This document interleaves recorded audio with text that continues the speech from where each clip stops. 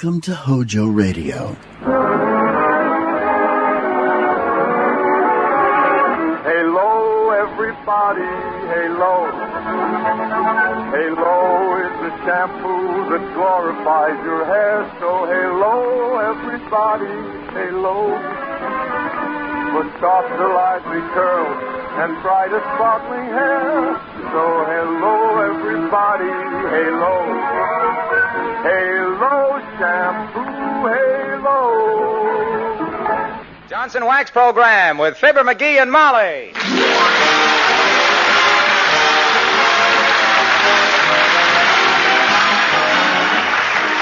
The makers of Johnson's Wax products for home and industry present Fibber, McGee, and Molly with Bill Thompson, Gail Gordon, Arthur Q. Bryan, Bea Benaderet, and me, Harlow Wilcox. The script is by Don Quinn and Phil Leslie. The music by the King's Men and Billy Mills Orchestra.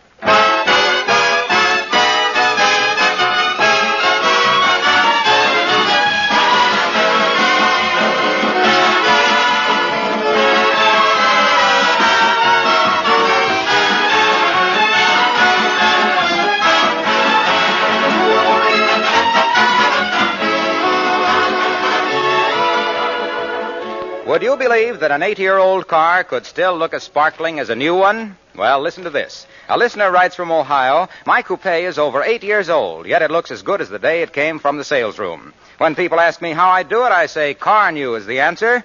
Well, now, of course, we're always glad to have folks praise Johnson's Car New. And if you try Car New yourself, you'll be mighty pleased at the beautiful polish it gives your car. And you'll be surprised, too, when you find how easy it is to use. There's no hard rubbing with Car New. You simply apply this special wax-fortified liquid with a cloth. Then you let it dry to a white powder. When you wipe off this powder, all the dirt and dullness disappear with it. And your car is not only clean, but beautifully polished, too. You see, Car New does not one, but two jobs at once. It both cleans and polishes in one application. Why not shine up your car with Johnson's Wax-Fortified Car New? It's spelled C-A-R-N-U.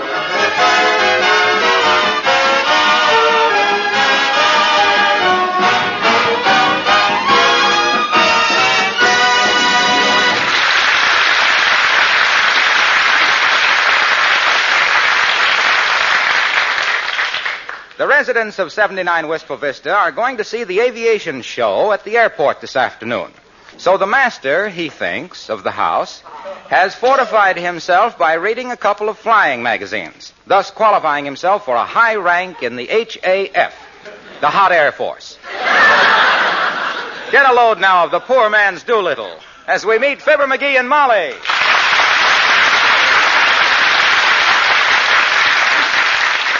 Then when you release the brakes, check the oil pressure and set the altimeter, you taxi to the end of the runway. Now, wait a minute. Huh? It's taken you 45 minutes to test the controls, fill up with gas and oil, and study the map. Have you kept that taxi waiting all this time? My dear girl, I see you're rather unfamiliar with pilot talk. Taxiing means to run the plane along the ground. That's for me, then. The firmer we stay on Terra, the better I like it. You know I get airsick wearing a new pair of high heels or walking over a thick rug. Well, you better get over that, Tootsie. This is the age of flight. My gosh, one of these days we might own our own little helicopter. Who knows? I do, and we won't. And it isn't helicopter. It's collyheapter. Okay. Anyway, if we do get our own polycopter, my fishing trips will be cut... No, not polycopter, dearie. It's helipopter. Oh. What did I say, pellyhoopter? I meant hulipopter. Anyway, now we're at the end of the runway, ready to take off. Ready to take off what? Oh, just take off. That means get the plane into the air. You know what airborne means. Certainly, that's when the stork brings you. No. That means... And look, Pet, aside from becoming a flash expert on flying from reading 2 magazines, did you ever actually fly? Why, certainly, back in Peoria. I had several hours with an old Jenny. Now, just a minute, McGee. Maybe we weren't married then, and maybe it's none of my business, but it seems to me that there would be enough male instructors around. Hey. A Jenny was just an old pre-war crate. I don't care how old she was, the hussy. And I still have the feeling that the Wright brothers were wrong. But proceed with the lecture, Wing Commander. Roger. Where were we? Oh, yeah. We're at the end of the runway, ready for the takeoff. I slam the throttle in. She picks up speed. Grounded by a doorbell. Come in. Hello, folks.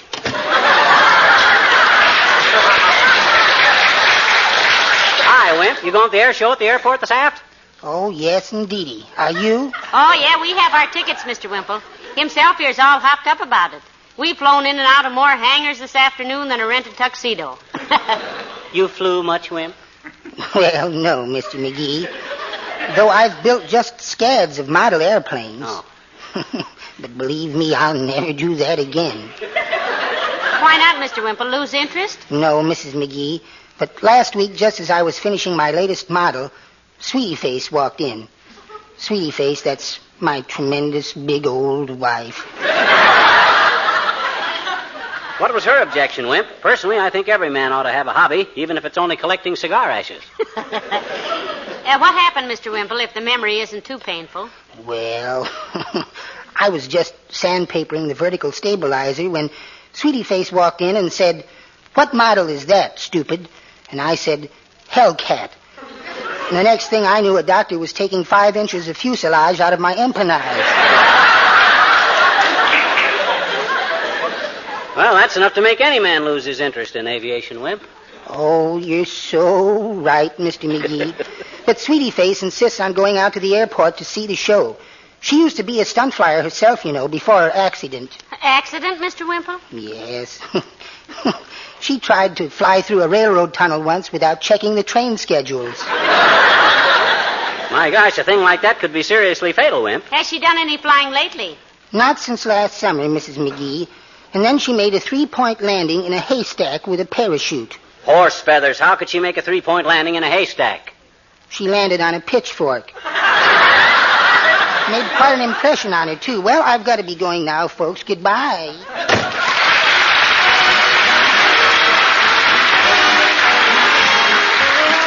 Billy Mills and the orchestra, the King's Men, and they say it's wonderful.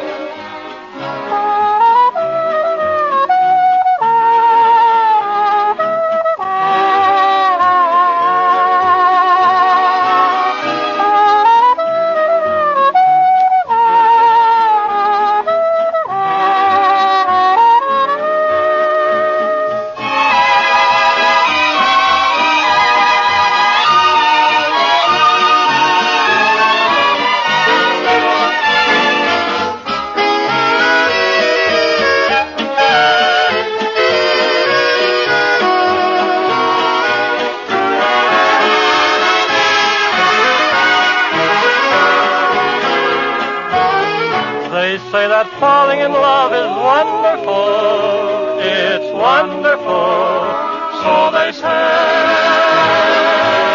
And with the moon up above, it's wonderful. It's wonderful, so they tell me. I can't recall who said it. I know I never read it. I only know they tell me that love is grand. That's known as romance is wonderful, wonderful in every way, so they say.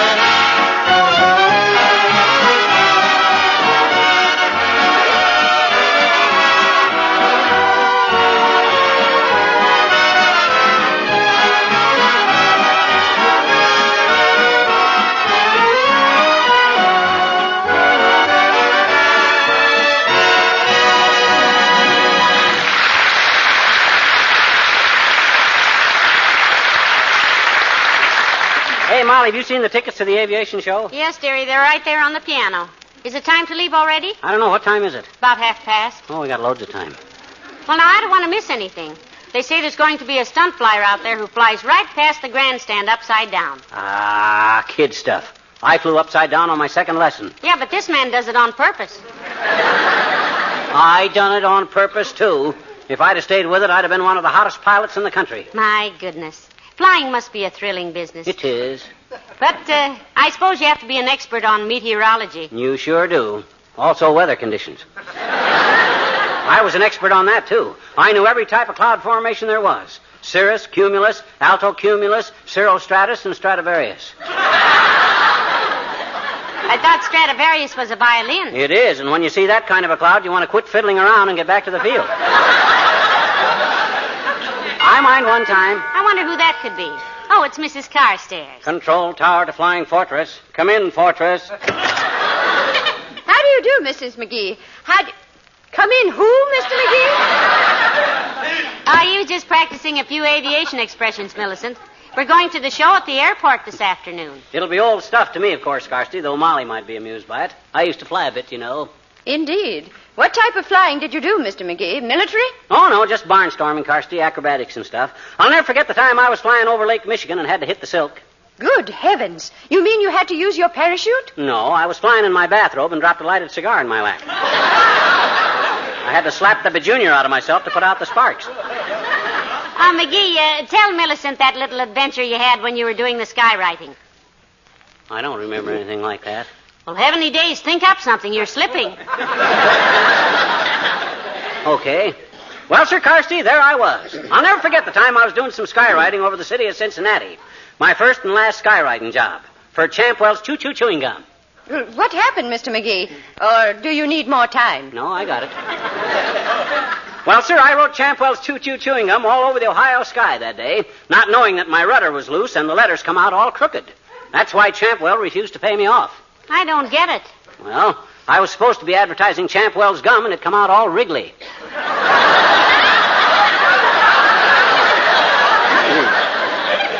Well, you forced me into it. Do you like to fly, Millicent? Oh, yes, I do, my dear. In fact, I was once a hostess on an airliner. That entitled you to free passes, didn't it, Carsty? It seemed to, from the passengers. I had often heard of flying tigers, but wolves at that altitude were new to me. Are you thinking of buying an airplane, Mr. McGee? Well, he's been talking about that for a long time, Millicent. If he does, I hope he gets a colliheapter. You mean a hollyproctor? Are you sure it isn't kilihopter? No, I'm sure it's hollow-creepter. Well, we leave it to Millicent. How do you pronounce it, Millicent? Autogyro. Well, I'll be seeing you at the airport. Good day.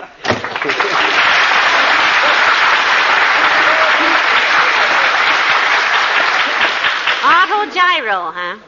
Is that the same as a polyhopter, McGee? No. An autogyro has the vertical flap attached to the retractable cowling. Oh. Yeah. That makes the center of gravity adjustable by giving it the left rudder when using the trim tabs. Give me a pencil and I'll draw you a rough sketch of it. Don't bother, dearie. I was merely trying. Hello, folks. Oh, hi, Junior. You going out to the aviation show at the airport, Mr. Wilcox? Oh, I wouldn't miss it. I love airplanes. Are you thinking of taking up flying, pal? What do you mean, taking it up? My gosh, I was a pilot years and years ago. Why, when Jimmy Doolittle gave me them flying lessons, he looked at me and says, "A natural," he says. When was this, McGee? One day out behind the hangar. We were playing a little game where you take a couple of... Oh, you mean, when did Doolittle give me flying lessons? Yes. Yes, when did he? Oh, that was some time ago. That was way back. Well, what time is it now? Oh, about 1:30. Oh. By the way, did I ever tell you about the amazing coincidence I ran into on a flight from Cleveland to Chicago one time? Why, no, Mr. Wilcox. What was it? Well, I got into a conversation with a pleasant-looking, smartly dressed woman sitting next to me. Oh, that. Sort of a motherly type. Motherly, eh? Did you climb up on her lap and ask her to tell you about Goldilocks and the Three Boars? Bears, dearie. Well, they always bored me. Go on, Mr. Wilcox. What was the coincidence? Well, during the conversation, I found out that she was an enthusiastic user of Johnson's wax. Oh. She used it all over her home. Yeah. Floors, furniture, woodwork, windowsills, luggage, everything. Yeah, but what that got to do with it? I asked her why she thought so highly of Johnson's wax, and she said it kept her whole house so bright and clean looking it fairly sparkled. She said it protected her nice things against dust and dirt and dampness and made her housekeeping so much easier. But please, Mr. Wilcox, what was the amazing coincidence? Yeah. Why, don't you see? There we were, 8,000 feet in the air. Never saw each other before, two complete strangers. And it comes out that I sell Johnson's wax, and she uses Johnson's wax. Ah. Wasn't that a strange thing? I wrote to Ripley about it, but he never answered. Probably bowled him over so hard he couldn't lift a pen. Well, we'll be seeing you out at the airport. I'll be there, pal. Incidentally, my wife soloed last week. Really, Mr. Wilcox? By herself? No, with the church choir. So long now.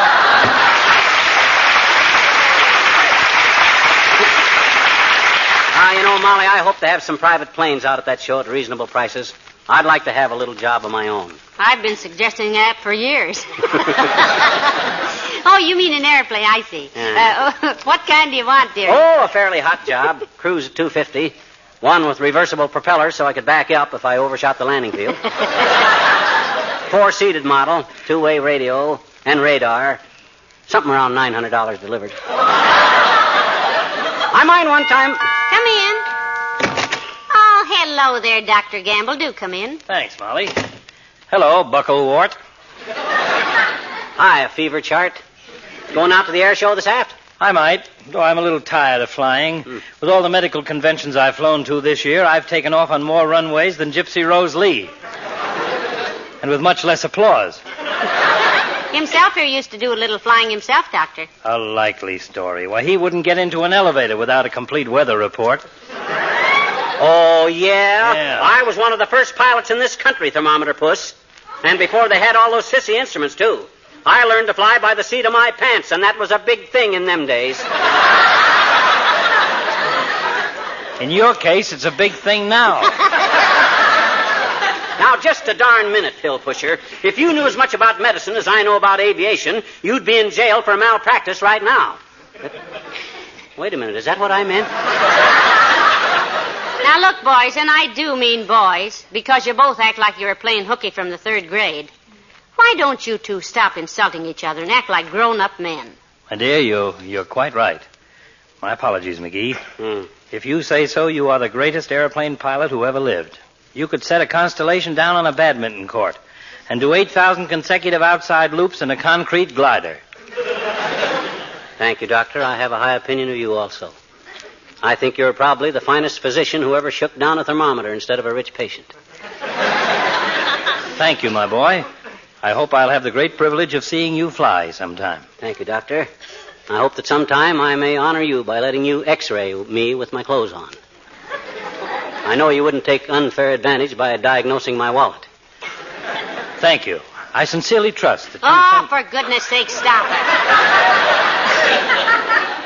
This is worse than the other way. Go ahead and call each other names. Okay. Look, Melon Belly. You say you were going to be out at the air show? Why, sure, ground loop. And if you're going to prowl around those airplanes, let me give you a little advice. What's that, Doctor? Don't walk into any whirling propellers. They'll give you a splitting headache. See you later.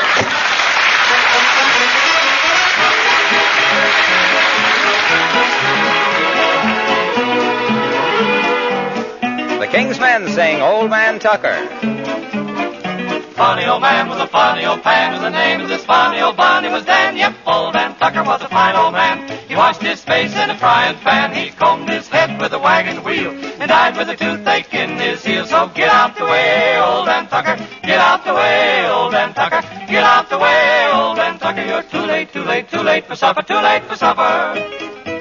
What a hungry old fella was old Dan Tucker. Come too late for to get his supper. Supper over, breakfast cooking, leaves old Dan all standing looking. Get out the way, old Dan Tucker. You're in the way, old Dan Tucker. Get out the way, old Dan Tucker. You're too late, too late, too late for supper, too late for supper.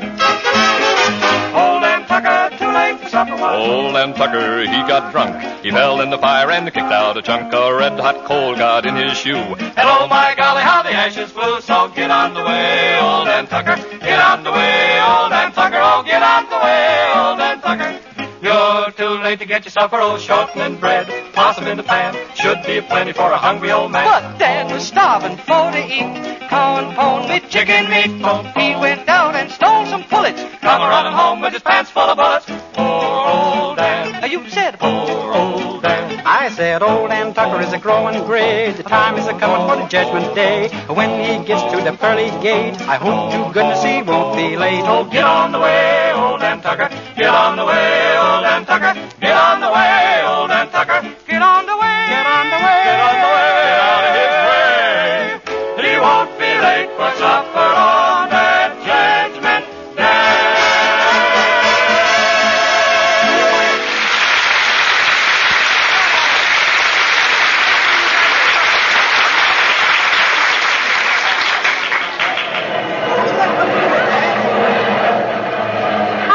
Goodness, isn't this exciting, McGee? Yeah. Look at that man getting into the plane with the knapsack on his back. Is he going camping or something, dearie? That's a parachute, kiddo. I ever tell you about the time I made the parachute jump and couldn't make the release cord work? Fell 7,000 feet and then realized I was yanking up my necktie. I'll never... What's the matter, Molly? What's the matter? McGee. Huh? Did you bring the piano with you? Piano? Why should I bring the piano? The tickets are on top of it. Oh, no. I got the tickets. Got them right here in my hat. Come on. Let's go over where we can see things. One side, folks. Let's do there. Hey, Molly, look up there. You see that bunch of planes flying in formation? Ain't that about the sloppiest bunch of pilots you ever saw? Look at them. They can't even keep together. I think they fly very well for mere pigeons. Oh, are they pigeons? Maybe I better put on my glasses. Look, dearie, isn't that a pretty little red plane over there? What kind is that, do you know? Do I know? Certainly I know. I'll tell you in just a minute, as soon as I check with this pilot here. Hey, Bud, you work here? Yes, I do. I'm chief airport engineer. Why? That little red ship out there, the one they're all looking at, that's one of those... P-87. It's radio controlled. That's what I thought.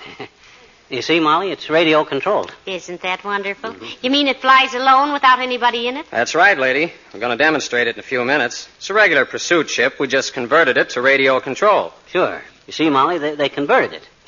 Radio control. That's the control tower over there. We fly it from there. Control tower over there, Molly. Fly it from there. My goodness. Is it safe, sir? I mean... With those controls on it, lady, it can't go wrong. Why, it's as safe as a hammock. Safe as a hammock, Molly. Sure, you see... Oh, hi, Latriv. Oh, Mayor Latrivia, so nice to see you. Hello, Molly. McGee, looking over the planes, are you? Yep, haven't bought anything yet, but we may decide to. You flying today, Latriv? As a passenger only, McGee. I'm not a flyer, and I long ago admitted it. You did try it then, Mr. Mayor. Years ago, Molly, but I never had any talent for it. I'm a politician, not a pilot. When I set my Curtis Jenny down in Lake Dugan one night under the impression it was a vacant field, that sold me. A man should stick to his last, I always say. How was that again, Latriv? I say a man should stick to his last. His last what, Your Honor? What? Now, look, I merely said that You said a man should stick to his last, but you aren't being logical. If you'd stuck to that last plane of yours, they'd still be dragging Lake Dugan for you, and I didn't say a man should stick to his last plane. I said Oh, yes, you did, Your Honor.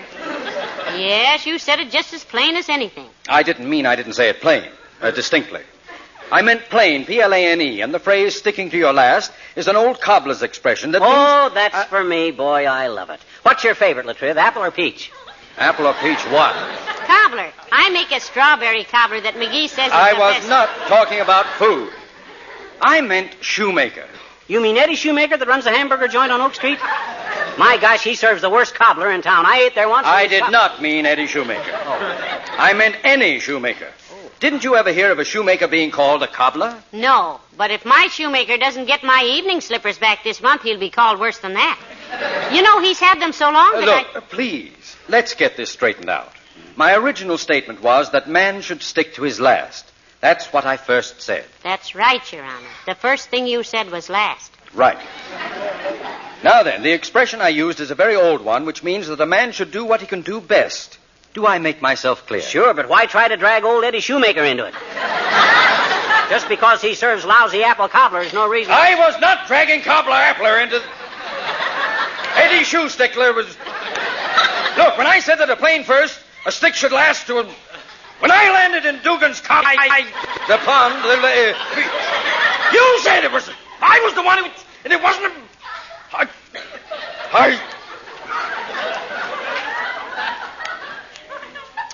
Mrs. McGee. Oh, yes, Mr. Mayor. I'm sorry I haven't the pleasure of repairing your evening slippers. Why, Your Honor? Because there's a certain run-down heel of yours that I'd love to take a hammer to. Good day.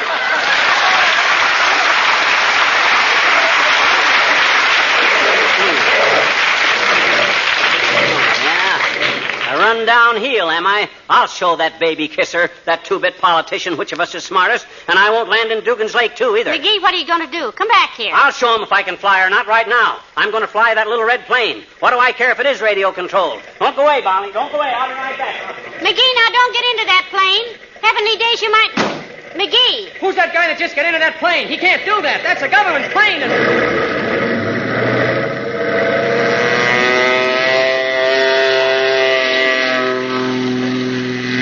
Look at him go! Isn't he a wonderful Molly, was that McGee got into that ship? Yes, it was, Doctor. Oh, Mr. Mayor, look. Did you see that takeoff? Yes, it's beautiful, but wait a minute. Is he alone in there? Well, naturally, Mr. Mayor. I think it does a man good to get away from his wife now and then. What? Why, he'll kill himself. That addle-headed Now, please, Doctor. McGee told you he knew all about flying, didn't he? After all, Look at him climb. He's peeling off and heading back now.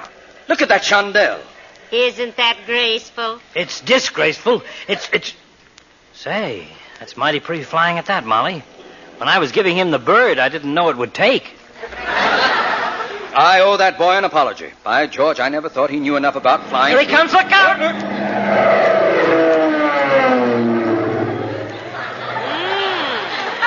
He was a little low, wasn't he? Yes. Pick up my hat, will you, Doctor? I'm afraid to take my eyes off him. Pick it up yourself. I'm afraid to look away, too. He's circling again. My goodness, isn't that lovely flying? Here he comes for a landing. Looks pretty good. Watch him now, watch him.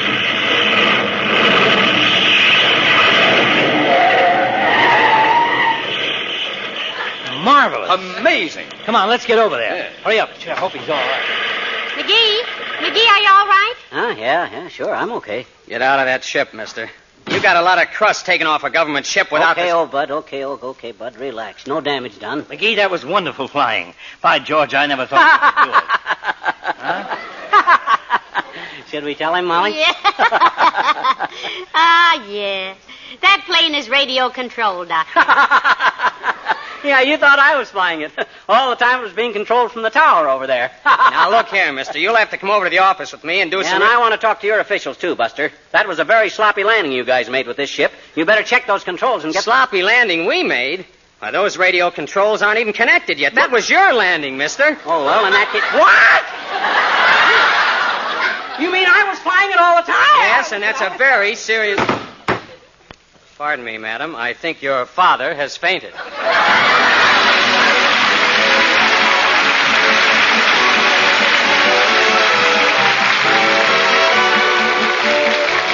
They say a woman's work is never done. You ladies will agree with that, but I think you'll agree, too, that today there are many ways to save work.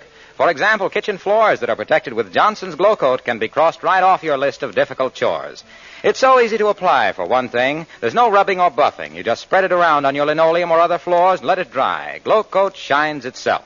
In 20 minutes, you have gleaming floors that you can be proud of. And that's only one of the ways Johnson's Glow Coat saves you work.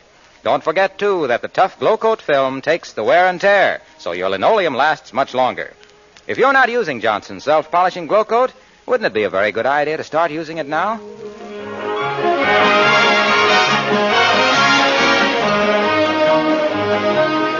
Oh, McGee, I'm still shaking like a leaf when I think of you up there in that plane, all alone, flying it yourself. Oh. Now, relax, kiddo. The only thing that embarrassed me was when my trousers slipped off afterwards. How on earth did that happen? Well, that plane wasn't fitted out for a pilot. There wasn't any safety belt. What I unfastened was my own. Good night. Good night, all.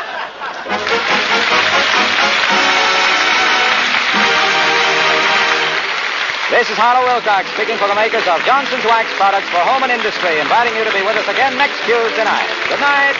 This is NBC, the National Broadcasting Company. Those three beautiful stars all use Lux toilet soap regularly. You know what a forthright person Joan Blondell is. Yes? Well, when I asked her about her complexion care, she said, "A Lux girl? You bet I am. Active lather facials really work for me." Lux Soap Beauty Facials do make skin lovelier, all right. Skin specialists proved it. In 3 out of 4 cases, daily Lux Soap care made skin softer, smoother. The fact that so many famous stars recommend Lux toilet soap shows how right it is for delicate skin. Now, there's a beauty counsel for lovely ladies everywhere. Why not make fragrant white Lux toilet soap your daily beauty soap? Remember, it's Hollywood's own complexion care. The choice of 9 out of 10 lovely stars. Stay tuned to Hojo Radio. The Jell-O program coming to you from Camp Callan, California, presented by Jell-O and Jell-O Pudding, starring Jack Benny, with Mary Livingston, Phil Harris, Dennis Day, Rochester, and yours truly, Don Wilson. The orchestra opens the program with The Real American.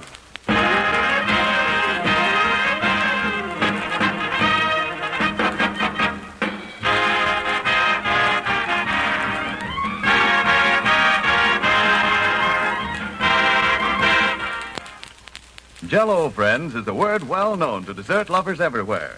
It's a trademark, the property of General Foods, and the name of America's favorite gelatin dessert.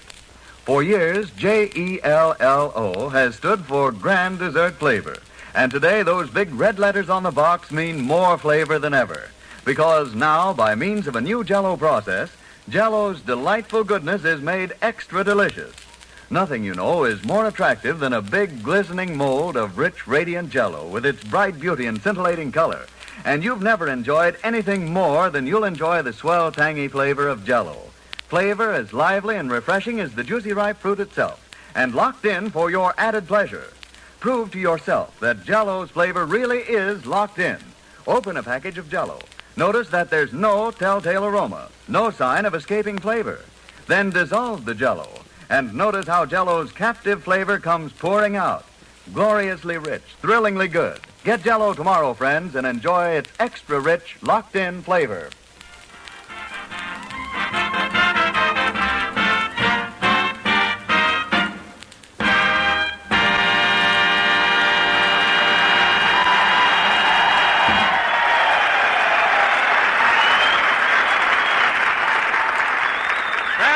A real American played by the orchestra. And now, ladies and gentlemen, from Camp Callan, California, we bring you a man who, in my opinion, is the greatest comedian in the world, which is also his opinion, Jack Benny.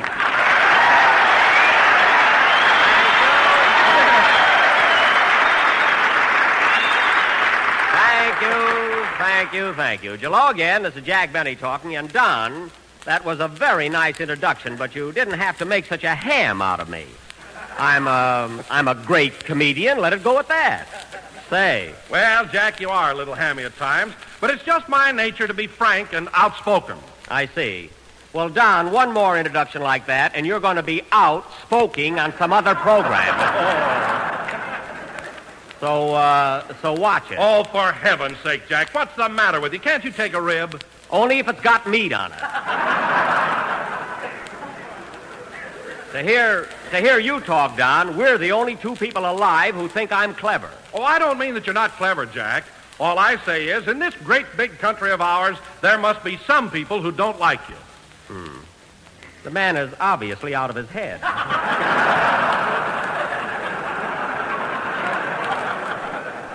Listen, Don. Now, listen, I want to ask you something. Would you say that these 1,200 soldiers sitting here are a typical cross-section of the American people? Why, yes, but what's that got to do with it? Just this. I'm going to prove to you that there isn't one guy in this audience that doesn't think I'm great. All right, fellas. Everybody here that likes me and hates the Japanese, raise your hand.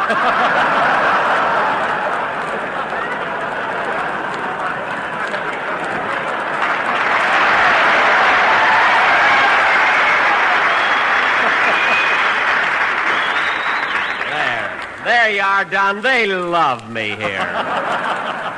Thanks, fellas. I appreciate your loyalty. Now, wait a minute, Jack. All that question proves is that these boys don't like the Japs. That's my analysis. Oh, you and your big fat analysis.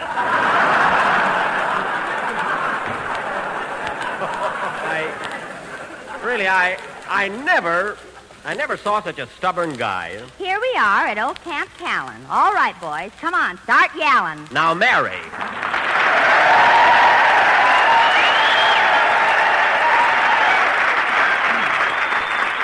Well, listen to that. Thank you, boys, from Livingston. Crestview 4, 6881.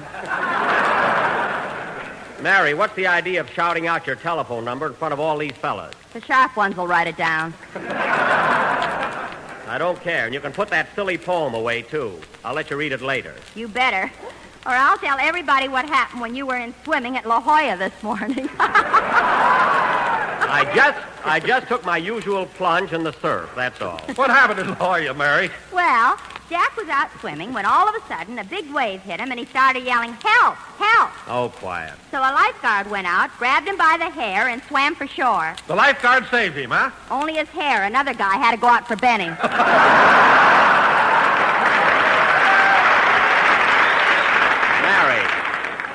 Mary, it's nothing to joke about. I darn near got drowned. But, Jack, a fellow who can't swim too well shouldn't go so far out in the ocean.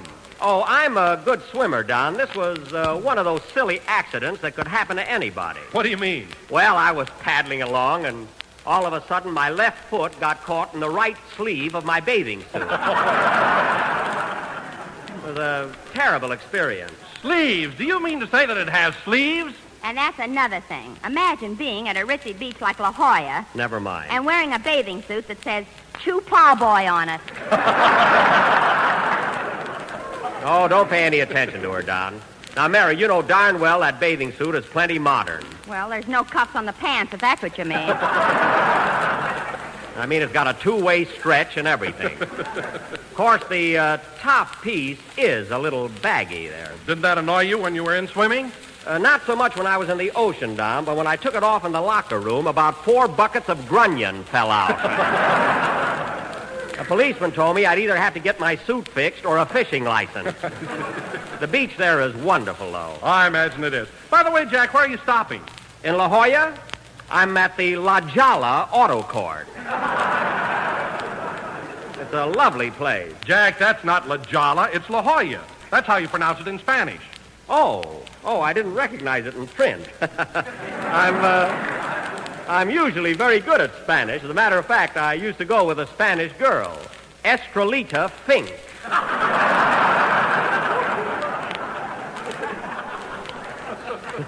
Swell gal.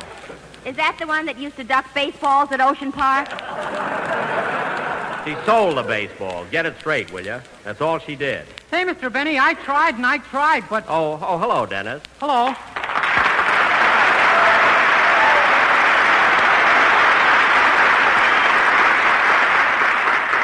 Well, thank the boys, Dennis. Thank you, boys. Say, Mr. Benny, I tried and I tried, but... How do you feel, kid? Oh, fine. Good. I thought I had dandruff yesterday, but it turned out to be rice from a wedding. From a wedding? Who got married? My girl, she's trying to make me jealous. Well, don't fall for it. Not me. Say, Mr. Benny, I tried and I tried. Yes? But nobody wants to buy those grunions you caught.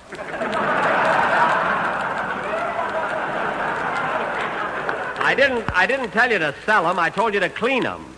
We're going to have a big fish fry tonight. I couldn't sell any tickets to that either. I mean a fish fry for our own gang.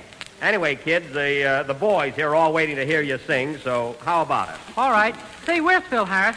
The maestro? Oh, he'll show up. I tell you, Jack, Phil's been in the clouds all week. Well, why not? He's a daddy. Just think, a 7-pound baby girl. You know, when I was born, I weighed 7.5 pounds. You did? I weighed 8. I weighed almost 9 pounds. Well, I weighed 43.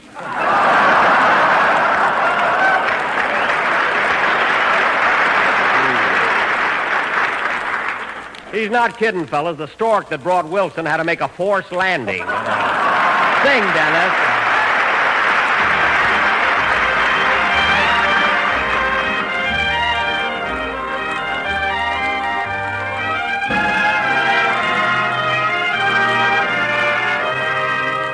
The memory of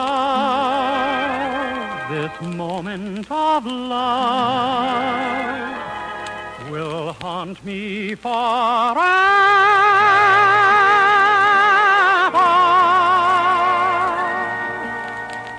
A sleepy lagoon, a tropical moon, and 2 on an island. A sleepy lagoon and 2 hearts in tune in some lullaby land. The fireflies gleam, reflects in the stream. They sparkle and shimmer. A star from on high falls out of the sky and slowly grows dimmer. The leaves from the trees all dance in the breeze and float on the river. We're deep in a spell, as nightingales tell, of roses and dew. The memory of this moment of love will haunt me forever.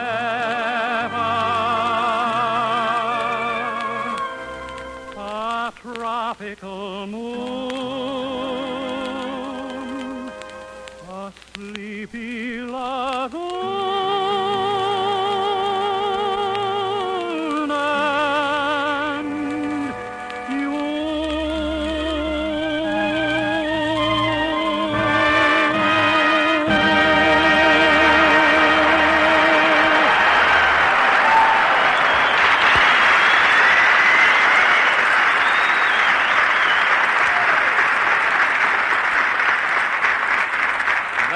Very good. That was Sleepy Lagoon, sung by Dennis Day. Say, Dennis, while you were singing, I noticed something flopping around in your coat pocket. What is it? A grunion. A grunion? Yeah, I picked the best one out for a sample. Well, put it with the others. We're going to fry them. And now, ladies and gentlemen... You're not going to fry this one. We're pals. All right. And now, folks, I've got a very important announcement to make. You'll have to save it, Jack. Look who's here. Well, the proud father. How are you, Daddy? Hiya, Jackson. Hello, fellas. Applaud loud. The baby's listening in.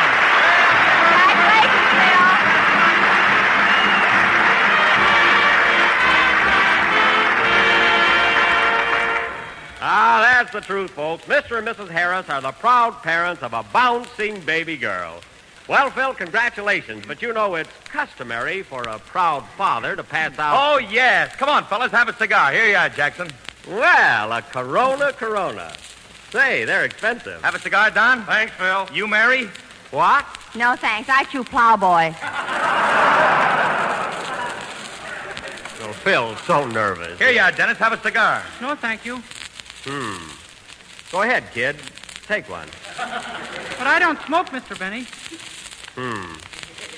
Now, Dennis Day, you take that cigar. Oh, let the kid alone, Jackson. If you don't want a cigar, that's up to him. You stay out of this. Now, Dennis, are you going to take that Corona or not? Okay, but you'll have to smoke it for me. All right. And now, ladies and gentlemen, Mary, stop staring at me. Ooh. And now, ladies and gentlemen, as I started to announce... Say, Jackson, I was going to bring the baby down here to watch our program, but Alice wouldn't let me. Well, naturally, the child is only 5 days old. My goodness. What are you talking about? When I was 5 days old, I could lace my own shoes. Well, the reason I know that's a lie, Phil, is because you didn't wear shoes until the day after I hired you.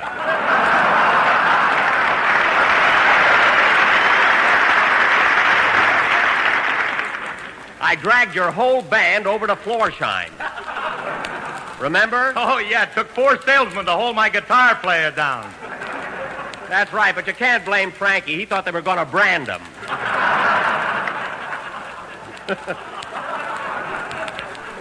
And when they put the shoes on your piano player, he tried to gnaw his right foot off at the ankle. He thought he was caught in a trap. Yeah. Yeah. Thanks, Tuffy. Yeah, what a bunch. And now, fellas, for that announcement I was going to make. It's a very important message about next season. So everybody pay attention. You too, Dennis. Okay, hold my grunion. Put that back in your pocket. Now get this, fellas. As you all know, next Sunday will be our last performance for Jell-O.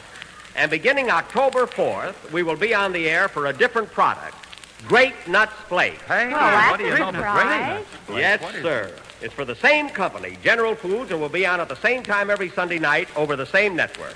And we'll have a lot of fun. Say, Jackson, I just happened to think of something. How are you going to identify yourself with this new product? What do you mean? Well, you always start off with Jell-O again. What are you going to do with Grape Nuts Flakes? Yeah, that's right. Gee, Grape Nuts Flakes.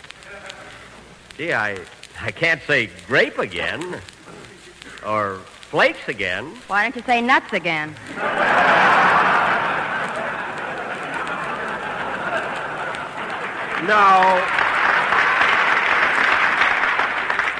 No, that wouldn't work, would it, Don?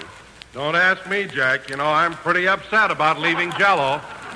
But, Don, folks will still be buying Jell-O, and there'll be another Jell-O program. We're just going on for another General Foods product. Well, maybe you're right. I guess I'm just a little bit too sentimental. You certainly are.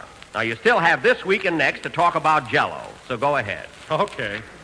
Ladies and gentlemen, the next time you go down to your neighborhood grocer, why not ask him for a package of tempting and appetizing Jell-O? It's not only economical and easy to make, but with its new locked-in flavor, you will find that Jell-O is America's favorite gelatin dessert! There we go,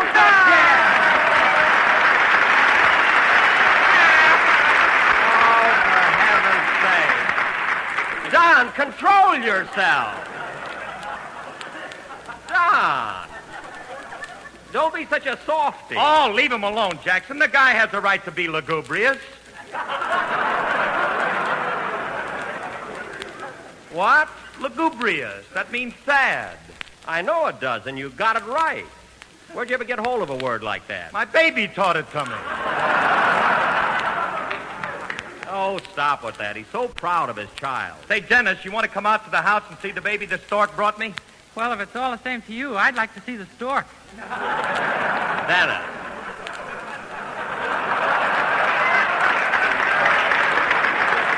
Well, there's no use waiting. I got to have a talk with that kid. Now, Don, dry your eyes. Don, dry your eyes. Dry your eyes either from laughing or crying. I don't know which. And, Phil, let's have a band number and brighten up the atmosphere around here. Okay. Hold it. Come in. Well, I'll be a... Hey, Buck! Andy Devon!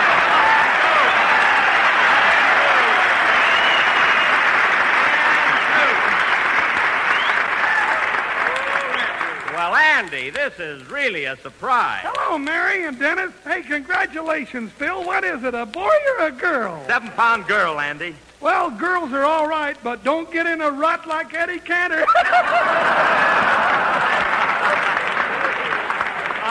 That's a fib. Say, Andy, you forgot to say hello to Don Wilson. Oh, yeah. Hello, Don. Glad to see you, Andy. You put on a little weight, haven't you?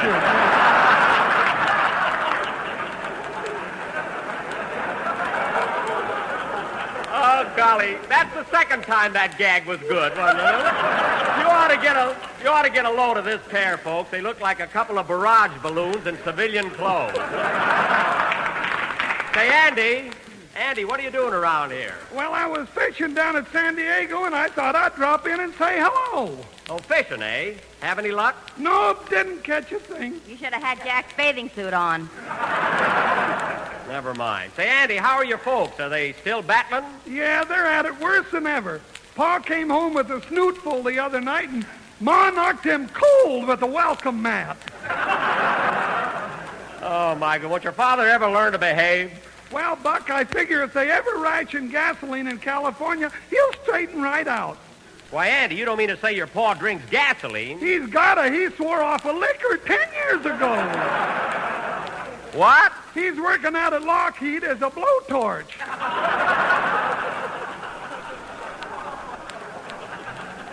Well, that's the worst yet. Stick around, Andy. Phil's going to play a band number, then we'll go out and have something to eat. Well, I'd love to, but I gotta go now. My girl's waiting for me out in the car.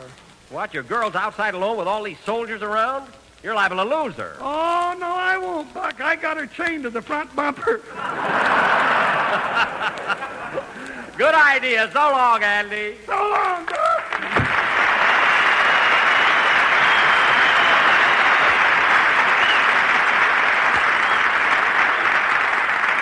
Gee, it was good to see Andy again. Doggone it, I should have sold him a bucket of grunion. Play, Phil.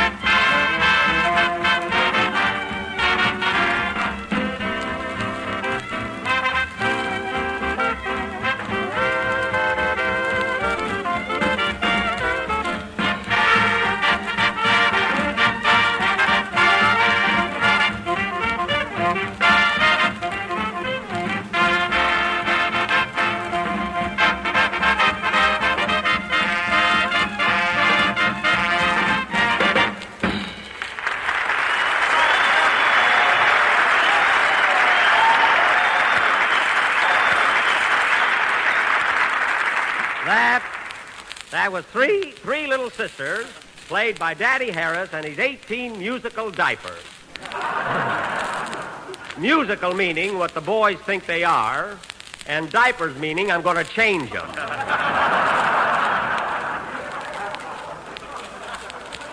Not bad, eh, Phil? That's a fine way to talk after I went and named my baby after you. What? You named the kid after me? Certainly. Alice J. Harris. J is for Jacqueline. J for Jacqueline. After me. J for what? You heard him.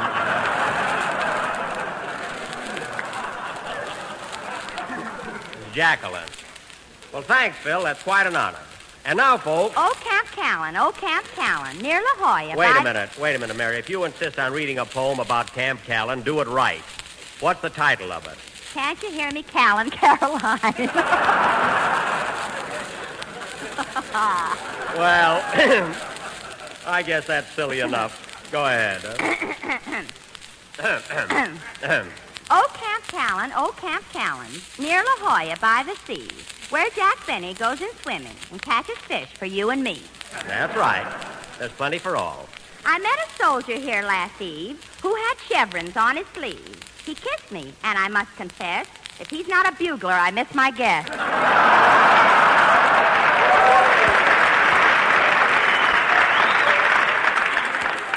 Mary, do you have to kiss every soldier you meet? Well, I'm not stuck up like you are.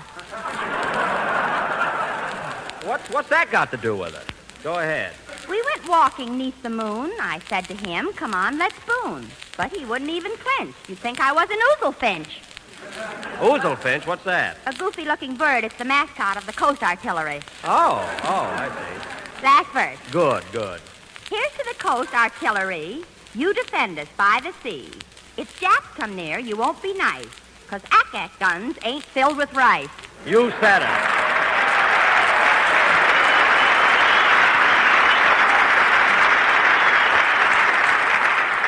Mary, that's one of the finest poems you've ever written. Thanks, Bub. Go on. My daughter can write a better poem than that.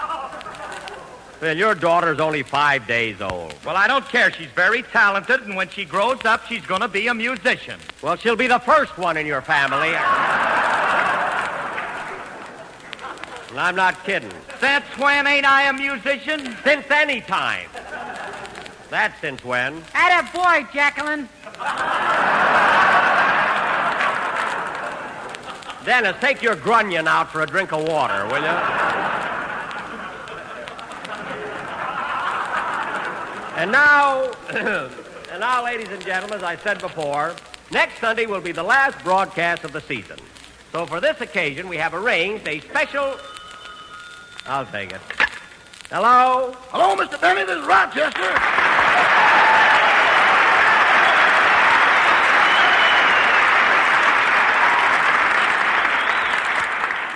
Oh, hello, Rochester. Where are you? I'm over here at the La Jolla Auto Court. Rochester, I found out that's pronounced La Jolla. It turned out to be a Spanish word. Doggone, I should have known that. You? Yeah, I used to be a toreador in the washroom at the McCambo. Never mind that. What did you call me about? I'm having a little trouble packing your bag, boss. What do you mean, trouble? After I got all them fish in, I didn't have room for your blue suit. What, you put those grunion in my brand new alligator bag? But, boss, alligators love fish. Only if they're alive. This alligator happens to be a suitcase. Well, just the same, every time I snap it shut, it snaps back at me. Now, Rochester, take those fish out of that bag. Okay. Then get in the Maxwell and come right over here to Camp Callan. But, Mr. Benny, that's about a 12-mile trip, is it not? Yes. And it's uphill, is it not? Yes. Now, when will you be here? Boss, that's a mechanical and a military secret.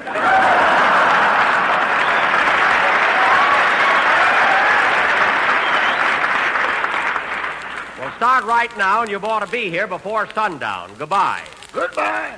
Oh, say, boss. Now what? I took your bathing suit down to the surf and rinsed it like you told me to. You did? This time, one of them little Jap submarines fell out. Oh, my goodness. What did you do with the Jap? They're in the suitcase with the grunions. Nice going, Rochester. So long. So long, boss.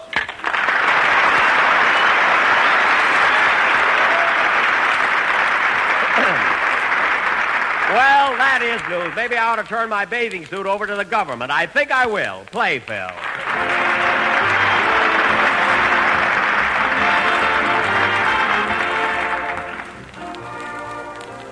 Think of spring and you think of strawberries. Think of strawberries and quick as a wink, your thoughts turn to strawberries and Jell-O, one of the grandest of all desserts.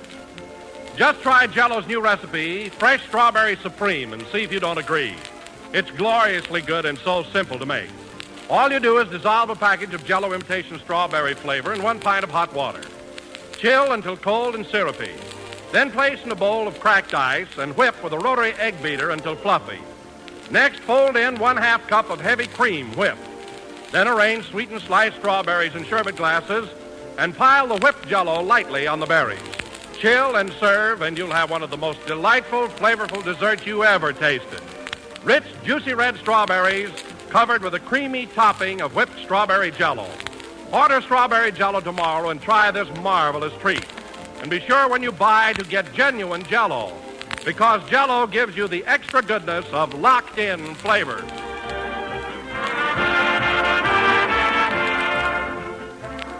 This is the last number of the 34th program in the current Jell-O series, and we will be with you again next Sunday night at the same time. Now I'd like to thank General Hardaway and Captain Westerfield and all the boys here at Camp Callan for a swell time and a thrilling visit. Don't forget to tune in next week, ladies and gentlemen, for our last broadcast of the season. I know I will. Good night, folks.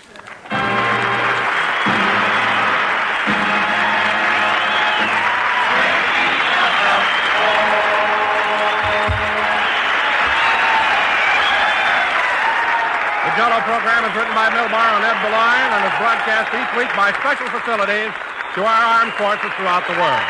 The presentation of this program from Camp Callan has been for the entertainment of the personnel stationed here and does not constitute an endorsement of our product by the War Department or its personnel.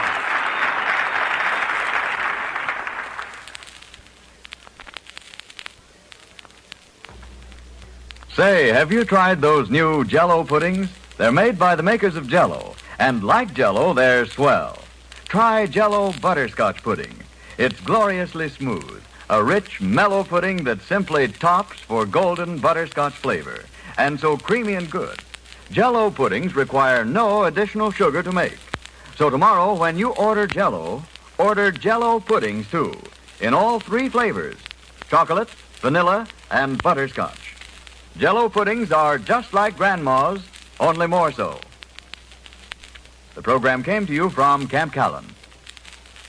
This is the National Broadcasting Company. Hojo Radio, where the classics come alive.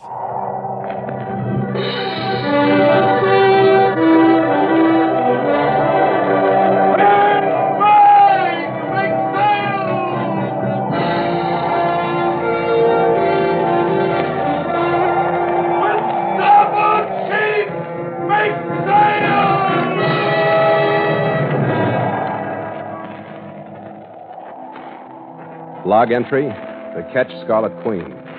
Position, 33 degrees 14 minutes west, 32 degrees 6 minutes north. Gyro compass course 257. Wind fresh, sky fair.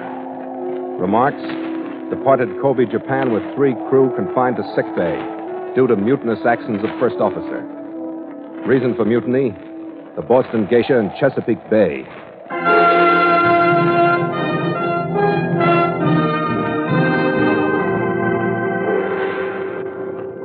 It was mid-afternoon when the Scarlet Queen stood into the broad harbor of Kobe. Last time I'd been there, it had been teeming with merchantmen and busy with lighters wallowing between anchored ships and the crowded docks. That was before the war. Now there was only a scattering of native craft flying in and out, a few American liberties and victories, and the rusted hulls of sunken Japanese freighters breaking through the dirty water. The industrial section of the city behind had been firebombed into a skeleton of lonely chimneys and portions of single walls. I cleared in through Army occupation officials and we found dockage at a half-collapsed pier that somehow gave you a sense of the apathy of the whole nation to which it was connected. Single up, all in!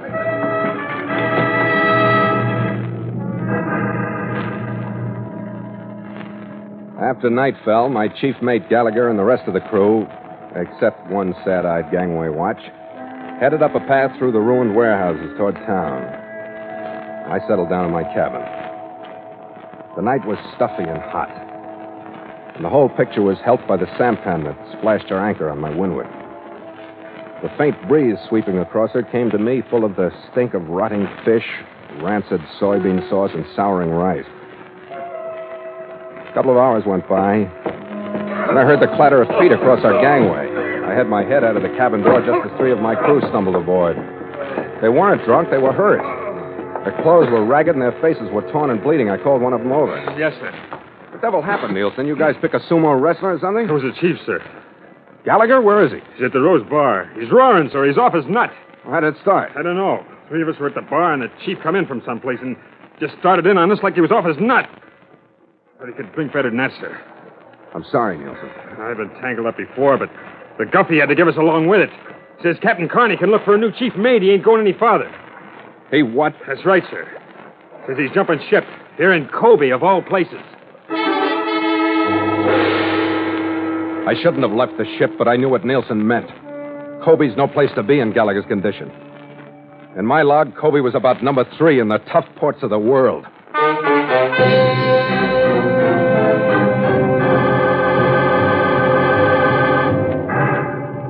And so Mutual continues The Voyage of the Scarlet Queen, written by Gil Dowd and Bob Tallman, and starring Elliott Lewis.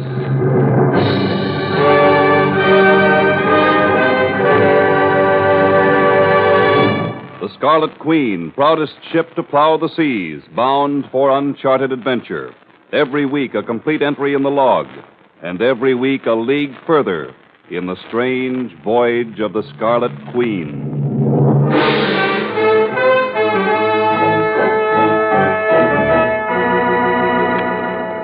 I left instructions with my gangway watch, dropped Nielsen and the other two at an Army first aid station for some stitches and anti-tetanus shots, and headed for the Rose Bar myself. I shouldn't have gone. I was under contract to a Shanghai firm called Kang & Son, and their contact here in Kobe was to meet me on the ship, to supply me with more instructions for my voyage after a $10 million prize somewhere in the South Pacific. So far on the trip, wherever there had been Kang men, there had also been others working for Constantino and bribing, stealing, and murdering to stop the voyage of the Scarlet Queen. This sticky Japanese night held a lot of potential.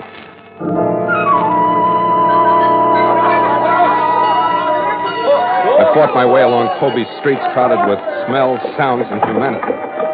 I elbowed past street urchins, beggars, professional riffraff. Finally found the garish front of the Rose Bar a block or so down from Motomachi Street. Gallagher wasn't in sight. The squat bartender grinned at me when I walked up to him, put a greasy glass in front of me. Hello, Yank. What do you drink? Nothing. I looked for man, big red hair. He fight 3 other men here. You see him? Hi, sure. Oh, yes. I see him all right. You know where he is? Oh, yes, Yank. I know. Where is he? Why you want him? He's my chief mate, and I want him to go back to the ship. Oh, yes, very good. All things very high now in Japan. Inflation. Okay, how much? All things very high. Chief mate cost $100 max. Yeah, you're a real comedian, Charlie. I'll give you 10. Oh, no. I give you 10. You give me 90. 10. He's a low-type chief mate. Oh, then why you want to find him, huh? I'll see you later, Charlie. You're too funny for me. Oh, those, please, wait a minute, Yank. Make me an offer. I thought that's what we were talking about. I said 10, didn't I? $10 max. Wait more. Rack 20. 10 now and 10 if he's where you say he is. Here. Arigato gozaimasu. Go upstairs in the back. First room on that side. If he throw you down, I still get my other 10.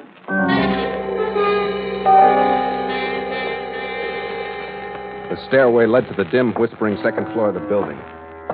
I knocked on the first door to the right. I heard another door close softly inside the room someplace. Then I knocked again. There was no answer, so I went in. Gallagher sat slouched at a table that held 2 glasses and a half-emptied bottle. What do you want? You're pinning on a pretty good one, aren't you, Red? Come on, it's time you went back to the ship.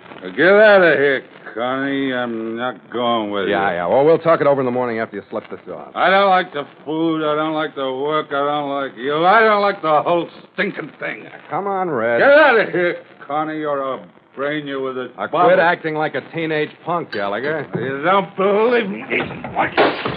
No. Oh, get out of here.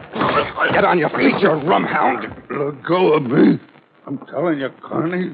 Let go or I'll toss you out of the window. All right, Red. All right, now get up. We're going back to the ship. I'm not going with you. I'm staying here. You're full of rotten liquor, Red. I'm fed up with you. I'll show you how fed up I am. Take it easy, Red. That's enough. I haven't even started.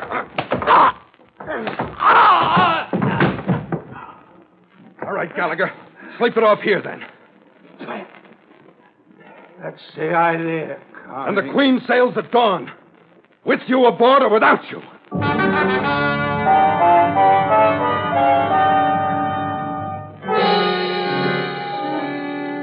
I started back to the ship trying to figure this thing out. There were 2 things wrong in the Rose Bar, outside of Charlie the bartender. Gallagher's eyes didn't look as drunk as he acted, and he could hit harder than he hit me. But from there on, it was his story, and I couldn't see any payoff coming from our knocking each other around that room for the rest of the night. I stumbled down the path toward the warehouses and onto our collapsing pier. I picked up the friendly sound of water stroking the sides of the wooden hull. The lights of the Queen gave me a feeling of warmth after the trouble and the subdued uneasiness of the Kobe night. I felt like I was coming home as I walked up to it. Then I stopped. Part of coming home was seeing the gangway watch standing at the after starboard corner of the main house and ready with a smile as I came aboard. But he wasn't there. I started running. I was in the middle of the gangway when I heard the shots. By instinct, I went into a crouch and hugged the plank. The first set of footsteps came fast. He jumped from the rail to the quayside faster than I could draw and aim my automatic. 2 slugs were all I wasted in the darkness. I had to see what he'd left aboard. Part of it was in sight when I looked up. A man in a white jacket with 1 red sleeve staggered out of my cabin. Pardon the informality, Skipper. You are Connie, aren't you? Yeah, who are you? I'm Chalmers. That mean anything to you? That depends on the story that goes with it. Here, come on in. I'll take a look at that arm. No, wait.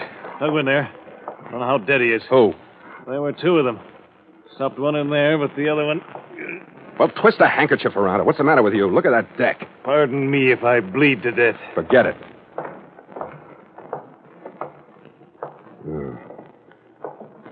You know who he is?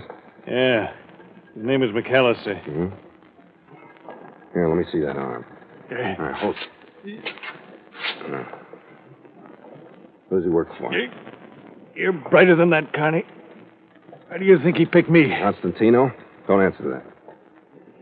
All right, hold still, will you? 25 caliber. Scorched your coat. Where were you? Told you there were 2 of them. I was after the one who grabbed my briefcase. You brought it in a briefcase? That's great. Why didn't you wear a Chinese flag? Hey, look, don't tell Kang how it happened. I've been trying to save up enough to get back to the States. I'll never get another job out here if this gets back to Kang. At this rate, I'll never get to Kang. What were the instructions, do you know? Instructions? I don't know. They gave me a package wrapped in oilskin. I just threw it in your briefcase. Yeah. Here, use your good arm. Hold this light on him. I'm going to frisk him.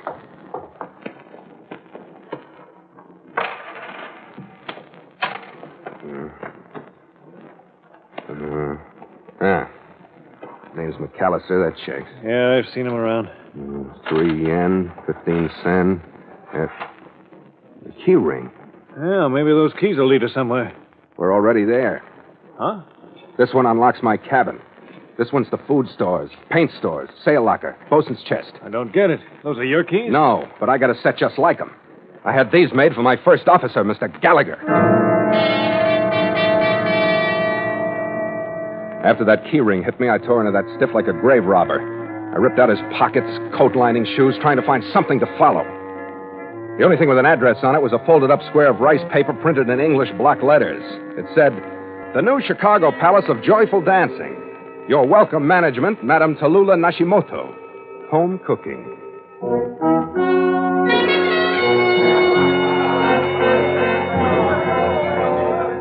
The New Chicago Palace of Joyful Dancing was a sagging, bomb-scorched frame and paper building on Motamachi Street.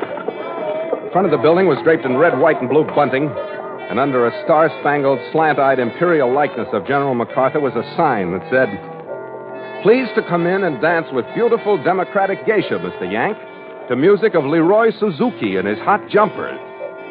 Below that, with fewer words but more meaning, was another sign. "Out of bounds to military personnel." At the door, a blast of stale air hit us, sickening with rice beer, sake, poisonous whiskey, and cheap perfume.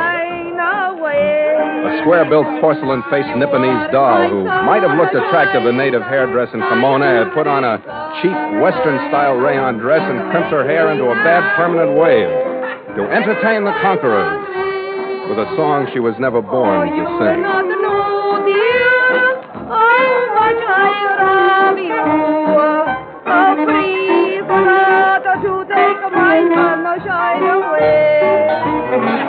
Chalmers and I were supplied with a marble-topped table and 2 giggling geishas.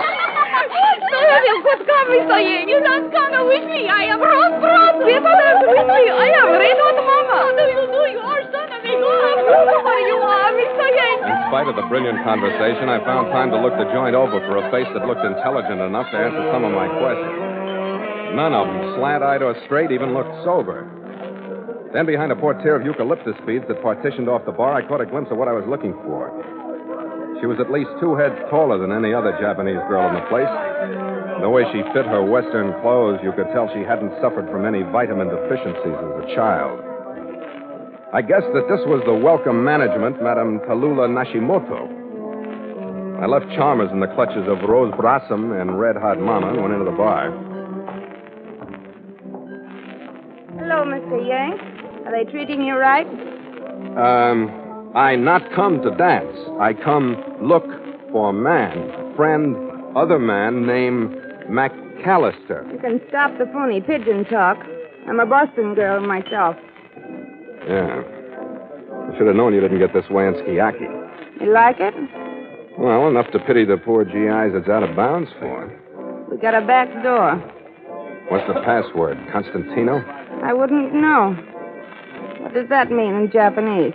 In English, it means a dead man on my ship. Why are you telling me this? Because he had an ad from this place in his wallet. Is that good enough? Well, now you are disturbed again. You are so often confused between friend and enemy.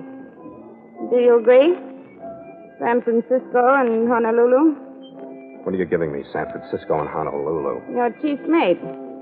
In those places, he was not the dishonest one you thought him to be, and here in Kobe at the Rose Bar, he was not as drunk as you thought. I know that, but I don't know why. You will. I think he'd better explain it himself. You're telling me he's here? I'll tell you nothing. I only ask you to look. Come. Uh-huh. What brought him here? There are men who hang around here to do all kinds of little things for a few yen. One of them was named Chalmers. Chalmers? Yes. I recommended him for the job. Why? He was tired living, and I wanted to help him out. Kind of missed on that one, didn't you? Not at all. The dead man on your boat. That is Chalmers. The man who killed him. The man who brought you here. Don't tell me. He's McAllister, a Constantino man, and I let him pull a switch on me. You see? I told you were confused between friend and enemy. Yeah. I'm still confused about you. You won't be. This is the room. Mm-hmm. Come on in, Connie. McAllister! Don't put on the surprise act, Tallulah. I halfway expected this. Thanks for the lift, Tallulah. You give good service in this joint. Don't thank me. Thank Mr. Gallagher. Think nothing of it. But it's going to cost you, Mac. You pay as you go out. I'll be waiting in the bar. All right, boys, put him in the chair. No, you don't. Come on.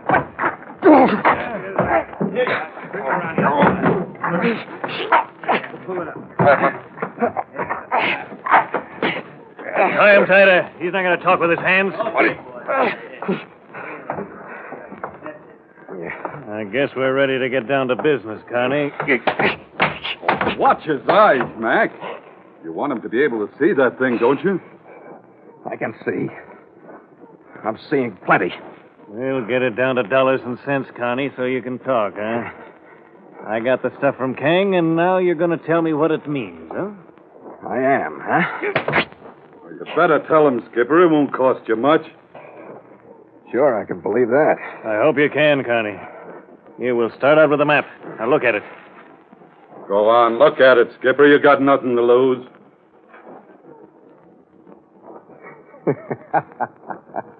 What's funny? What is it? Looks like a lousy chart of a body of water between the peninsula and the mainland, doesn't it? I know that. Where is it? There's no position on the thing. No latitude or longitude. Don't be smart, Connie. You know where it is. Come on. Okay, put down the club, McAllister. You can have it. And I hope you get a lot of good out of it. That's a chart of Chesapeake Bay. Why, you... I knew you'd like it. It looks like it was traced out of a Rand McNally atlas, if that'll help. Leave him alone, McAllister. It's not his fault that Kang has a sense of humor. All right, Gallagher. You put the finger on Chalmers. You knew where he was going, when he'd arrive. Yeah, but I didn't know the map was phony. But you knew where Chalmers came from, didn't you? Yeah. That's where we're going, then. Where is it? Between here and Osaka, about 20 miles out. You got a car? I can get one. Woods? Yeah. You stay here with Connie. Leave him in the chair the way he is, but stay here till we get back, okay? Yeah. Okay, Mac. Goodbye, Skipper. We might have made quite a team if we'd been born on the same side of the dollar sign, huh? Why, you... Let's go, Gallagher. We'll talk about that later.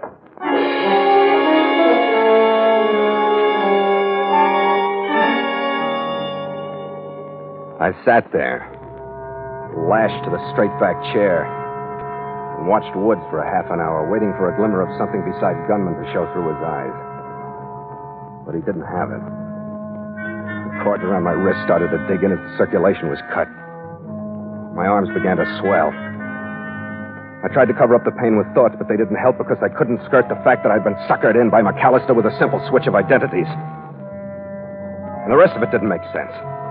Especially that pencil chart of Chesapeake Bay. I finally got around to asking Woods for a drink of water. When he refused, I shut up. Spent another 20 minutes watching the moths wisping in to die in the flame of an oil lamp. I didn't hear the door as it was cracked open, but Woods did. He was on his feet with a belly gun cupped in his hand. Then all the fight went out of him. I didn't blame him. A new kimono walked in, wrapped very neatly around welcome management. Am I intruding? Depends on what you want, Tallulah. I brought you a drink and a phone message.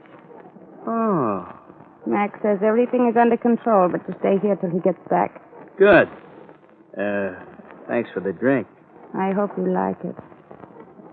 Got ginseng in it. I don't know whether I like it or not with me so busy. Just stay where he is. Enjoy your drink.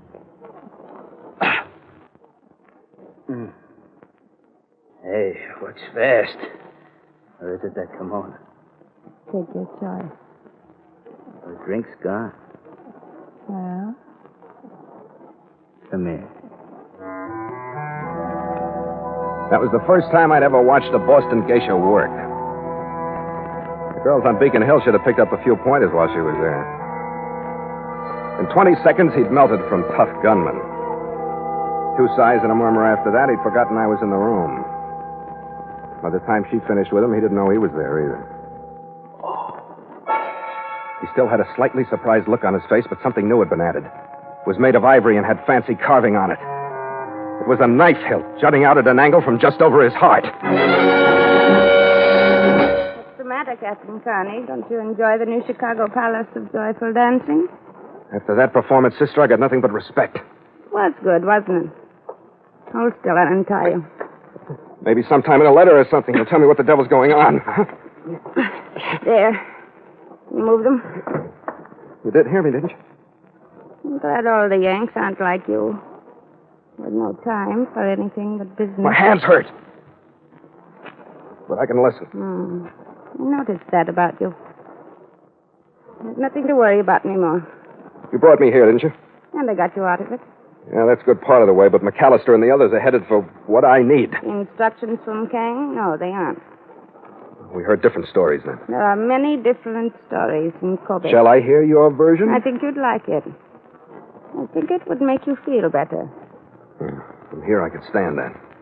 Your information from Kang is in good hands. Whose? Your chief mate, Gallagher's. You're calling that good? Yes, I am. You are still confused between friend and enemy. What's your payoff in this deal? I don't need a payoff. Kang and Son pay me very good salary. You're my Kang contact here in Kobe? What did you expect? Pot-bellied office worker? Well, You don't believe me. Really, I don't blame you after what has happened. Let me explain. Huh? I was to meet you on your ship. That's right. But with McAllister and the others of Constantino, I could not move. So? So with a messenger, I contacted Gallagher when he came ashore tonight. Chalmers was my idea. But your Gallagher was the genius who drew the map of Chesapeake Bay. What? Which they so cleverly stole from Chalmers on the Scarlet Queen. Yeah. Where's Gallagher now? Out wasting enough time so that I could make fatal love to Mr. Wood. You know, I'll believe all this when I wake up on the Scarlet Queen tomorrow morning well into the inland sea. You think it's a dream? I think it's a nightmare. To wake up, you will wait in your chair with your arms behind like before. Only here. This time, you have Mr. Wood's gun in your hand.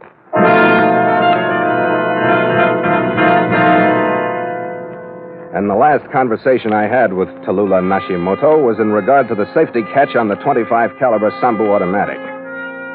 We tugged Wood's body out of sight. And she left as quietly as she'd entered. I sat there, more comfortable this time with my finger curled over a trigger. And I waited.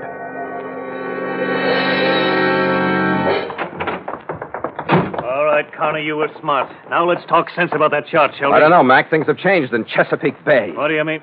Hey, where's Woods? Hey, Red, watch him! Skipper! Gallagher come in last. He slugged the man behind McAllister when I shouted, and I brought my Sambu forward and got to my feet. McAllister made it to the door and out toward the entrance. I sent 3 shots after him. I wasn't sure of my aim in the dimness, but I thought I heard a body crash down the stairs. I went back into the room in time to see Gallagher pick up the other guy for the last time.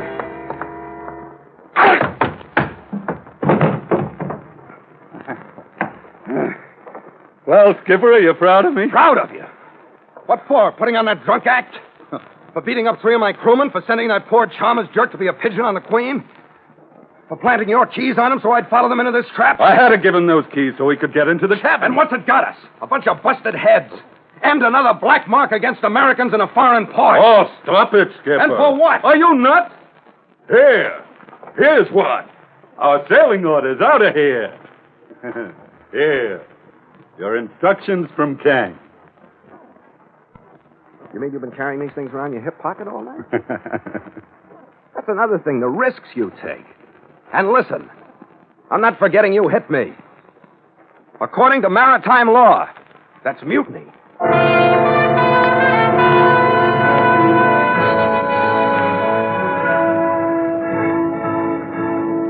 By dawn the next morning, Kang's instructions were safely memorized, and the Scarlet Queen left her collapsing berth and headed toward the clean sea outside the rubble-filled harbor.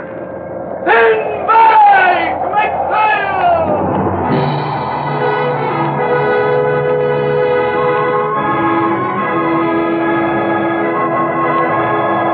I swung the bows to starboard, and we headed into the inland sea that splits the island group that is Japan. A good breeze swept up across Shikoku on our port. I cut the motors. With starboard sheet! Make sail!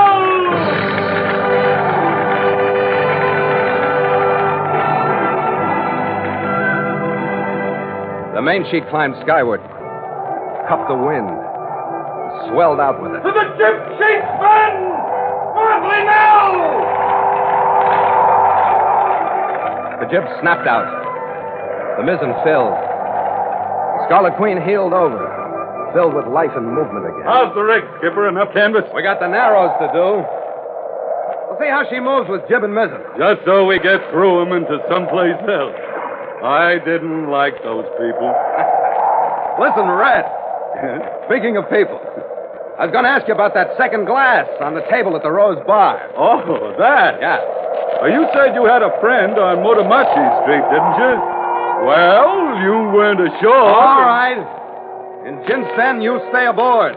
I'll go ashore. Yeah, I guess that's even, Steven. Drink, Skipper. After you, mate. After you.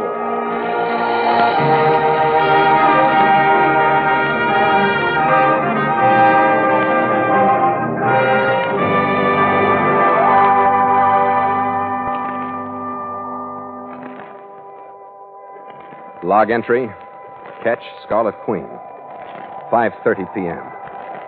Miles traveled, 5,591. Wind, brisk. Sky hazy. Sea smooth with high cross swell. Mainsail and mizzen reefed. Ship secured for night. Signed, Philip Carney, Master.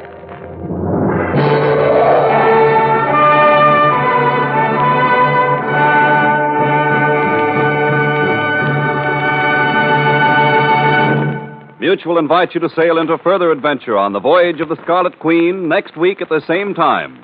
Porto call, Ginseng, Korea.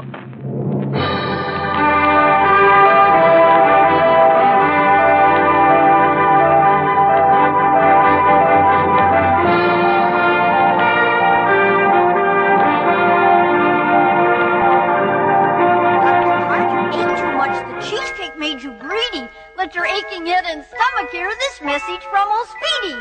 Alka-Seltzer, plop, plop, fizz, fizz. Oh, what a relief it is. Plop, plop, fizz, fizz. Oh, what a relief it is. Ah, those Speedy Alka-Seltzer bubbles burst into action to relieve your upset stomach and aching head fast. It was only as directed. Oh, what a relief it is. What a relief. Keep it tuned right here to Hojo Radio for more classic old-time radio.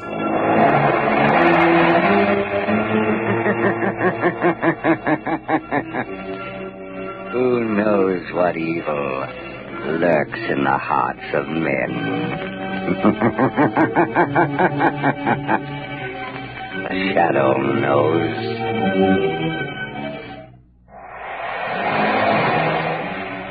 Blue Coat presents The Shadow, the mystery man who strikes terror in the very hearts of shopsters, lawbreakers, and criminals.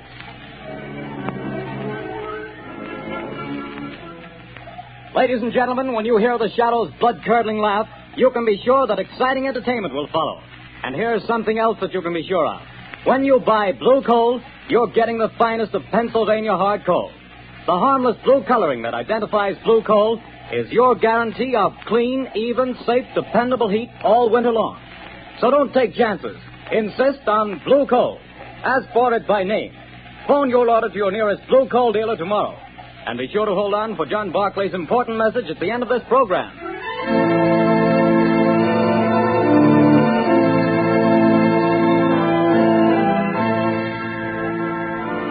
The plot murder announced for today has been postponed. Today, the Circle of Death.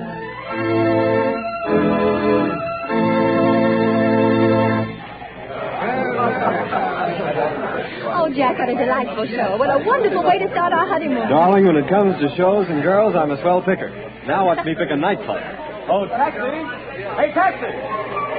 Darling, I think you're wonderful. I've never had such a marvelous time in my life. Hop in, honey.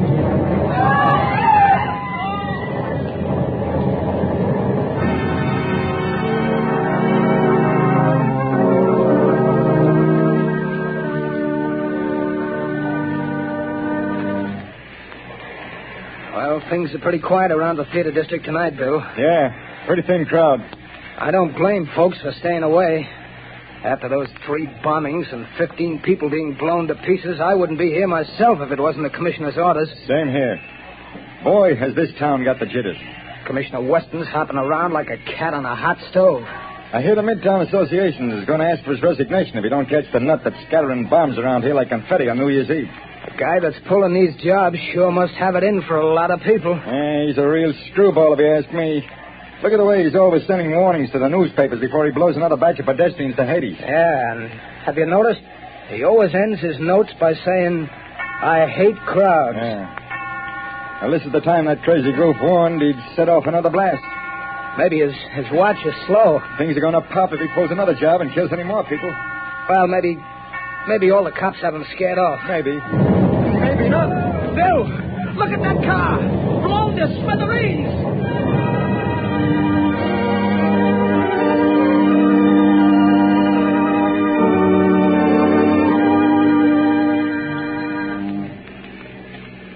Killer strikes again. 5 more dead. Get your paper here. Pad. Read all about the mad maniac Slater Squad. It's horrible, Lamont. Horrible. It's senseless and insane, Margot. Crimes like this always are. Turn on the radio. It's time for a news bulletin. There's a switch on the dashboard. All right, Lamont. Back upon the inefficiency of the police department.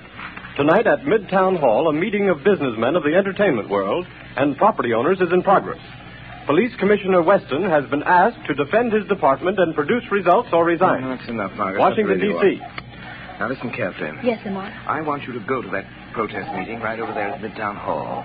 Commissioner Weston is speaking, and the crowd is pretty certain to heckle his explanation of the failure of his department to catch this fiend. I'm sure of Now, it. here's what I want you to do. Keep quiet and watch your chance. Then I want you to cry out that Shadow could solve this crime without half trying. Aren't you flattering yourself? Never mind that, Margot. I have a very definite reason for doing this.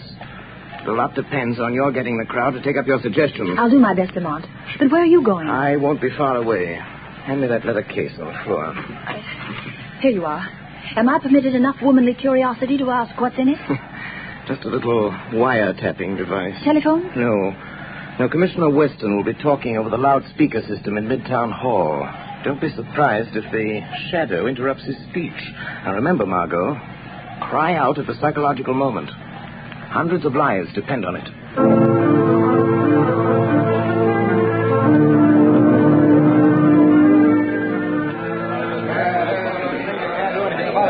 We don't want alibis, Commissioner. We want action, Weston. Crazy man's making a fool of you, Weston.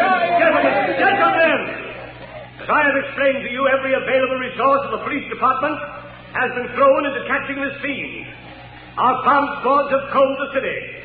Every known criminal with psychopathic tendencies has been rounded up and questioned. Not one fragment of a bomb has been found. No buildings have been damaged. No one person has been singled out for death. This is not an ordinary crime. We are not dealing with an ordinary criminal. Alibis! Alibis! We've had enough. 15 people dead. 50 injured. And you talk. Talk! Business is at a standstill. We're being ruined. The whole city's in a panic. Get this below and resign, Weston. Get off. Let the mayor appoint someone with brains enough to catch this maniac. Before he strikes again. Yes. The Shadow could solve this crime without half trying. There's an idea.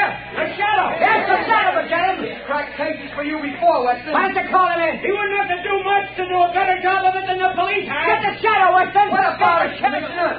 You've done nothing in 2 weeks. You're licked. Wait a minute. Hold on. What makes you think this man who calls himself the Shadow is interested in law and order? He's helped to trap plenty of criminals, hasn't he? Yes, he's tipped us off occasionally, but it may have been to get rid of rivals. We have no assurance he isn't a criminal himself. What of it? A thief can catch a thief. I don't run my department that way. You're not running it at all. That's a matter of opinion. You're not running it. I was asked here to tell you what we've been doing. You seem to think my department works with the Shadow. We don't. We never have. And as for the Shadow, and you reporters can spread it all over the front pages, I challenge him to uncover one single scrap of evidence that my men have overlooked. I challenge the Shadow to find this maniac. I am the Shadow. I accept that challenge, Commissioner Weston. I am working on the case. Gentlemen of the press, it will not be necessary for you to print the Commissioner's challenge, but you can print this challenge to the arch fiend behind this reign of terror. Print this, gentlemen. The Shadow will trap the mass killer if he dares walk through the central arcade during the rush hour between 5 and 6 tomorrow night. Remember, the Central Arcade between 5 and 6 tomorrow night. I dare him to come to walk through the Central Arcade.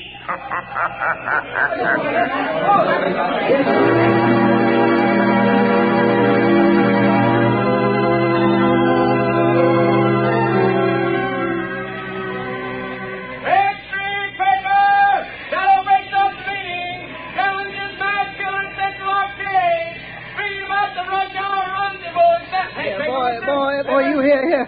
Give me a paper. That's 2 cents, mister. Here's your 2 cents. Oh, thanks. Here's the paper. No, not that one on top. Crowds have seen it. Well, so what? They're all the same. No. Give me that one underneath. Okay, the customer's always right. Hey, you mass murderer, challenged by the shadow. That's your extra paper. The Central Arcade tomorrow. So he's daring me, this shadow fellow. He knows I hate crowds, people pushing and getting in my way, voices talking and shouting. I hate them. But I'll show them. I'll show the shadow fella, too. I'll fool all of them. I'll accept his challenge. I'll be there at the Central Arcade. And the shadow fella will know I was there. The whole world will know. After I've gone.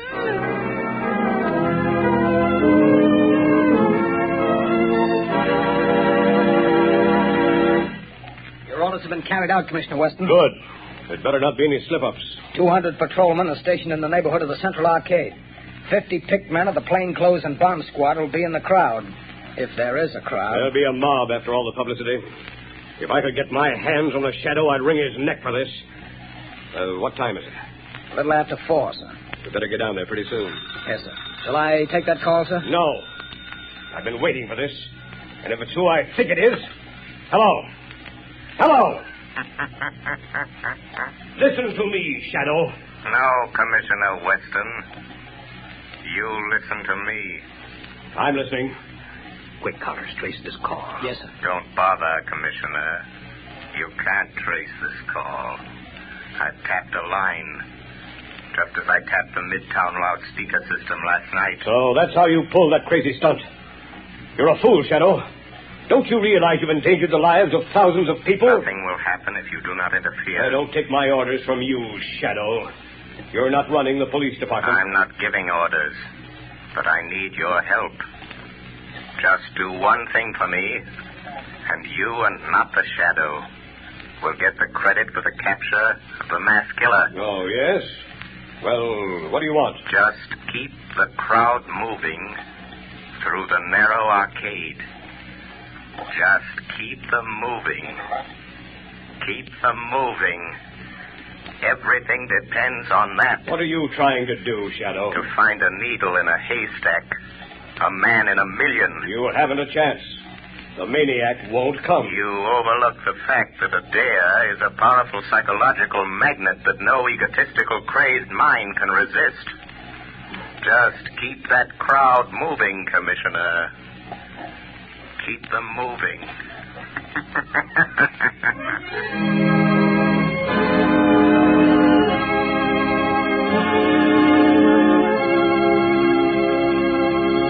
When you start figuring ways and means to save money for Christmas gifts, fuel is probably the last thing that comes to mind.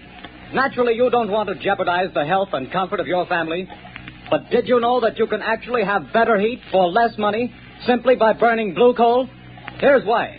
Blue coal is a rich Pennsylvania anthracite, the fuel that furnaces, space heaters, and cooking ranges in this part of the country were especially designed to burn.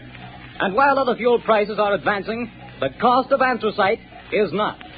No wonder thousands of homeowners are switching back to anthracite. No wonder anthracite is the fuel that is used for cooking purposes on the nation's crack passenger trains. They've tested all kinds of fuel and found that anthracite is far more economical because it burns long, steadily, evenly, with minimum drafts and less attention. Now, the cream of all Pennsylvania anthracite is blue coal. It comes from the mines of the famous Glen Alden Coal Company. It's tested and retested for purity and uniform sizing. Blue coal is prepared especially for home use And it comes in all domestic sizes: egg, stove, chestnut, and beef. So if you want clean, even, dependable heat at lowest cost, always order Blue Coal. Phone your nearest Blue Coal dealer tomorrow. You'll find his name listed in the Where to Buy It section of your classified telephone directory under the name Blue Coal.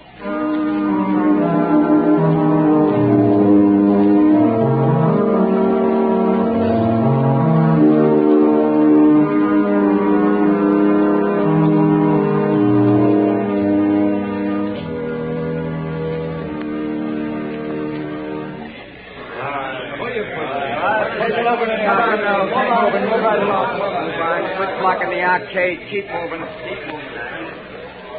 Well, the time's almost up, Commissioner Weston. Yes. 2 minutes to 6. Oh, this is the longest hour I've ever spent in my life.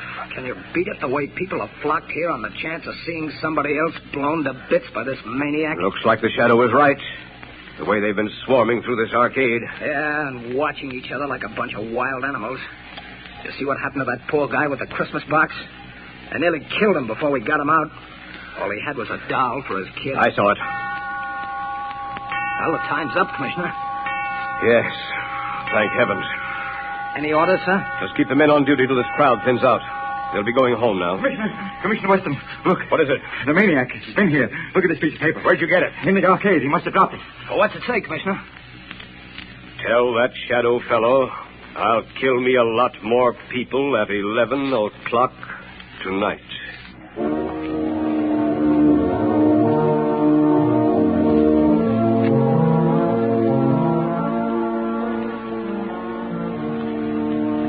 Lamont, oh, I was afraid something had happened to Something you. has. I found the maniac. Thank heavens. Have you notified the police? Margot, this man is a fiend. If I notified the police and they bungle things, he might kill hundreds of people. This is a job that the Shadow must handle alone. But Lamont, he's dangerous. You might fail. He might kill you. The Shadow won't fail, Margot. But if he should, it's far better that one die than hundreds. Oh, Lamont, please. There must be a safer way. Perhaps, Margot, but this is the only sure way to end the career of this mass killer. Goodbye, my dear. Lamont. Oh, Lamont.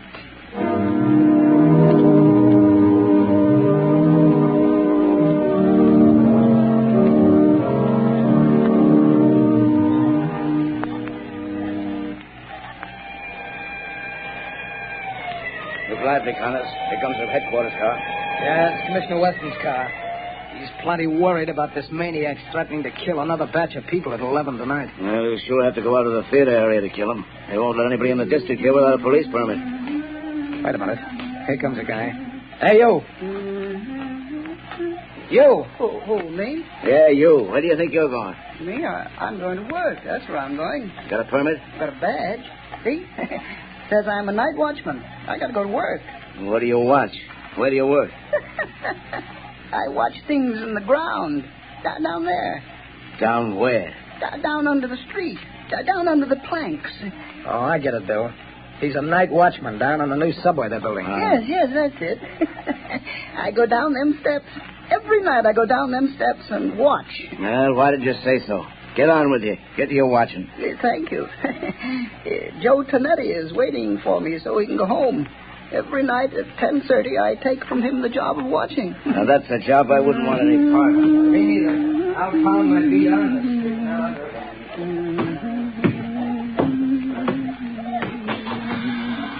Oh, Joey Tonetti.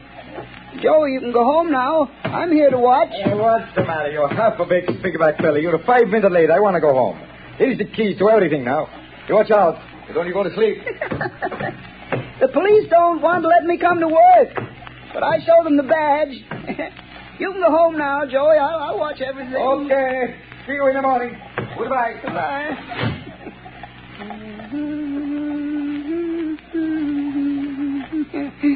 Oh, those people.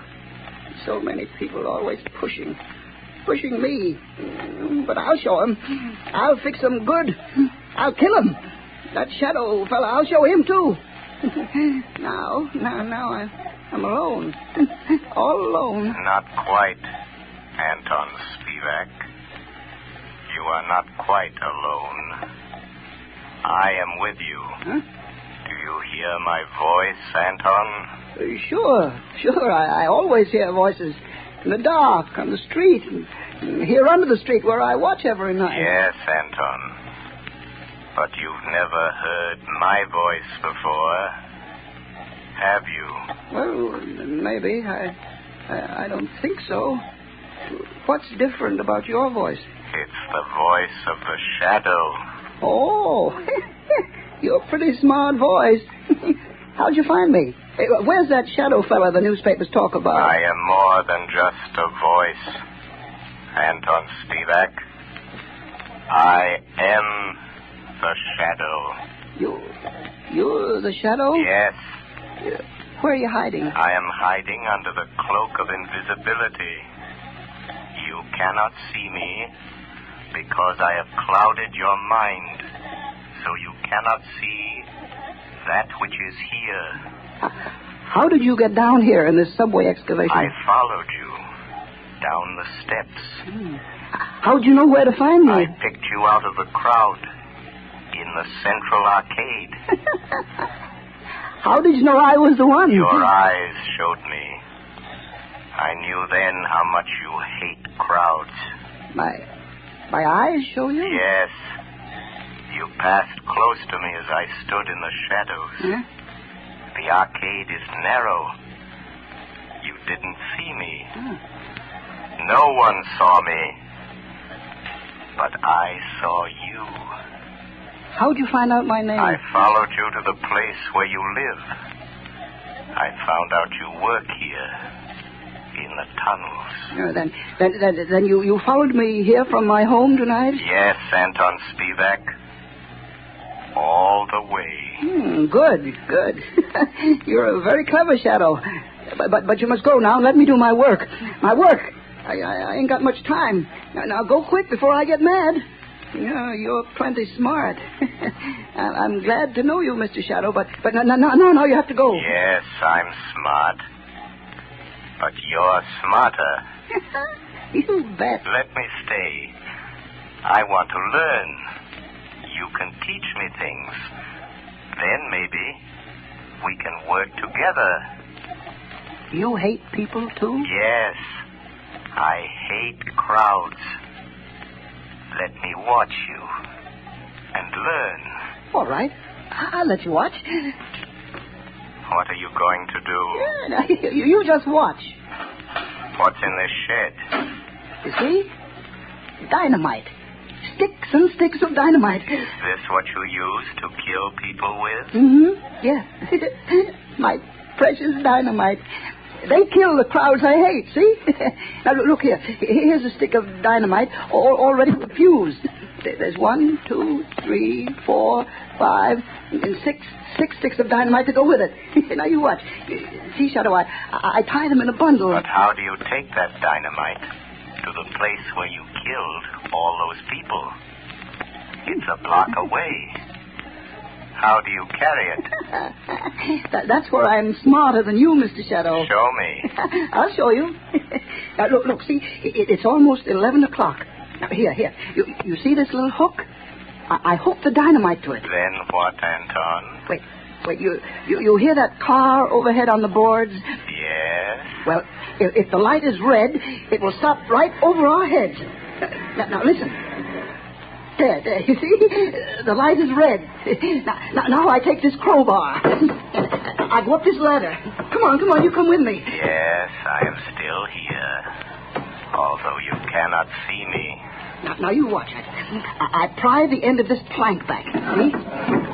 And I hook the dynamite on the brake rods. I strike a match. And I light the fuse. And when the light changes, the car takes the dynamite with it. And when the dynamite explodes a block away, I'm still here. While the... Oh, no. You put out the fuse. You've tricked me. And here is the dynamite. No. He took it off the car. It's gone without the dynamite. And I promised I'd kill a lot of people tonight. Now I have to wait. Tomorrow the crowds will be still pushing me. Scaring me. You tricked me. That's what you did. You tricked me. Where are you, Shadow? Shadow. Come here, Shadow. Nice, Shadow. Nice, Shadow. I Anton Spivak. Yes, I hear you. Nice shadow.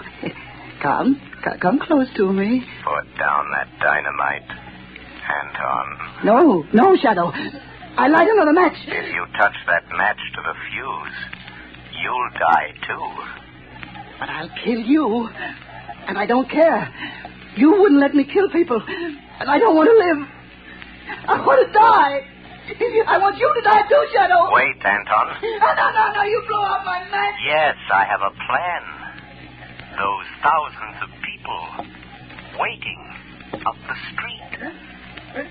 Yes? You can kill all those people. Wouldn't that be better than just killing the two of us? How? Tell me how. Take your dynamite and come with me. Up the steps. Up to the street. Oh, no. There's policemen out there. I saw them. But they won't see you any more than you can see me.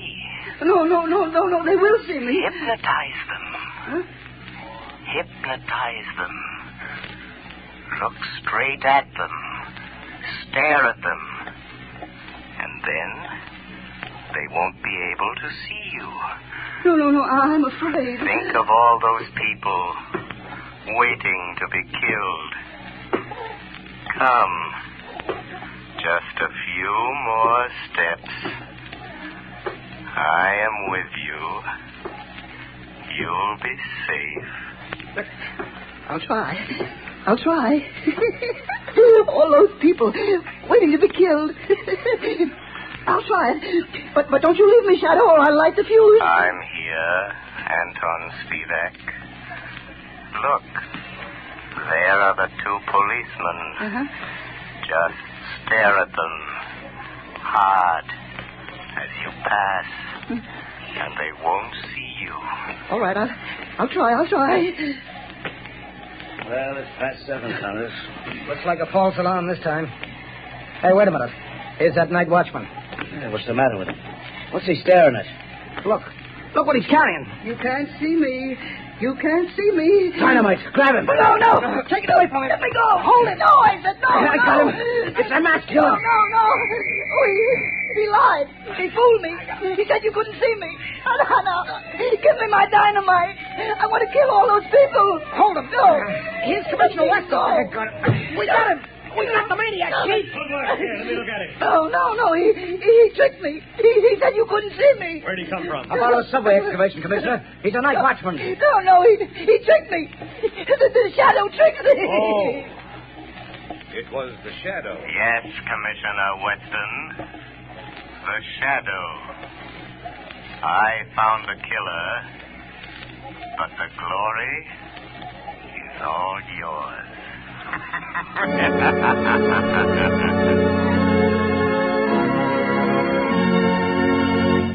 Before we tell you of the Shadow's next exciting adventure, here's John Barclay, Blue Coal's famous heating expert, with an important message I promised you.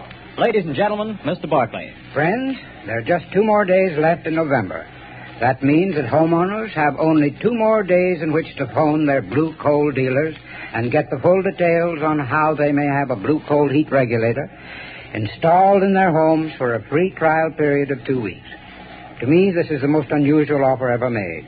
The free use of a Blue Coal heat regulator for 2 whole weeks without any obligation on your part to buy.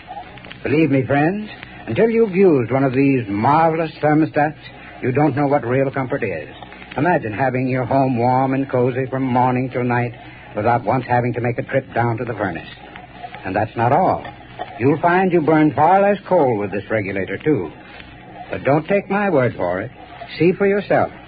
Phone your Blue Coal dealer tomorrow. I thank you. Friends, for your own sake, do as Mr. Barclay suggests. Phone your Blue Coal dealer tomorrow and get full details of this amazing free trial offer. Prove to yourself what thousands of satisfied owners already know, that with a Blue Coal heat regulator, you get more uniform heat, more economical heat than the most expensive oil burner can give you. But don't wait. Phone your Blue Coal dealer tomorrow.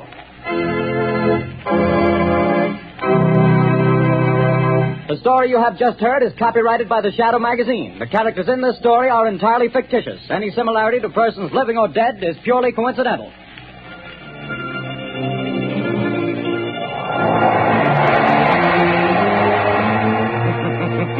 The weed of crime bears bitter fruit. Crime does not pay. The shadow knows.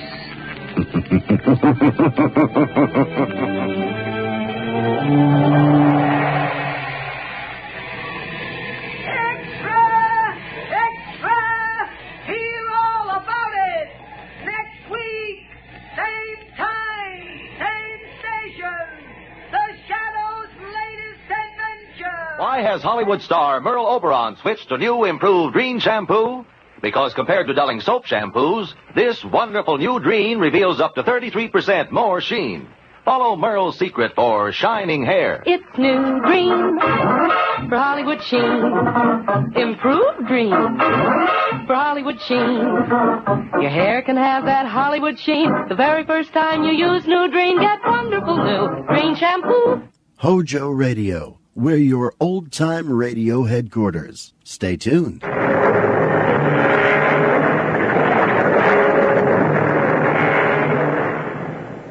Welcome to the marvelous and incredible world of adventure. I'm Tom Bosley, and I'll guide you into worlds you never dreamed of through the magic of radio.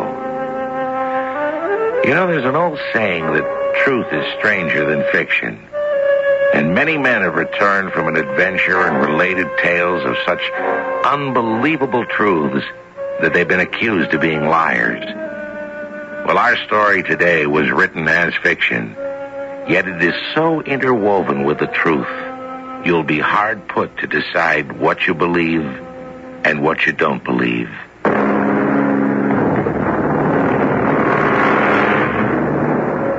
Our adventure, King Solomon's Mines, was written by H. Rider Haggard and adapted especially for the General Mills Radio Adventure Theater by Paul Tripp.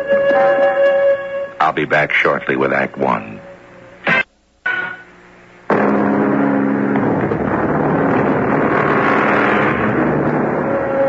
Today, the spotlight of the world glares brightly on the continent of Africa.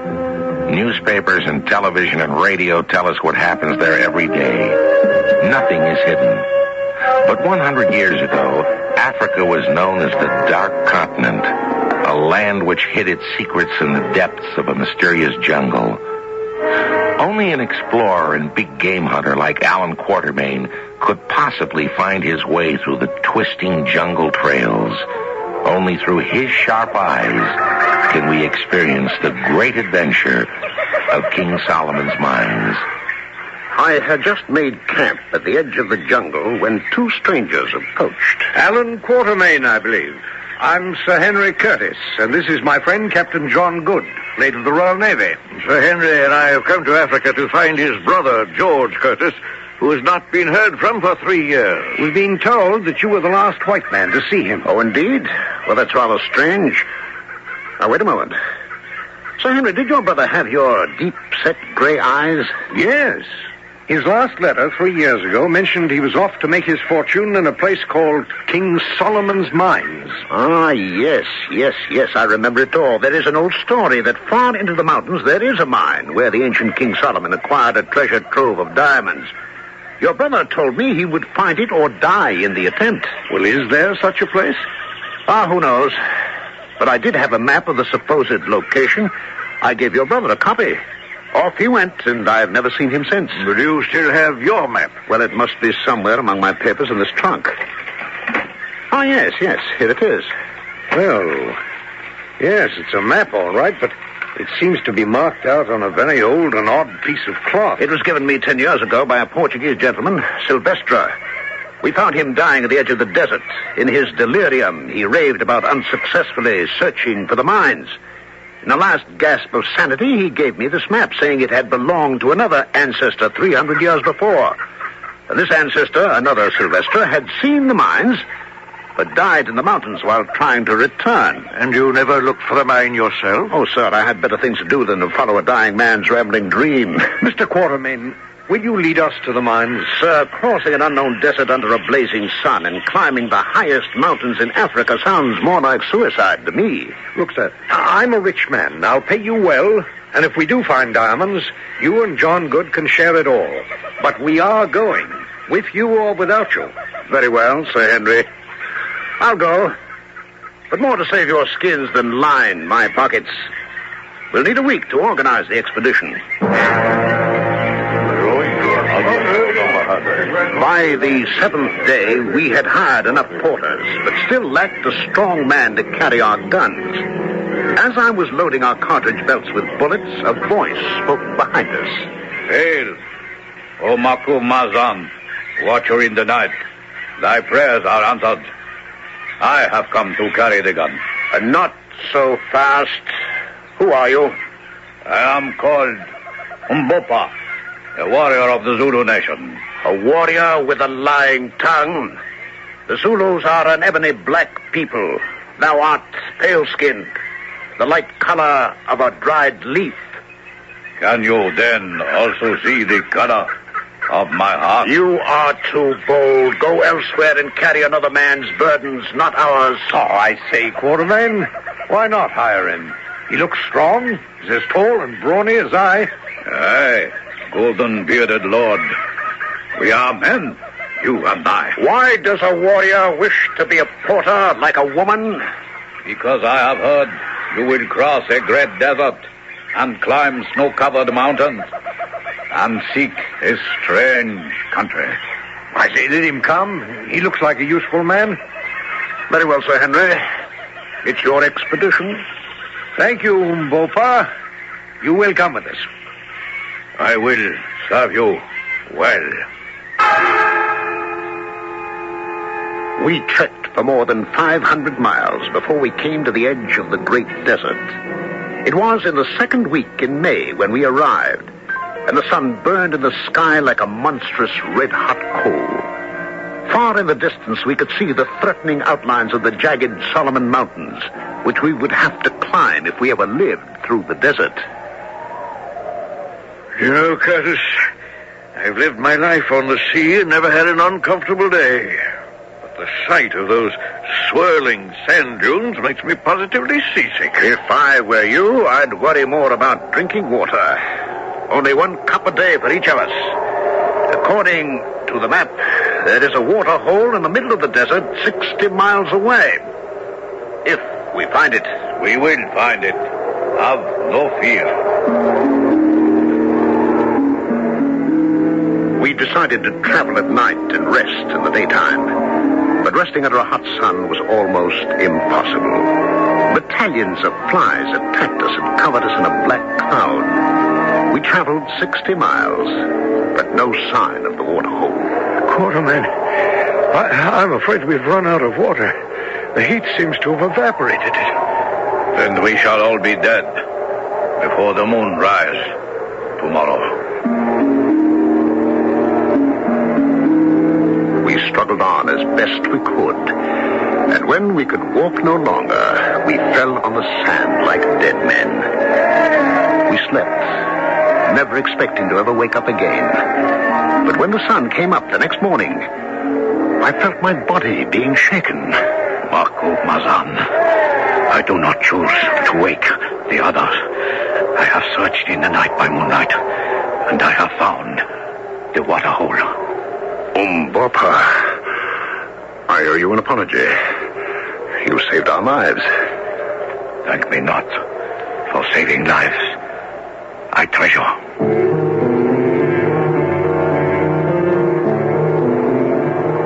We filled our flasks with water and continued on our way across the desert. Somehow it felt easier now. And 7 days later at noon, we reached the foothills of the mountains. We were too relieved to be frightened by the jagged rocks that seemed to tear into the sky.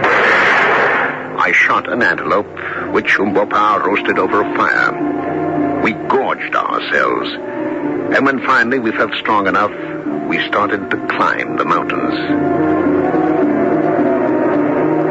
The higher we climbed, the colder it grew.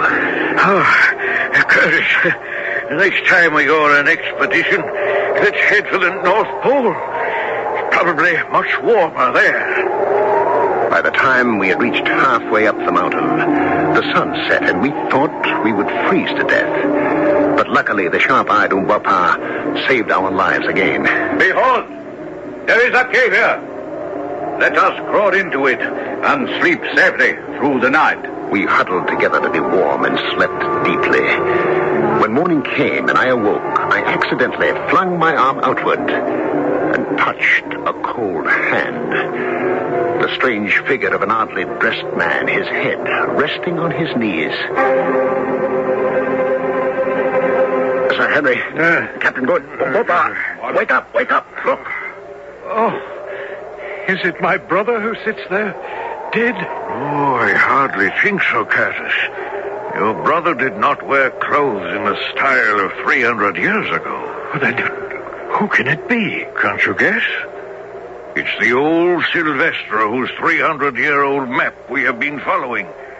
The freezing cold has preserved his body all these years. And look at that pointed bone in his hand, at the wound in his forearm. He drew our map with his blood. God rest his soul. We paid our respects to the gallant old gentleman and climbed to the top of the mountain. Look, Quatermain, we're in luck. The mountain slopes away gently on its other side, and it's covered with tall grass. Ha! I've never seen anything more beautiful or peaceful in my life. Look, what the blazes? Someone just threw that spear at me. Hey, A group of armed warriors suddenly burst from behind the trees and threatened us with long, sharp spears. Despite my fears for our lives, I noticed that these men were tall and tan-colored, all of them resembling our friend Umbopa. And there was no time to think any more about that. The strangers advanced, pointing their spears at us. The guns we aimed at them did not frighten them. Evidently, they had never seen a rifle before. It looked like curtains for us. Strangers, who are you? Where do you come from? We are visitors, old man, from the greatest, brightest star in the sky that shines at night. You have offended us. You shall be punished. Be merciful, I beg of you. We did not know you were men of such great importance. My little exaggeration having seemed to work, I decided to embroider a bit more. A wicked-looking buzzard had just landed on a treetop. Look you upon that bird who comes only when death is near. My magic tube will speak the words of death to him, and he will scavenge no more. Thus shall my magic tube speak death to you, old man, if you do not obey us. We will obey. Oh, children from the great star. It is well. Now tell us who you are.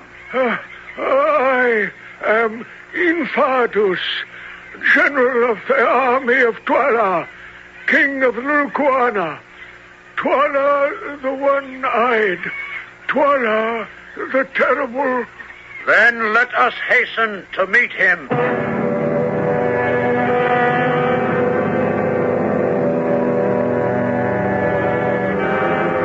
Our friends have marched through the burning hell of the desert and climbed the sharp teeth of the mountain.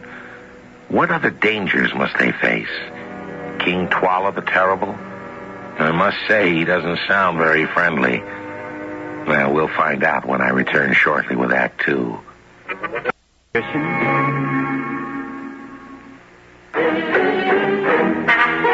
General Mills Radio Adventure Theater will return shortly.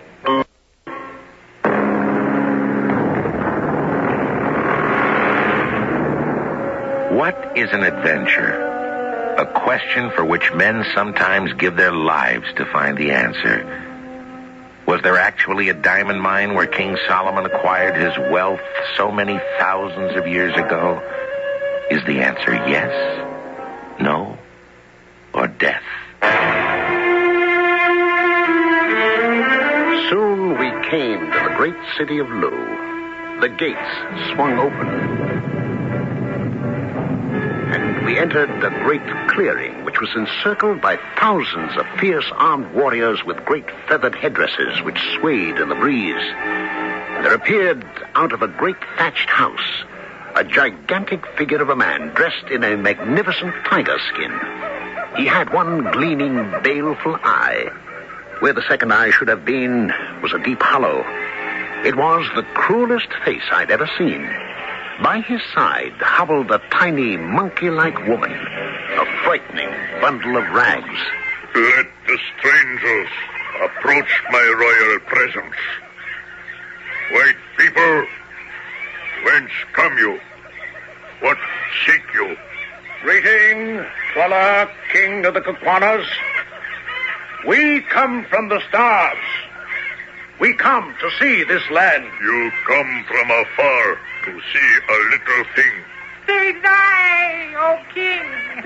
They seek the white shining stone of the ancient king. They die.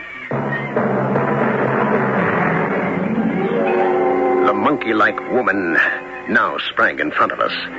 Gagula, the royal sorceress of King Twala, a hideous-looking creature with a face no bigger than a child's, but covered with countless deep and yellow wrinkles. Heaven only knows how old she was. What say you to Gagula's words? Do you seek the bright stones? We have heard of them, and would see them.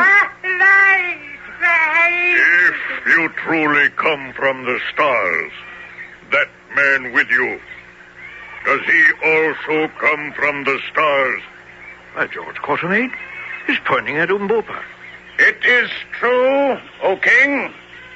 There are people of your color who come from the heavens above as well. Beware, O Twala, and heed what I prophesy.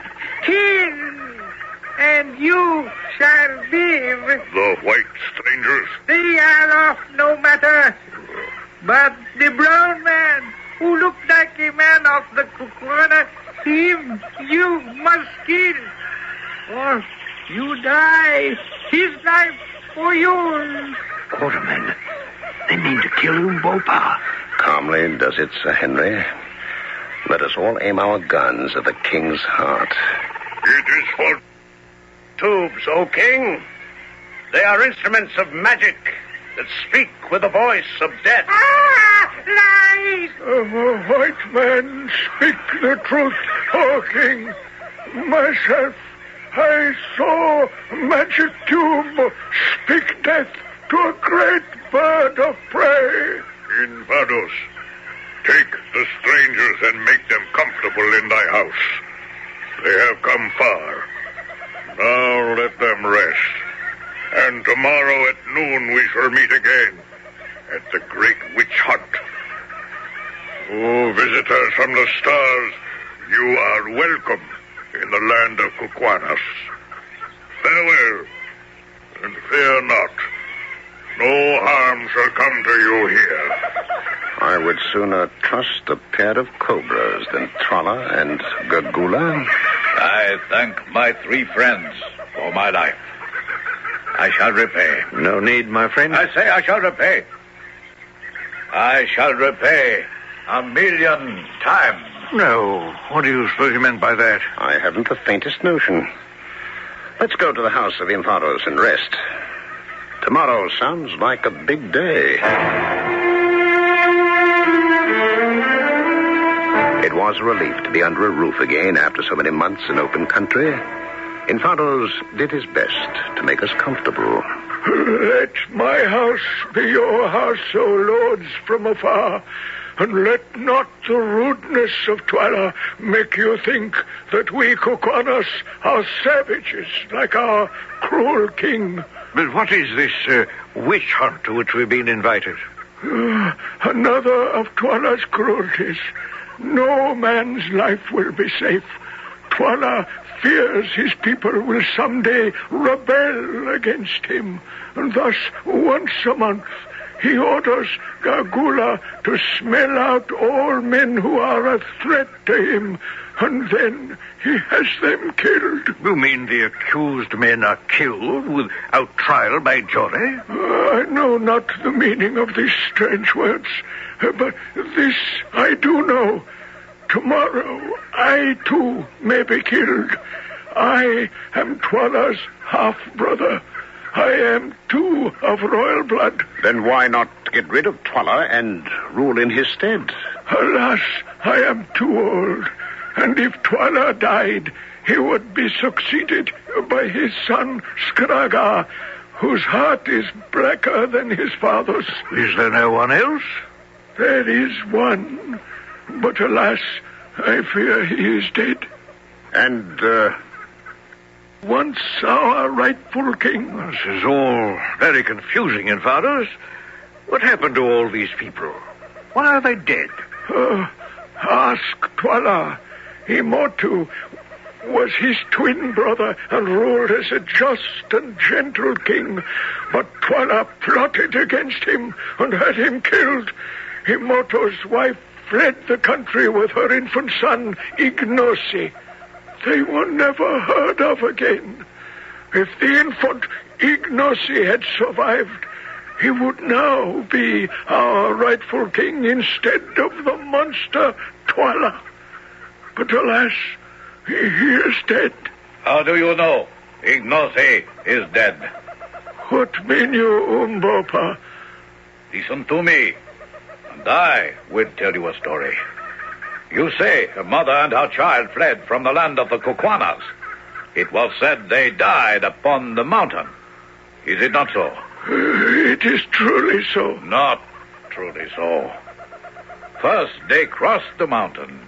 Then the mother died. But the son, Ignosi, lived. He was found and adopted by a tribe of Zulu and grew up to be a great warrior. For years, he planned how he might return to Kukwanaland and become its rightful king. For long years, he waited for the right time to come. Then, at last, he met certain white men, and with them he crossed the desert and climbed the snow-clad mountain and came home at last to his native land. What mad talk is this? It is the truth I tell. For I am Ignosi, rightful king of the Kukwanas. Are you then my beloved nephew, Ignosi, whom I have mourned for dead these many years? Even so, my uncle. I bow to thee as my true and rightful king. Well, I'm speechless. Congratulations. Twala must go then. For now you have the rightful king to take his place. I will go now and speak to my fellow generals, and we will raise a rebellion against Twala. We can muster 10,000 soldiers to Twala's 20,000. But with right on our side, we will conquer. But wait. Why do you hesitate, Infados? Do you not believe I am Ignosi? I believe, but will the others? We need a sign. You are wise. We must think of a sign. Well, no, I've just thought of something. Would an eclipse of the sun be an impressive enough sign? Have you gone out of your mind, Captain Good? No, but I seem to remember reading in my almanac that an eclipse was due to occur in Africa about this time of year. Now, wait a minute. I have the almanac in my pocket somewhere. Navy man is never without one. And what's today's date? I believe it's July 19th. Splendid. Listen to this. On July 20th at noon, an eclipse of the sun will occur in longitude 60 and latitude 120. We're in the right spot. Yes. Infados, you shall have your sign tomorrow, 1/2 hour after the witch hunt starts.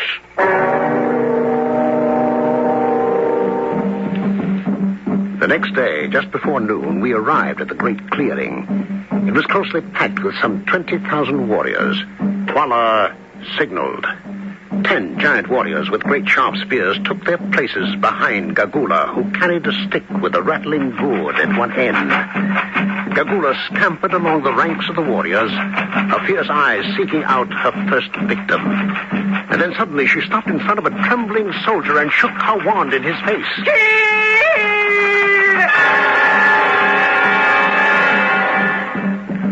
Quartermain, what time is it?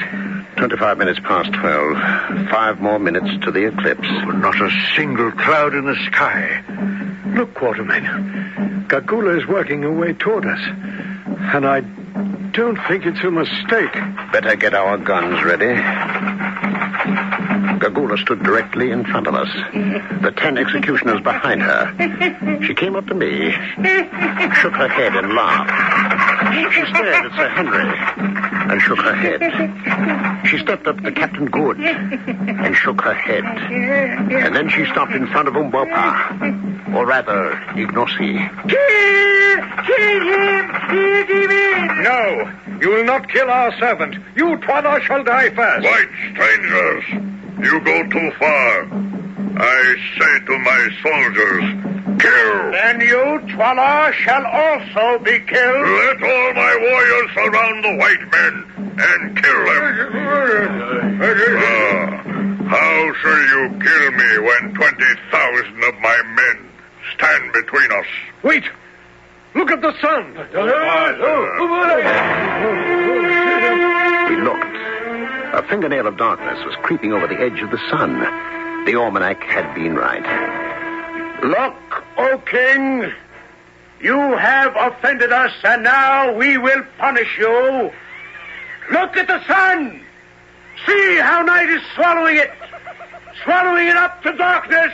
Do not listen to the lying white man. It will pass. Aye, the night will pass over the sun, and it shall shine no more. Ignosi, it is your uncle in Fadus. Dusk is falling. Do you and your white friends steal away now to the hill outside the city? 10,000 loyal soldiers wait there to fight for your throne.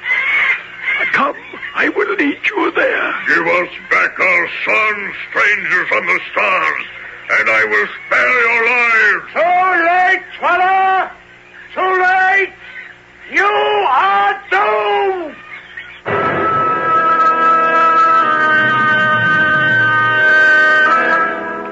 3 men set out to find a missing person.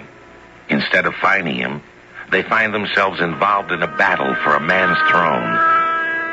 The hours before a battle are strange ones, filled with wild dreams and questions. Who will live to see another day? It's also a time of waiting. But you won't have to wait long. Act 3 will be here shortly. The General Mills Radio Adventure Theater will return shortly. Frankenberry.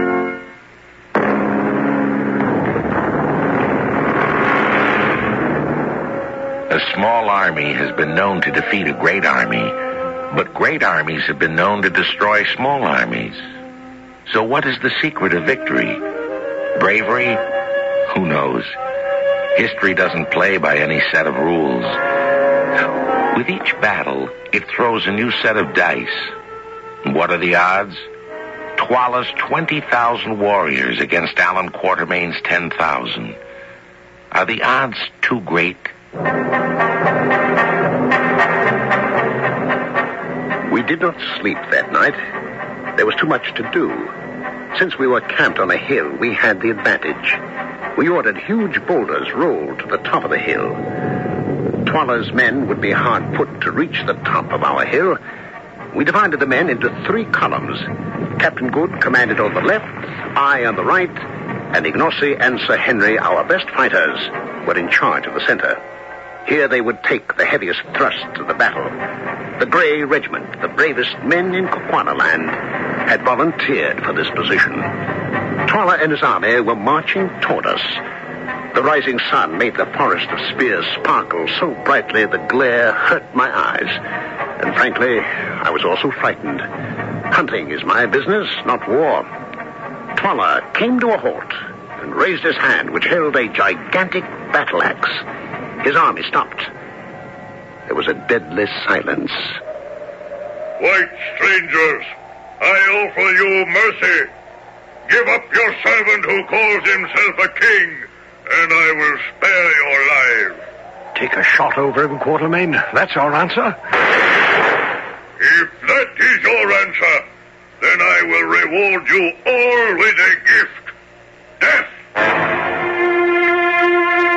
The enemy split in half, one part attacking on our left, the other on our right.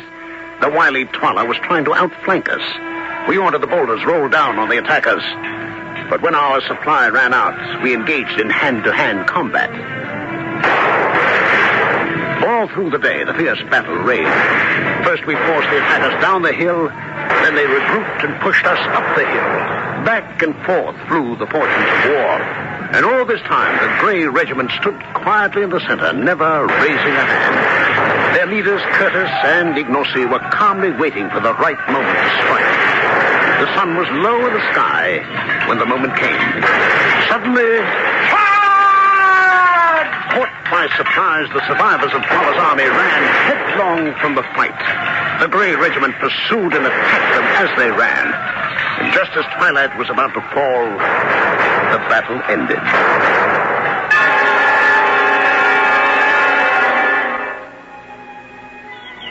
When we awoke the next morning, a sad stillness hovered over yesterday's battleground. Surrounded by his guard, Ignacy, the new king, came to greet us. Hail, my brother. Hail, my friends. Hail, O king. It is time I repaid my debt to you. You owe us nothing. Yet will I still repay. Did I not promise you the white stones? You shall have them. We must speak to the witch Gaguda, for only she knows the secret place where they may be found. I shall take them to the secret place, and they shall curse the day they enter, for their precious white stones may be found only in the bony fingers of death.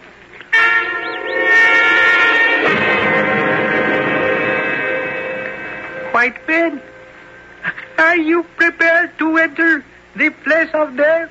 Ready? We looked where Gagula waited for us. There was a blank stone wall behind her. The way is here, my lord. I see no door. Do not jest with us. I do not jest. See, my fingers touch the secret place.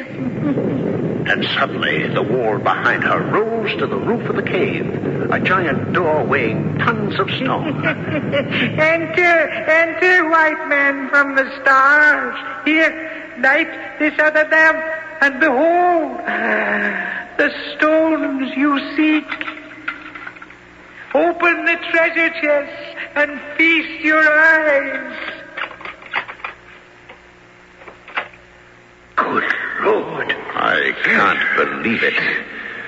7 great chests filled to the brim with diamonds. Gather them up in your hands. Eat them. Drink them. Choke on them. Diamonds worth millions of pounds. We are surely the richest men in the world. Wait, stop her.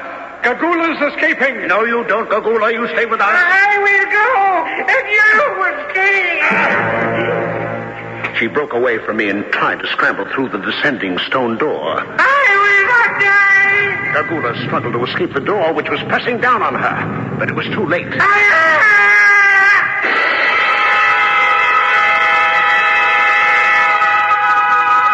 Well, gentlemen, Gagula has had the last laugh. We're trapped. Nonsense. All we have to do is find the secret lever and raise the door again. Only Gagula knew where it was, and she lies crushed beneath the stone door. Gentlemen, we may as well face it. We are buried alive. Just then, our lamp spluttered out. We were trapped in the darkness of a living tomb. Gagula had her revenge. Well, I won't give up that easily. How many matches have we left? 3. All right, strike one. Let's see the lay of the land. Well, I don't see any tunnels leading out. Oh, wait a moment. Don't you notice the flame flickering away from us? There must be a draft coming from somewhere behind us. And let's turn around and follow it. Perhaps it'll lead us to some sort of opening. Ooh, ha! The match is burnt out. We'll strike another. Quickly, let's follow the draft of air. Oh, blast. There goes the second match. Strike another. No, it's our last. We'd better save it. Besides, the blast of air is getting stronger. What was that? But I tripped over something. We groped in the darkness for the place where Good had fallen. Our hands traced the outline of something round. Had we found a trap door? I feel an iron ring in the center. That's what I probably tripped over. Let's pull at it. All right. Come on. It's coming. Keep tugging. It's open. Feel that blast of air? All right. Light the last match, Quartermain. Right. Look. A stone stairway leading down. Come on, let's go. Oh, there's a light straight ahead there. Yes. The light grew brighter and brighter as we approached it. Now we could see blue sky. We crawled through the hole through which the light was coming. And as we stood up, we saw Infantos nervously pacing up and down. He caught sight of us. Oh, my lords, you live. You have come back from the dead. Blessed be the kind spirits that dwell in the sky. What's left to tell? We bade farewell to Ignosi, who supplied us with men to guide us back to the outside world. And then, wonder of wonders, when we approached an oasis on the 3rd day, we saw a white man with an enormous black beard limping towards us. It was Sir Henry's long-lost brother. It seems that 2 years before, on his way to King Solomon's Mountains, a boulder had crushed his leg. The leg mended very slowly. He had lived on the oasis for 2 years, waiting to be rescued. Well, Curtis, it's been quite an adventure. You found your brother. We helped Umbopa regain his rightful throne, and... Yes, but we don't have a single diamond to prove we found King Solomon's mine. Now, wait a moment. I just remembered something. When we discovered that blessed draft of fresh air in the cave, just as we started to follow it, I scooped up a handful of diamonds. What? And stuck them in the pocket of my jacket. Rather silly, wasn't it? Oh, silly my foot. Do you still have that jacket? Well, let's see. Ah, yes. Here it is. Ha-ha! The diamonds, gentlemen. Look. Well, Quartermain, you've enough diamonds there to make you and Captain Good rich for life. I want none of it. Well, we'll share it with your brother. Is that all right with you, Captain? Well, by all means. And what was it Shakespeare said? All's well that ends well.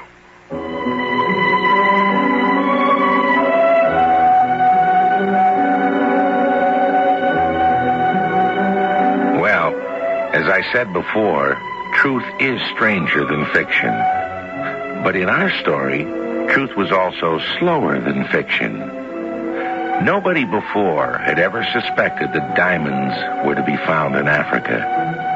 10 years after this story was written, the Kimberley mines were discovered in South Africa, the greatest diamond mine in the world.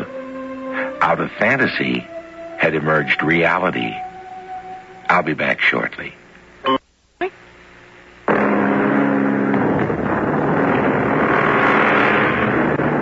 Adventure is the act of looking for something and perhaps finding it. The thrill is in the search. Now, you don't have to go to Africa to seek adventure. You don't have to go to the moon. Life is the adventure around you. Every day is an adventure. For me, bringing you these tales is an adventure in itself. An adventure we enjoy sharing with you. This is said abracadabra. Our cast included Ralph Bell, Court Benson, William Griffiths, and Ian Martin. The entire production was under the direction of Hyman Brown. This is Tom Bosley inviting you to return to the General Mills Radio Adventure Theater for another exciting tale you can hear through the magic of radio. The General Mills Radio Adventure Theater is recommended by NEA, the National Education Association.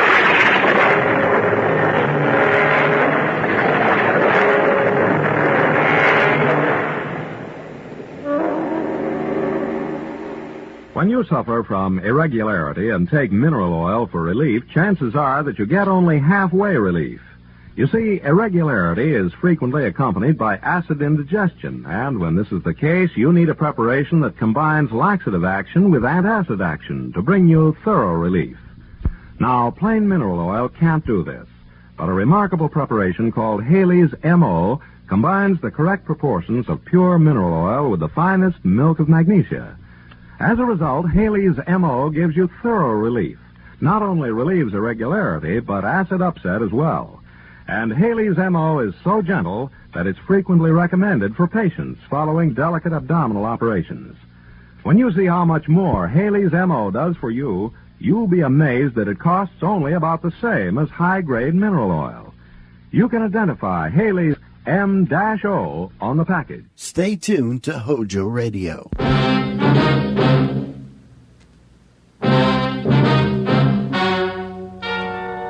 Ladies and gentlemen, the story you are about to hear is true. Only the names have been changed to protect the innocent. NBC brings you Dragnet.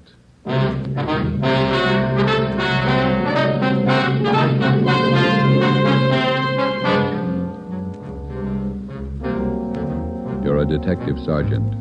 You've been off duty 2 hours. You receive an emergency call from the chief of detectives. An entire block in the heart of your city is threatened with complete destruction. Your job? Report at once.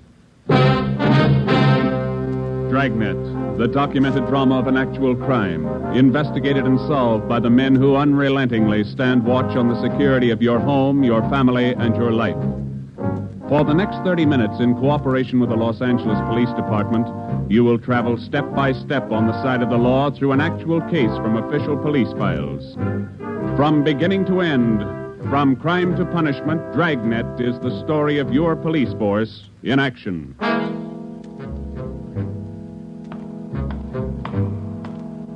It was Tuesday, November 15th. It was raining in Los Angeles. We were off duty reporting in on an emergency call. My partner's Ben Romero. The boss is Ed Backstrand, chief of detectives. My name's Friday. It was 8:32 a.m. when I walked in the Spring Street entrance of the City Hall. You Sergeant Friday? Yeah, that's right. Take my elevator, Sergeant. It's the only one in service. All right.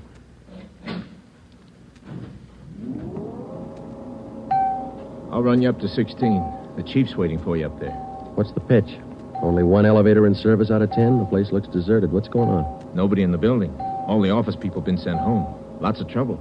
Somebody declare a holiday? No joke, Sergeant. Big trouble. All right, you convinced me. What is it?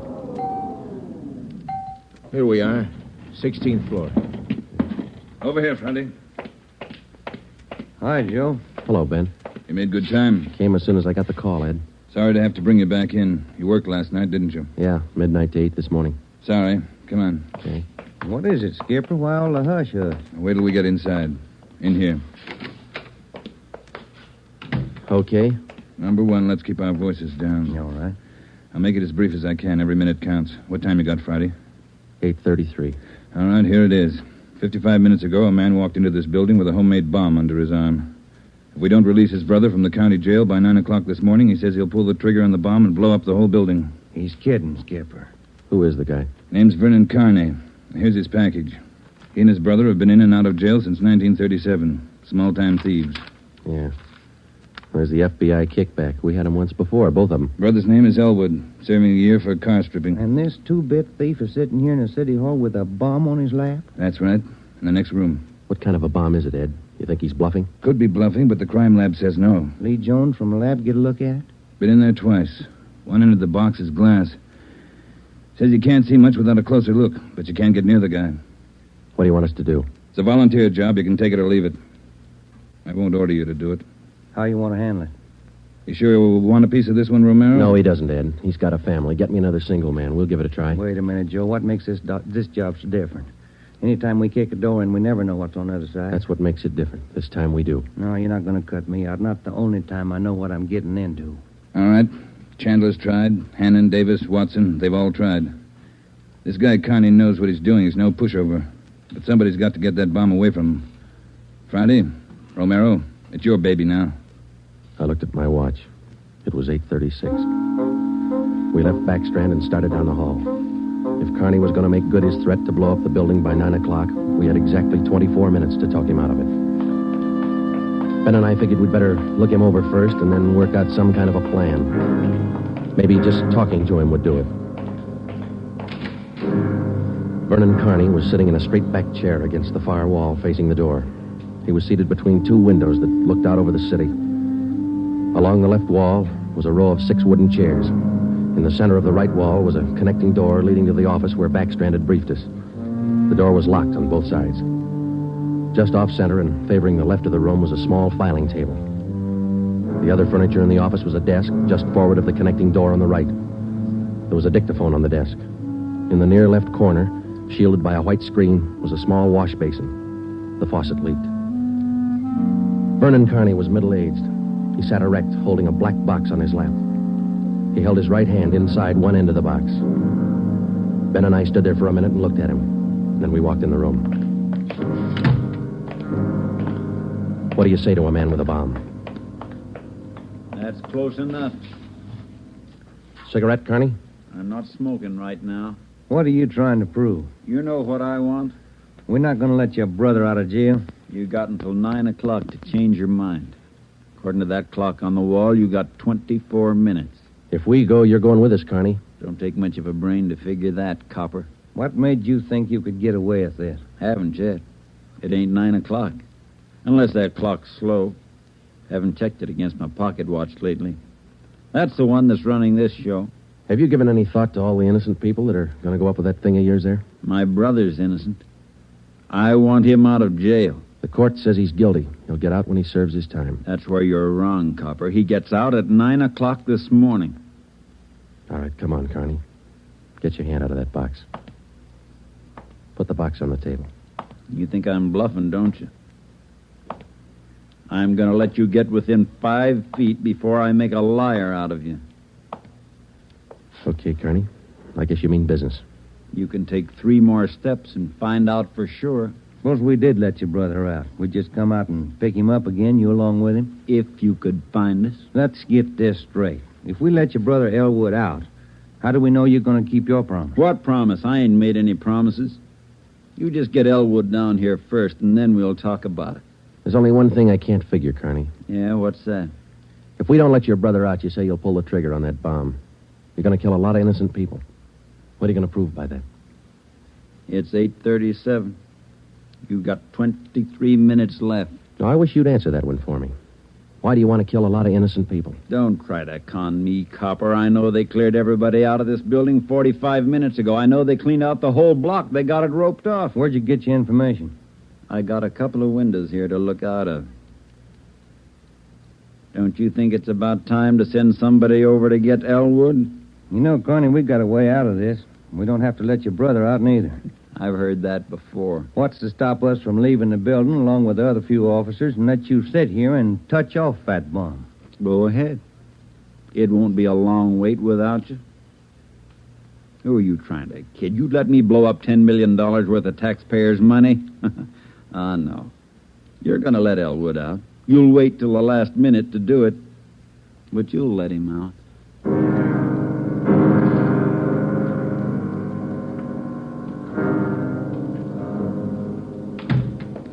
Ed, I'm still not convinced Carney can back up what he says. Then why didn't you take the box away from him? Yeah. We're in a spot, let's face it. How about an eye for an eye, Skipper? What do you mean? If he pulls the trigger on that machine, he kills us. How about us getting him first? All right, Romero. How are you going to handle it? Well, I'm not top man on the pistol range, but I could wing him. And then he hands the box to you? Or maybe he falls and his reflex action pulls the trigger. Okay, I don't wing him. I stop him for keeps. You just can't walk in there and shoot him down. Why not? You do the same thing with armed criminals. Yeah, but you warn him first. I'll warn him. Yeah, and after you shoot him, you find out it's a harmless gadget. Couldn't have gone off in a million years. No, a gun's not the answer. We can't shoot him until we're positive. We'll be positive by 9 o'clock, and there might not be anybody around to shoot him. We've located Carney's apartment. There's a detail out there checking it now. Pacelli and Morris. Ed, have you got any ideas at all? Anything we could try? That's why I called you in. None of us have gotten any further than you did just now. There's just one thing I want to know for sure. Yeah, Friday. Is it or isn't it? We all want to know. Either way, we've got to get that box away from him. Backstrand. Yeah. You did? Yeah. No, stay out there till I call you. All right, here's half the answer. That was Pacelli. They found 28 sticks of dynamite in Carney's apartment. We knew Carney wasn't kidding now. We could see into the bomb through that glass window in one end. It looked like dynamite inside, and there was dynamite in Carney's room. We didn't know if he had the nerve to pull the trigger. We didn't know if it would go off when he did. But with only minutes remaining, nobody wanted to take the chance. From here on in, all of us agreed that Vernon Carney sat in the next room, holding in his two hands a force powerful enough to destroy us all. We had to get that box away from him, and to get that box, we had to have a plan. I looked at my watch. It was 8:40. 20 minutes till 9 o'clock. How do we get it away from him? I got an idea. It might work. Let's have it. Carney's sitting against the far wall between two windows. They're both open. Yeah, that's right. All right, if we could get a man through one of those windows, we might get Carney from behind. How are you going to get him? Whoever gets through the window could slug him. What do you do then? Somebody grabs the box. The crime lab can tell us what to do with it. How do we get a man through one of those windows? We're on the 16th floor. Well, there's some kind of a ledge that runs around the building on each story. Wide enough for a man to walk on? Hey, let's take a look. All right. Looks pretty narrow, Joe. That's a good 18 inches. Could be done. Too risky. It's raining out. That ledge is slippery. Strong wind out there, Joe. Tear a man right off the building. Yeah, I guess you're right. Well, there's still a way. How about a ladder? 16 floors, Skipper. There might be a way. The fire department would know that. I'll get Battalion Chief Erickson. Is Lee Jones in the building? No, he's over in the crime lab. I'll get him up here, too. I don't know, Friday. Maybe it'll work. It's got to, Ed. All right, now look. It's going to take a couple of minutes to set this up. We've got to know what Carney's doing every second of that time. Well, how about the dictaphone in there on the desk? Good. Get it on without him seeing you. We'll try. The dictaphone in there is connected to this one in here. This room is 1614. You got that? Yeah. All right, push down key 1614 on that machine in there and leave it down. Get the receiver off the hook and leave it off. Leave the receiver off. That's right. You know, if it isn't off the hook, we won't be able to hear a thing in here. All right. Come on, Ben. This is Backstrand. Give me Chief Erickson. Where's my brother? Still in his cell? You coppers are long on talk, but short on time. Yeah, we know. I'm telling you, for your own good, you'd better get Elwood over here. Carney, I'll bet if we get your brother on the phone here, he'll tell you he doesn't want any part of this. You mean Elwood don't want out? Since when? Sure he wants out, but not your way. He's only got a year to serve. Why don't you leave him alone? I told El. I told him I'd get him out. He didn't think I could do it. But I'm doing it. I'll make you a bet, Carney. Let us get your brother on the phone. He won't walk out of here with you. All right, get him on the pipe. Where you going? The phone's over here. Have to use the dictaphone. Got to get an okay from the chief. Elwood's still a prisoner. What's the matter with the phone? No operators. You know the building's been cleared. Oh, yeah. That's right. Almost forgot. Okay, you can use the dictaphone. This Friday, Ed. Carney wants to talk to his brother. Yeah, I know you'll have to send somebody over. Have them put the call on extension... wait a minute. What's that extension number, Ben? 2351. 2351, Ed. Right. It'll take a minute. Yeah. I'd kind of like to talk to El. Been a couple of months since I seen him. We've always been together, me and El, most of the time. Joe, let's go in and see if we can hurry that call. Good idea, boy. 16 minutes to 9. Hey, cop. Yeah. Forgot to hang up the dictaphone, didn't you? I put the receiver back on the dictaphone. Ben and I had failed to make good on the first step of the plan.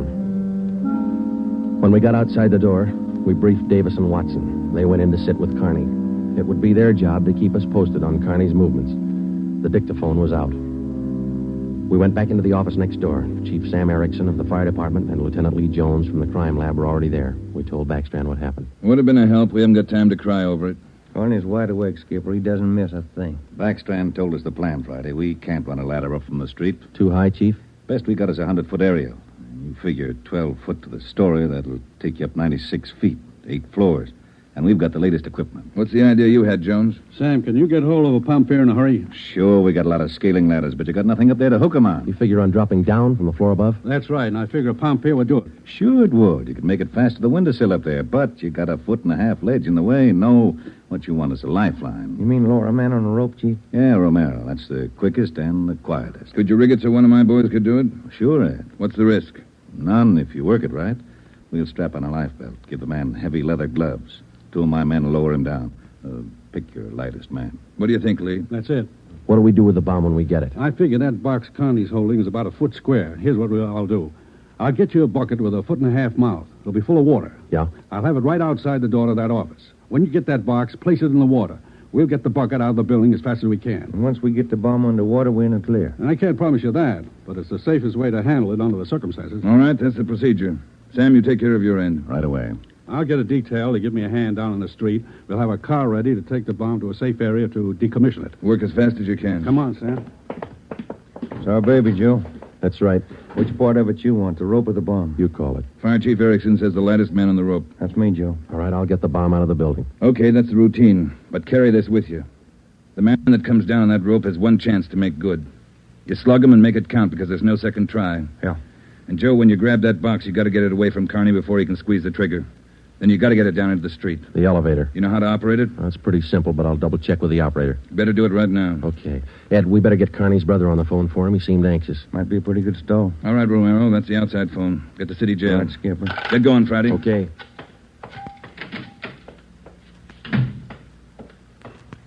Hey, you.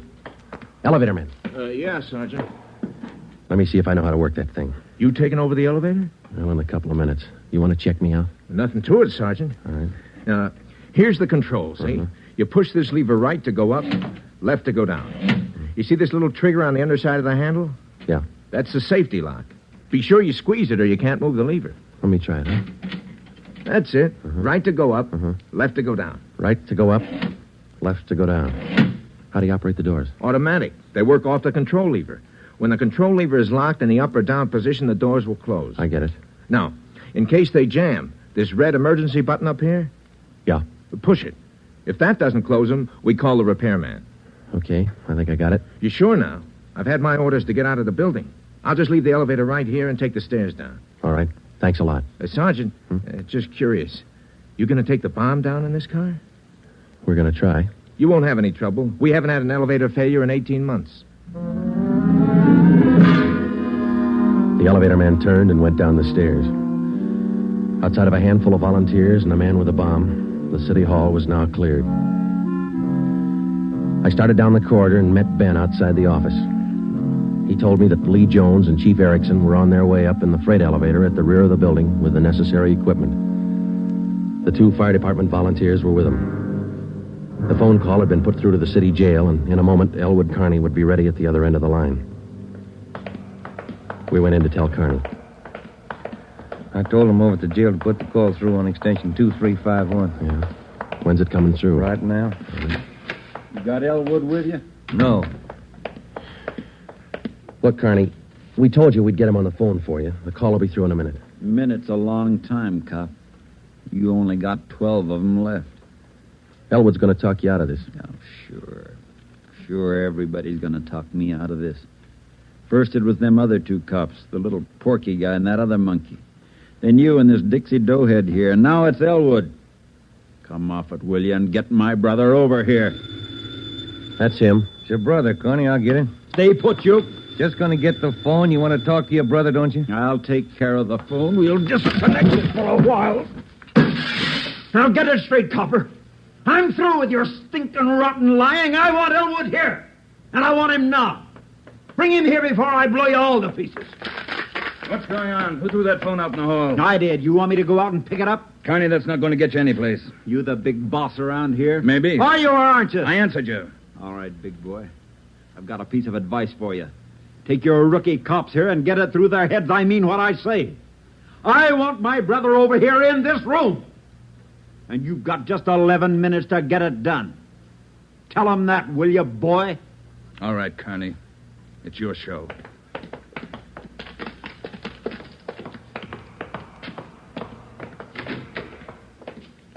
All right, we got to work fast now. Jones, everything set for you? Got the bucket with the water right here. Car's waiting down the street. Right. Erickson, your boys ready? Upstairs, waiting. And we all know what to do. Ed, I gotta have somebody to give me a hand with Carney when he falls. I'll be in there with you, Friday. Ready to go upstairs, Chief? Anytime. Oh, one thing you ought to know. What's that? Strong wind coming up. About 20 mile an hour out there right now. That going to louse us up? No, but it's going to increase the sway. Got to allow for it. How you mean? Wind's coming from the south. We'll lower you just to the right of the window. If I figure it correctly, the wind will do the rest. Bigger risk, but we don't control the weather. How you gonna do it, Ben? As soon as I get in position, I'll reach in through the window on his right. I'll use the billy. Try to catch him on the right side of his head. One good hit should put him away. Let's make it two and be sure, huh? Right. You ready, Chief? Now, let's go. Ben. Yeah? Nothing. I'll be careful. You too, huh? What's the time, Friday? 8:50. Shouldn't take more than a couple of minutes for Romero to get down to that window, lest the wind gives him trouble. Jones, no use you sticking around. I'll give Friday a hand. That's my job. We've got to keep you alive to decommission the bomb. Bum joke. See you downstairs.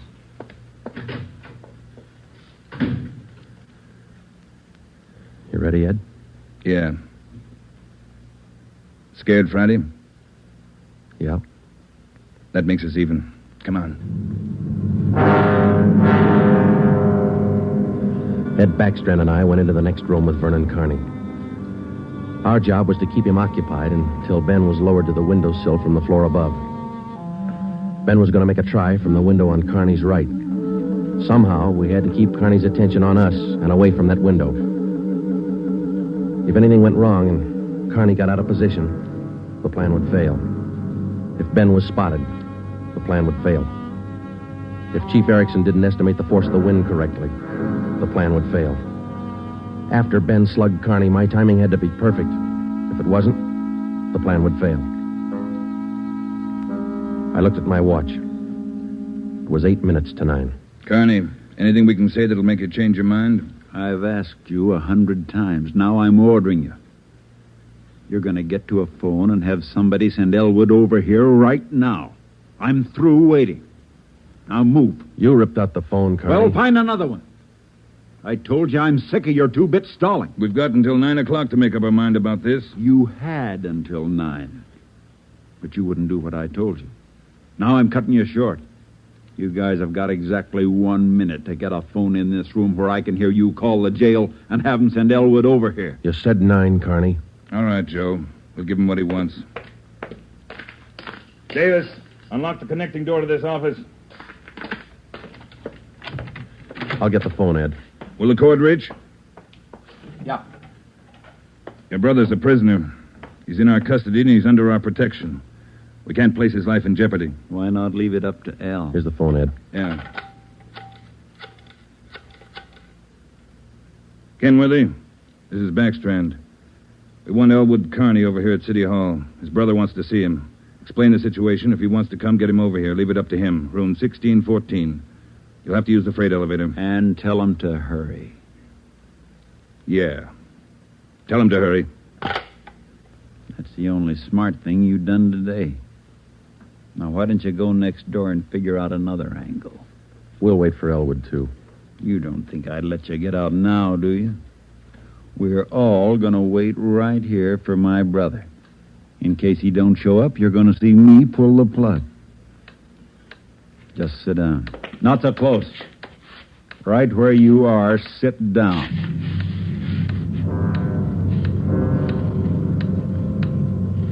Loud clock, ain't it?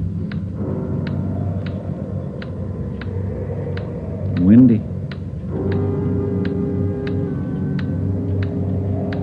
Getting cold in here.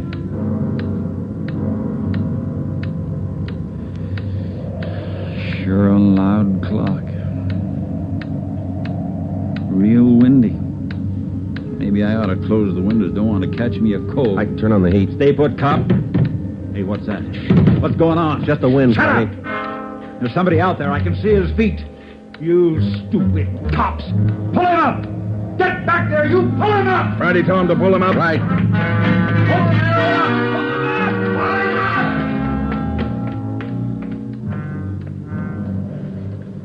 All right, Carney.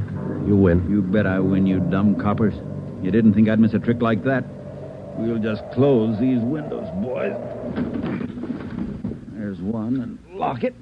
And here's... Here's your brother, Connie. Yeah. Hi, Al. Hi, Vern. You did it. I told you. I told you I'd do it, didn't I? That's far enough for the rest of you. Al, come on over here. You're crazy, Vern. You're crazy. Yeah, that's what they've been trying to tell me. We're going home, Al. How are you going to do it? There's a million cops outside. People all over town heard about this. They're holding the crowd back. They ain't gonna stop us now, Al. You'll never make it, either one of you. I got him this far, didn't I? We'll make it. Vern, you think we could do it? Hey, you. Yeah? You're gonna get a car ready for us, a fast one. Have it in front of the building. Move! All right, Friday, do what he tells you. Right. Hold it. Yeah. If you ain't back by 9 o'clock, the deal still holds. I told him I'd pull the pin at 9, Al, if they didn't let you out. You ain't fooling, are you, Vern? Will that gadget really blow? 4 miles high. You know what that means, Al? Yeah, but they won't let you pull it. We're getting out. All right, Copper. Get the car. You got 4 minutes. Hey, Ben. What happened? He spot me? Yeah, there's no time to explain that. Listen, we gotta work fast. Yeah. We had to bring Carney's brother over from the jail. I don't think he cares if they get out or not. He just wants to use that bomb, and for some crazy reason, he's waiting until 9. How much time we got? Let me look. Less than 4 minutes. How about the ledge? You think you can do it? Strong wind. You'll have to hang on like a fly. I don't know. I can give it a try. Okay.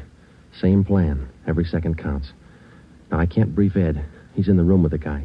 It's up to you and me. I'll get on the ledge from one of these offices. I hope I make it.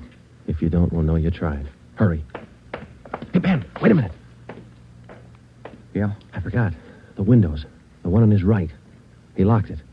You'll have to crawl around to the one on the left. You got it? Right. Okay.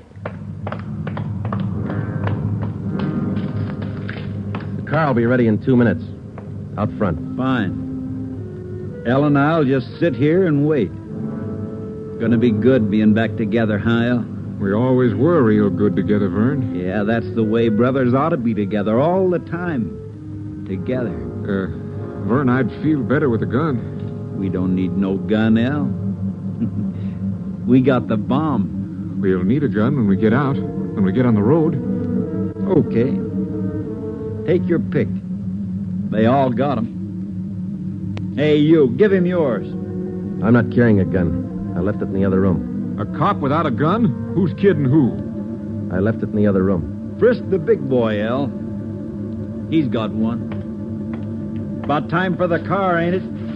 2 minutes to 9. Yeah, this feels like it. Right on his hip. Hey, Vern, look out! Grab him, Joe. I got him. Yeah. Get the box. Leave that gun alone. I got him, Ben. I gotta get his hand out of it. Run, Joe. Get it in the water. Run!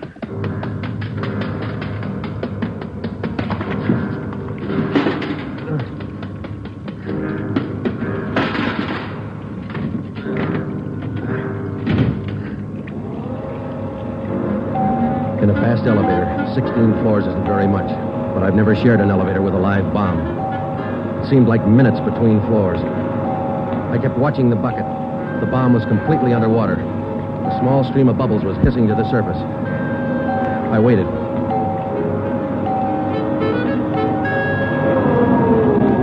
Main floor. I picked up the bucket and ran for the street. I missed the first step. I fell forward. The bucket spun out of my hand. I sprawled flat on the sidewalk. I waited for the explosion.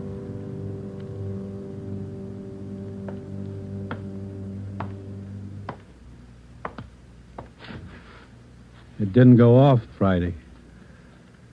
Yeah. I gave it a good chance, Lee. It was all there. Look. At least a dozen sticks of dynamite. Snyder, bring that over here. Here you are, Lieutenant. Thanks. Here's why it didn't go off. Had it rigged for a hard trigger pull. Would have taken a good yank to set this one off. Yeah. Hi, Joe.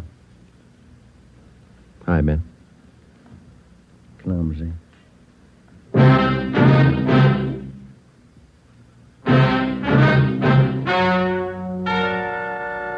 The story you have just heard is true. Only the names were changed to protect the innocent. Vernon Carney was examined by 5 different psychiatrists appointed by the Superior Court and was found to be incompetent. He is now confined in the state mental institution for the criminally insane. Elwood Carney is now serving the balance of his sentence with no time off for good behavior.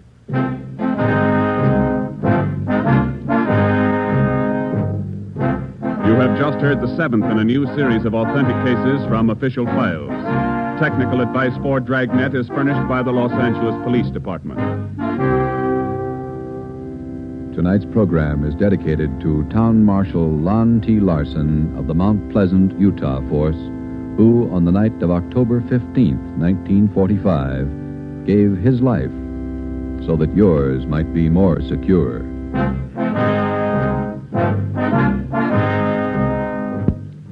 Dragnet came to you from Los Angeles. This is NBC, the national broadcasting company. Never borrow money needlessly, just when you must. Borrowed and where loans are a specialty from folks you trust. Borrow confidently from HFC. Household Finance Corporation offices are listed in your telephone book. Stay tuned to Hojo Radio. Ladies and gentlemen, Lockheed presents Mr. Herbert Marshall as the man called X. Look to Lockheed for leadership.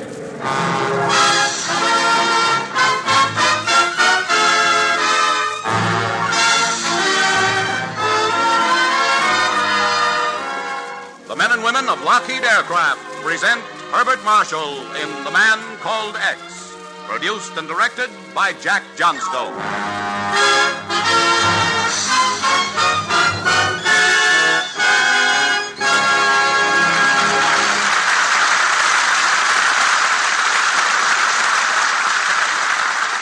The Man Called X. He is the man who crosses the ocean as readily as you or I cross town. He's the man who travels today as you and I will travel tomorrow. He is the man who fights today's war in his unique fashion, so that tomorrow's peace will make the world a neighborhood for all of us. He is the man called X.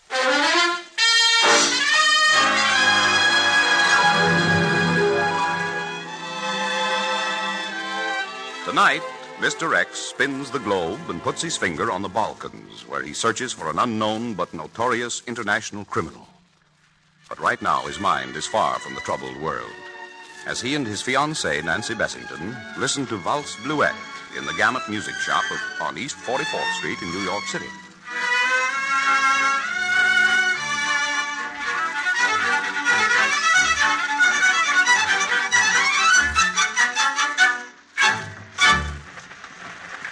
That's beautiful, Ken. Then we'll take it, my dear. Do you think they could play that for our wedding march, darling? Well, it might be rather tough to waltz down the aisle to, and Mendelssohn and Wagner will probably turn over in their graves, but if you insist... Have you decided to take it, sir? Yes, will you rap it, please? Certainly. It'll just take a moment. Darling, do you realize how many things we have in common? Good music, good books, good... Ken, are you listening? Petko. What did you say, Ken? Petko Todorovich. Pet who? Ken, where are you going? Nancy, that man just leaving the shop. Darn it. Now, which way did he go? Ken, what under the sun are you... Petko. I lost him in the crowd. And just who is Petko, if you don't mind? I haven't seen him since we were at school together in Switzerland. School? Oh, an old friend. Very close friend, Nancy. Well, thank goodness. For a minute, I thought you were getting mixed up in one of those things again.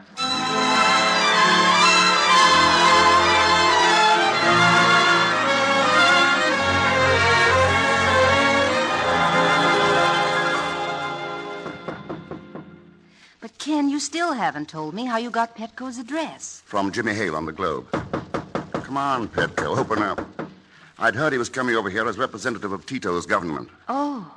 Well, then this isn't just a social call after all. Funny. Why, it's open. Petco, are you home or... Ken in that chair. Petco. Look at him. Yes, Nancy. Shot through the heart. But, Ken, why? I don't know. But he was here on important business for his government. And he must have been working when it happened. See, here's his typewriter. He was just writing a letter. It's to somebody named Anna. But it may give us some idea. Anna? But you know her, Ken? His wife, Nancy. Anna was in Switzerland the year I met Petco. She was very lovely. Oh? I was in love with her, too. Oh. But I left after that summer, and they were married a couple of years later. Oh, it'll be a terrible shock to her. They were devoted. Well, what does the letter say, Ken? Dearest Anna, you will never know the agonies I've suffered being away from you. And you will never know how I feel having to leave you again. But, my darling, day and night I dream of the time when we may be together once more. So bless you. And a million kisses from your loving Petco. Well, I didn't know either of them, but it makes me feel terrible. Nancy, you had the right hunch when I saw Petco leave the music shop. This is one of those things.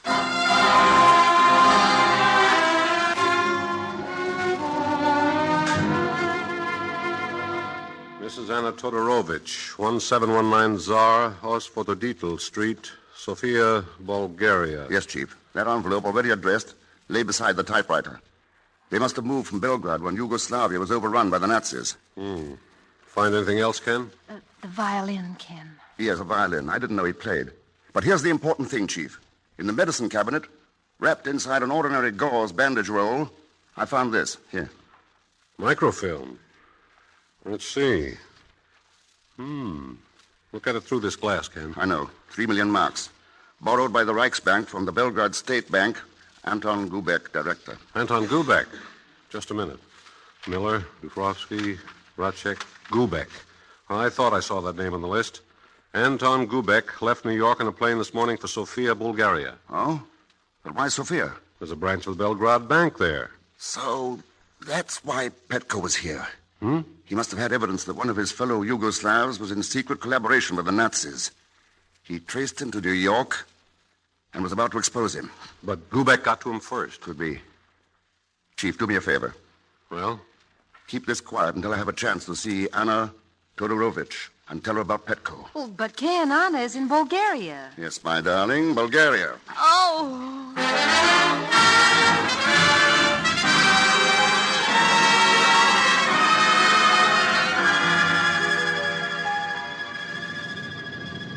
Landing at Sofia in 5 minutes. Sofia, sir. The plane continues on to Istanbul, Cairo, Ceylon, and Sydney, Australia. You may change for planes for Bucharest, Moscow, Aden, Baghdad.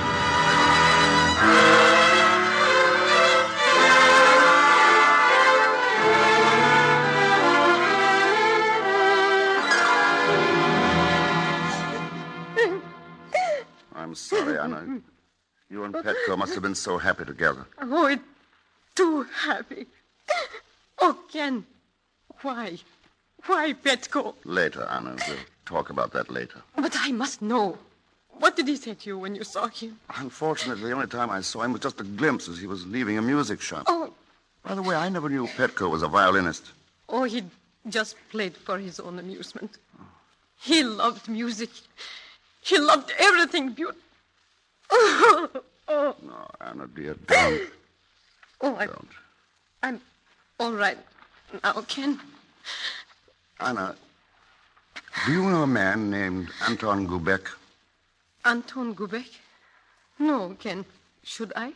Not particularly. I have an idea he's not a very nice man. But who Who is he, Ken? The director of the Belgrade Bank. He has offices here in Sofia. But, Ken, what has this to do with Petko? That's exactly what I want to find out. From Mr. Gubek.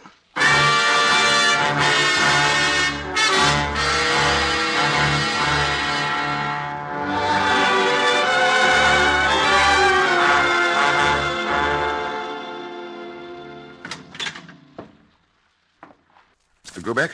Yes? My name's Thurston. Well, what can I do for you? Mr. Gubek, do you know a man named Petko Todorovic? Todorovich? No, I'm afraid I don't. Todorovic was found dead a few days ago in New York City. So? What has that to do with me? He was in possession of a photostatic record of dealings between this bank and the Reichsbank. My dear man, what bank has not had dealings at one time or another with banks of other countries? After all, finance is international. I'm afraid I fail to understand the purpose of your visit. Oh, I think you do understand. And is there any reason why you shouldn't tell me what you know? I haven't said I know anything. Well, in case you change your mind, you can reach me at the Grand Palace Hotel. Why should I change my mind? Because the police might be interested in knowing that you left New York on the day Todorovic was murdered.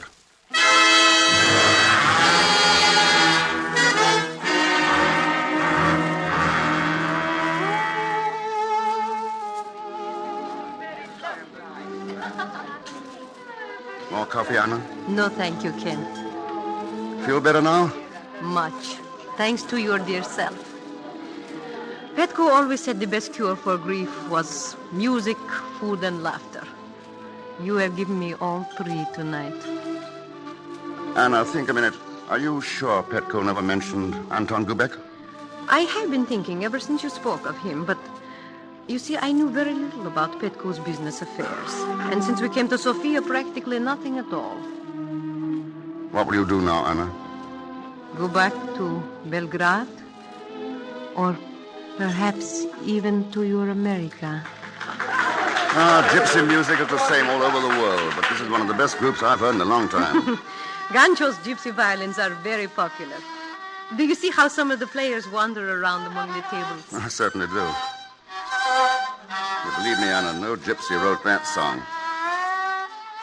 And that arrangement.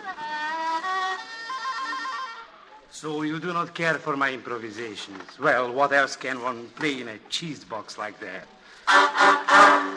Zagon Zellsmith. Hello, Mr. Thurston. I thought you'd never get here to Sofia, but it was worth waiting for. Will you introduce me? Oh, yes, Madame Todorovic. Mr. Zellsmith. Hello. Poet, scientist, musician, and admirer of beautiful women. I kiss your hand, madame. Well. You might as well sit down, Zagon. I suppose it's pointless for me to ask you how you happen to be in Sofia. Or is it just an unhappy coincidence? Surely, Mr. Thurston, you didn't expect me to abandon you in such a crisis. Why not? You've done it before. Yes, but only for money. And in case of extreme necessity. And speaking of necessity, Mr. Thurston, there is a little item. What, already? Well, in addition to the normal traveling expenses, it was expensive to find out your destination. Taxi drivers, baggage masters. Not a penny, Zagon. Our relationship at the present is purely social. No, well, in that case, I guess I better get back to my wretched job. Now, just a minute. What does Anton Gubek mean to you? Oh, you are a very fine psychologist, Mr. Thurston. When you say Gubek, I think of money. Go on, what else? What else is there to think of, Mr. Thurston? All right. What do you know about Gubek? Well, I know he returned to Sofia on this afternoon's plane. This afternoon? Yes, I understand that Mr. Gubek was delayed in Cairo. As a matter of fact, on my way down to my miserable work this evening, I saw him enter his own house with his luggage. Oh? Oh, a perfect abomination of Rococo. It's over there in 47 Koshkovo Boulevard. 47 Koshkovo Boulevard. Yes, and now, excuse me, Mr. X and the beautiful Madame. I must return. It is my turn to play a solo. Au revoir, Madame. And if you should need further assistance, Mr. X, I have very flexible business hours. Your friend Zagon is a comedian, Ken. Oh, he's amusing enough, but he's got a price list for every laugh. Anna, I hate to bring such a charming evening to a close so quickly, but I want to talk to Gubek tonight. So if you don't mind, I'll see you home first. Oh, don't bother, Ken. Just put me in a cab. After all, my house is a long way from Gascobo Boulevard.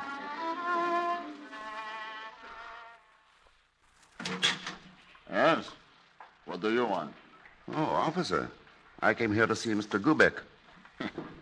There's Mr. Gubeck in there, on the floor. Dead. Wait a minute. This isn't Gubeck? No? Well, who do you think it is? This isn't the man I talked to at Gubeck's office yesterday afternoon. I don't know anything about that. But this man is Anton Gubeck. Then who was the man I talked to?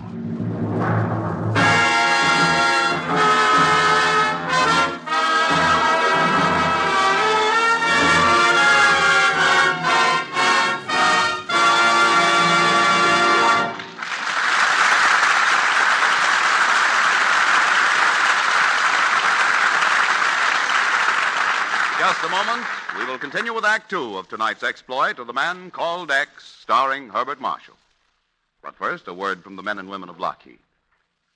Ladies and gentlemen, the Lockheed Constellation is the largest, fastest, highest-flying land transport in use today. It is capable of carrying 64 passengers, crew, and cargo across the nation in 7 hours. Its 4 engines provide a cruising speed of better than 300 miles an hour and a flight ceiling of well over 20,000 feet.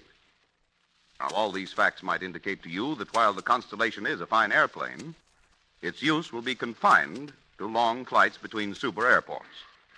This isn't true, of course. For all its size and speed and power, the Constellation easily takes off and lands in any standard airport. Furthermore, even on short flights of 100 and 200 miles, it has been found to operate more efficiently and more economically than the ordinary 2-engine transport you fly in today. Thus, while the Constellation is serving the air forces now, tomorrow it may serve the airport in your town.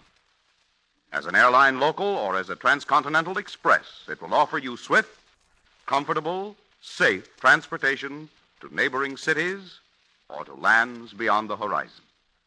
Again, ladies and gentlemen, remember the name, the Lockheed Constellation, another example of Lockheed leadership.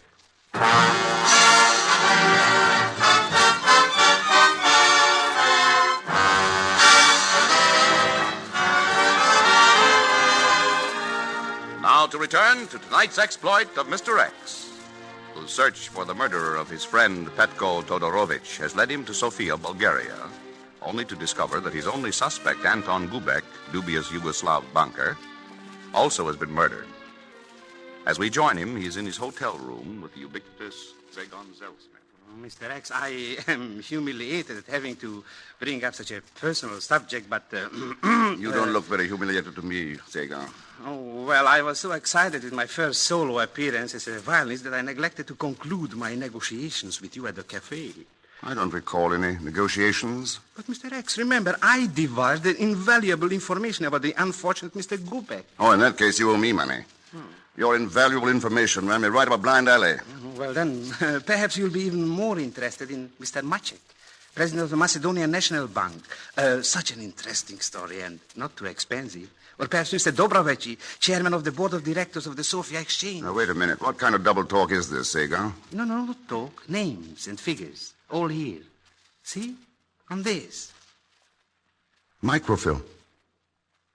Zagon, where did you get this? Oh, do not misunderstand me, Mr. X. I'm a man of scruples, but she was so beautiful, and I was only looking for her address. Well, whose address? Looking where? Why, your beautiful friend, of course, when her handbag lay on the table in the cafe. Zagon, it's hard to believe there could be worse scoundrels than you, but there are, and not half so amusing. Again, I am humiliated having to bring up a personal subject. Well, perhaps these American dollars will save you from further embarrassment. Oh, they do. I now recovered my dignity, and now as an honorable man, I must return this property to the beautiful lady. That, Zagon, is a pleasure I shall reserve for myself.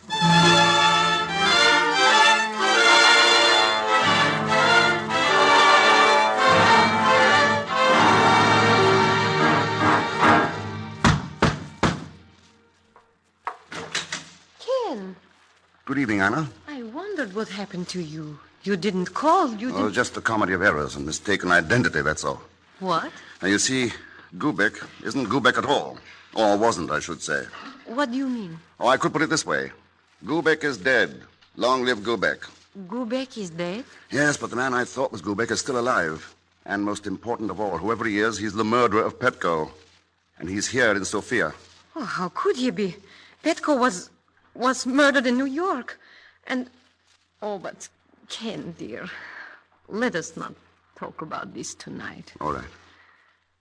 Shall we talk about a summer in Switzerland long ago?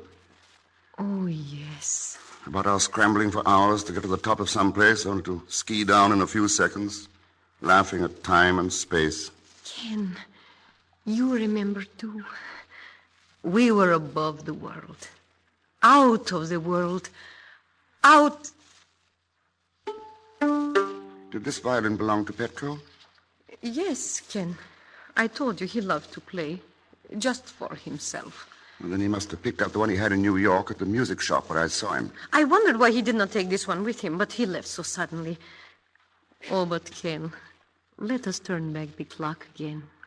And remember, you returned to America without my ever telling you.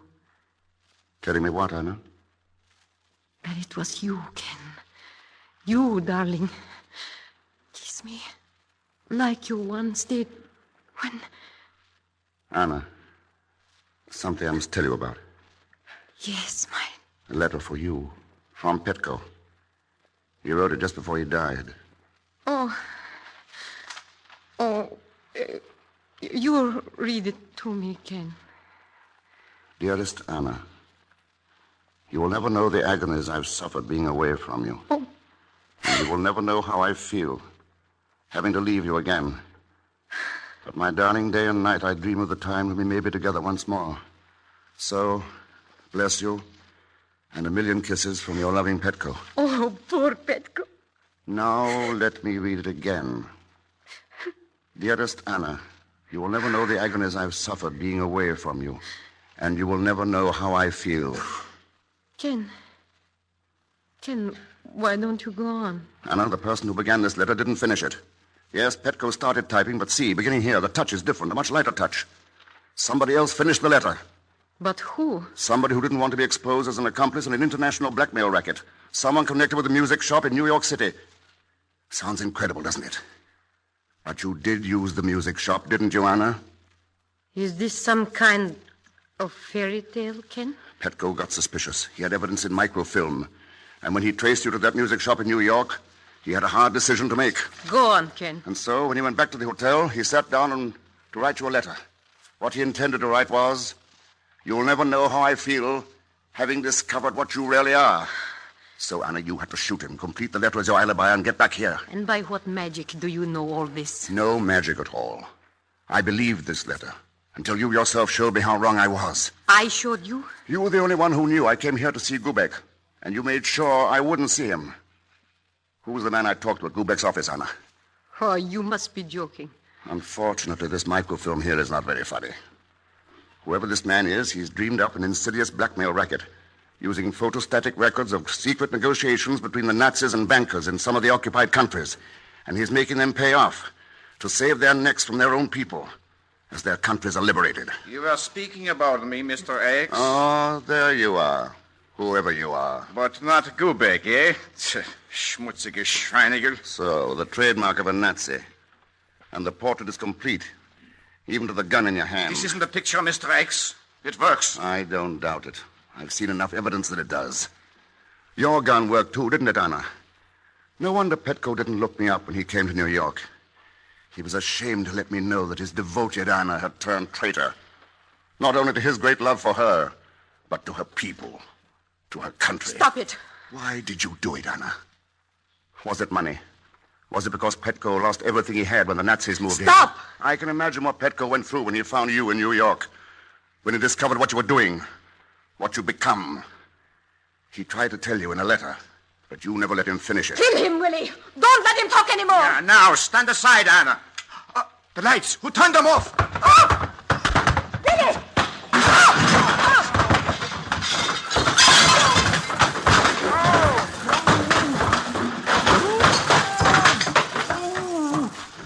swear by the father of my father, I am innocent. I didn't do it. Zagon, you. Oh, it's you, Mr. Thurston? What big hands you have. Can you find the light switch, Zagon? Naturally, I just turned it off. Right. There. And they've got away. You mean the beautiful lady and my friend Gancho? Gancho. So that's who he is. No, he's a lot of people. But mostly he was Willie Heinecke, a very high man once, a useful aide to von Papen himself. An unpleasant character. Well, Zagon, you saved my life by turning off that light. Yes, and for no compensation either. But, alas, now I am in a pickle. Gancho and his gypsies gone, my violin gone. And without a violin, Zagon is without a tongue. That'll be a new experience. But if it's a violin you want, there's one. Oh, that's a treasure. When I played with the Amsterdam Symphony, I had a Guarnerius. On my last concert tour in Budapest, it was an Amati. And now... Oh, pfui, another one of Gancho's cheese boxes. Wait, give me that fiddle. Why didn't I think of this before? That flat tone. Oh, it may not be a Stradivarius, Mr. X, but that is vandalism. Look, Zagon, the sound post. It should be cheese. Instead of a solid piece of hardwood, it's a hollow tube. In it, a roll of microfilm. So this is how your friend Gancho concealed his blackmailing evidence and shipped it abroad. No wonder I could never play the Paganini cadenza from Mendelssohn concerto on a Gancho violin. Zagon, you wanted the job. You have one. I'm open to suggestion for a slight consideration, of course. You know where Gancho has gone? Not yet, Mr. X, but Zagon is not only a virtuoso, he's also a bloodhound.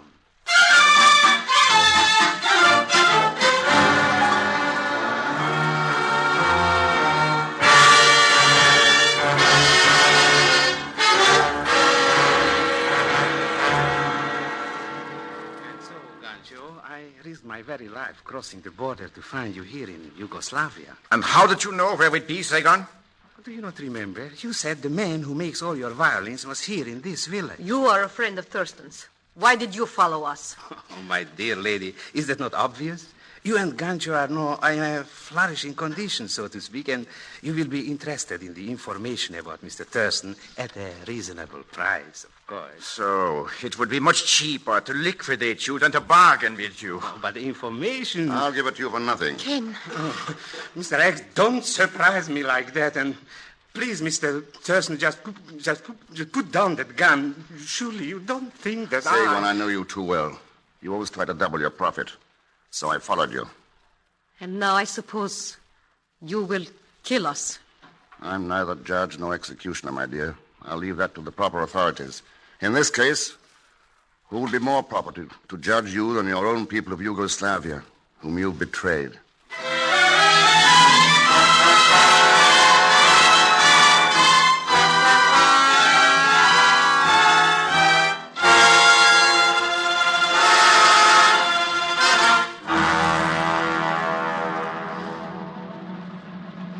What are they doing, Mr. X?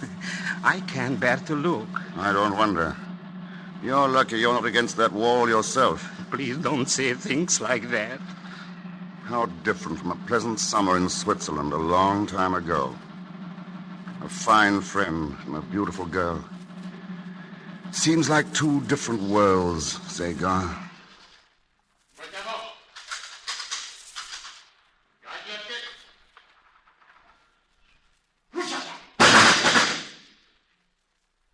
One of those worlds has ended.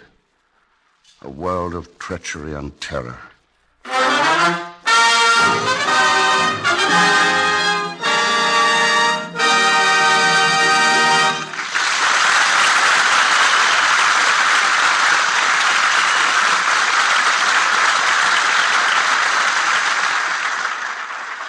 Before our star, Mr. Herbert Marshall, returns to tell you about next week's exploit of the man called X, here is an announcement from Blackie. Ladies and gentlemen, when the war is over and final count is taken on those American industries contributing most to victory, the nation's airlines will stand near the top of the list. Here at home, the airlines have worked tirelessly, night and day, to speed essential passengers and cargo. Overseas, the nation's airline crews operating for the Air Transport Command have flown to almost every point on the globe. Many notables have been piloted by airline men on over-ocean trips. President Roosevelt, Generalissimo and Madame Chiang Kai-shek, Generals Marshall, Eisenhower, and Arnold, Admirals King and Leahy, Queen Wilhelmina, Secretary of War Stimson, and many others. Taken together, airline crews have crossed the oceans thousands of times and have flown many millions of miles to foreign shores. Yes, the airlines of America are doing a vital job in the war effort, a job that foretells a great age of flight that you and every American will enjoy in peacetime days to come.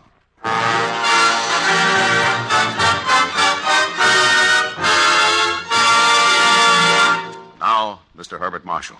Next week, I look forward to flying to the colorful West Indies, where a strange death occurs within the walls of an ancient church, where the only clue is a message that says nothing but okay. All leading to a climax involving a ton of high explosives. So join us, won't you, when next I return as the man called X.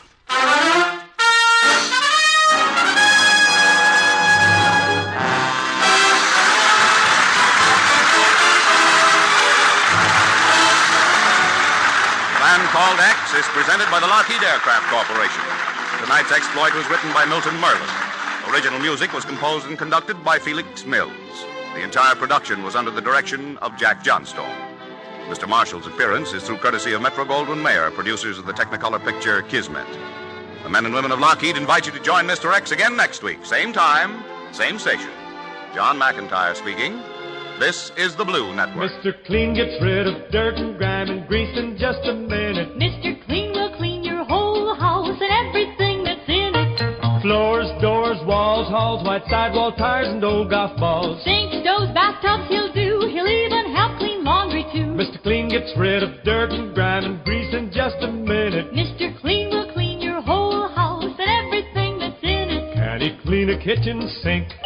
Quicker than a wink. Can he clean a window sash? Faster than a flash. Can he clean a dirty mirror? He'll make it bright and clearer. Can he clean a diamond ring? Mr. Clean cleans anything. Mr. Clean gets rid of dirt and grime and grease in just a minute. Mr. Clean will clean your whole house and everything that's in it. Mr. Clean, Mr. Clean, Mr. Clean.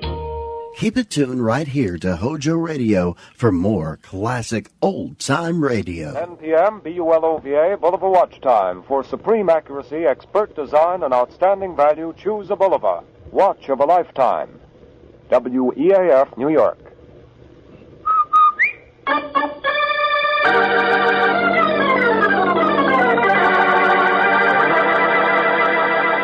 Rinso, R-I-N-S-O, Soapy Rich Rinso presents Boston Blackie, starring Chester Morris.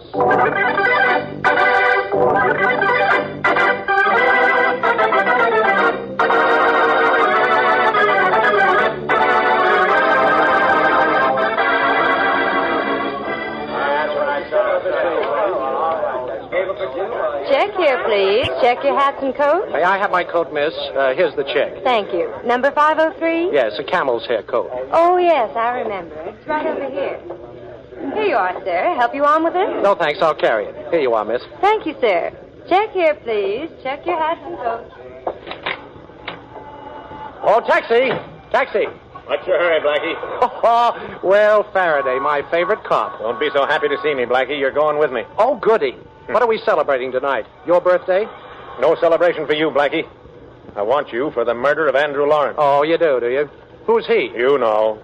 The caretaker of the Devon estate. Now, look, Inspector, I don't know any caretakers, and I never even heard of the Devon estate. I know, Blackie. What about those stains on that coat you're carrying there? They look like blood. Stains? Yeah, stains. Hey, wait a minute. This isn't my coat. Oh, let me see. Well, now, what's this on the label? It says here, Boston Blackie. Yes, that's my label, all right, but this isn't my coat. Oh, I suppose somebody sewed that label in another coat. Well, that's not bad for you, Inspector. Could be. Well, all I know is you're going down to headquarters and the coat is going to the lab. And I hope those stains prove to be blood. Well, I hope you don't get your hope.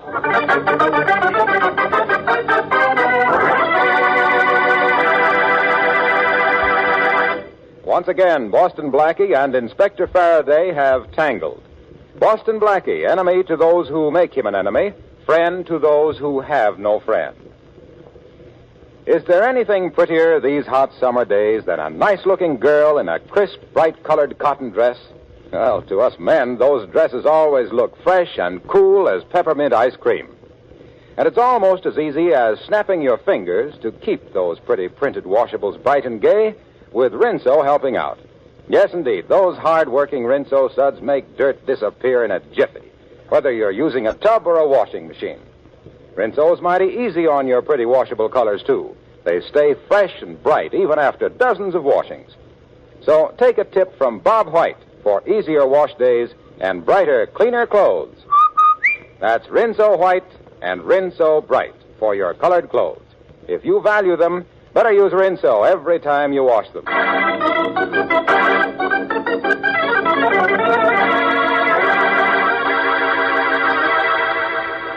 And now, back to Chester Morris as Boston Blackie, who is in Inspector Faraday's office, waiting word on the laboratory tests of the bloodstains found on the coat he was wearing.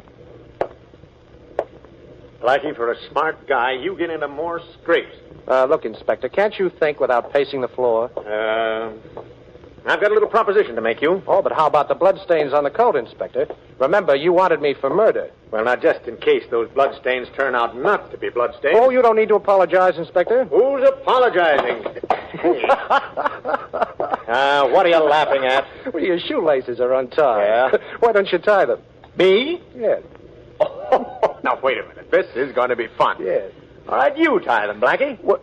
Now, really, Inspector, Yes, this you. is quite humiliating. I never fancied myself as a gentleman's gentleman. Gentlemen's gentlemen, cut out the double talk and come on, tie my shoelaces, Blackie. Oh, well, all right.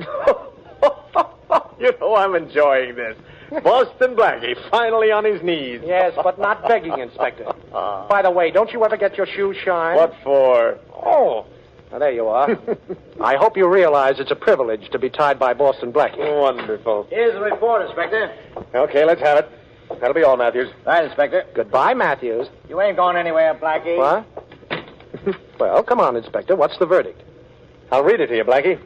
It says, quote, stains taken from the coat of Boston Blackie analyzed. Yes. Tests show them to be human blood matching that of Andrew Lawrence, murdered caretaker of Devon Estate. Signed, Murphy Police Laboratory, unquote. Well, that's it, Blackie.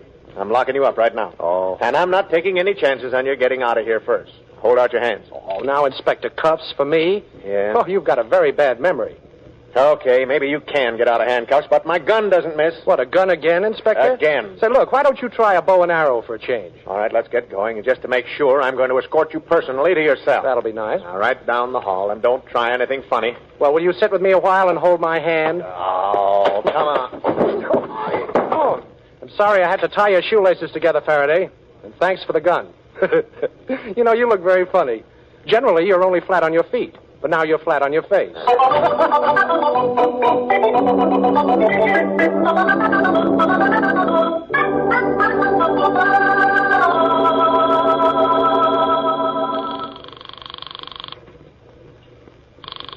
Don't they answer yet, Blackie? Not yet, Shorty.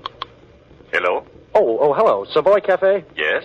This is the manager speaking. Well, my name is Jones. Yes? My niece works in your check room. I just arrived in town, and I'd like to talk to her, please. You mean Marion Macy? Yes. Well, she's not here. I'm sorry. She's gone home. Had a headache, she said. Left here about an hour ago. Oh, she did. Too bad.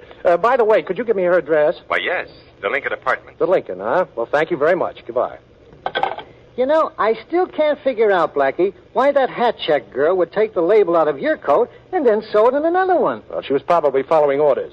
That's what we're going to find out. We're going to leave this hideout, Blackie? Yes. We're going to the Lincoln Apartments.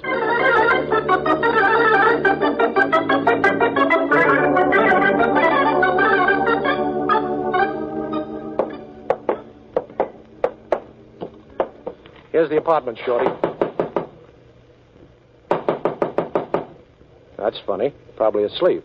But I've got to talk to her. Can you open that door, boss? Are you kidding? I've got it, Shorty. There it is. Come on. I'm getting a creepy feeling, boss, like I always do. Oh, Shorty, will you relax? Hey, what's this? What? Holy mackerel, the dame. Boss, that feeling of mine was right. Yes, it's the check room girl, all right, Shorty. She's dead. Come on over here and take a look. Oh, no. I'll take your word for it. Poor kid. Stabbed to death. Somebody's playing for keeps, Shorty. Somebody wanted to make sure I didn't find out who told her to switch coats. If Faraday walks in now, he'll try to pin us on you, sure. Come on, we better get out of here. Come on, boys. Yeah, that's right. There's nothing around here will help us. Shorty. Yeah? That caretaker was murdered out at the Devon estate. Yeah. So that's where I'm going.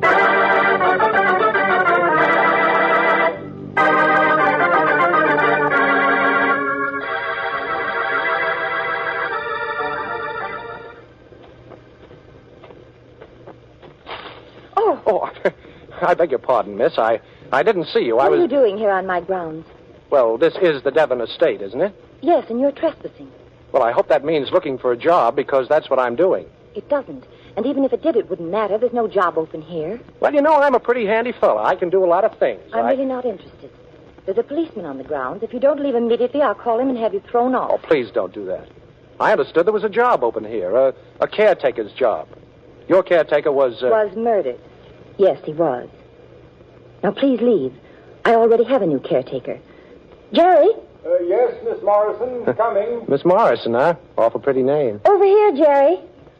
Will you go now, please, Mr... Oh, I'm sorry, Miss Morrison. My name is Jones, John J. Jones. I'm a detective.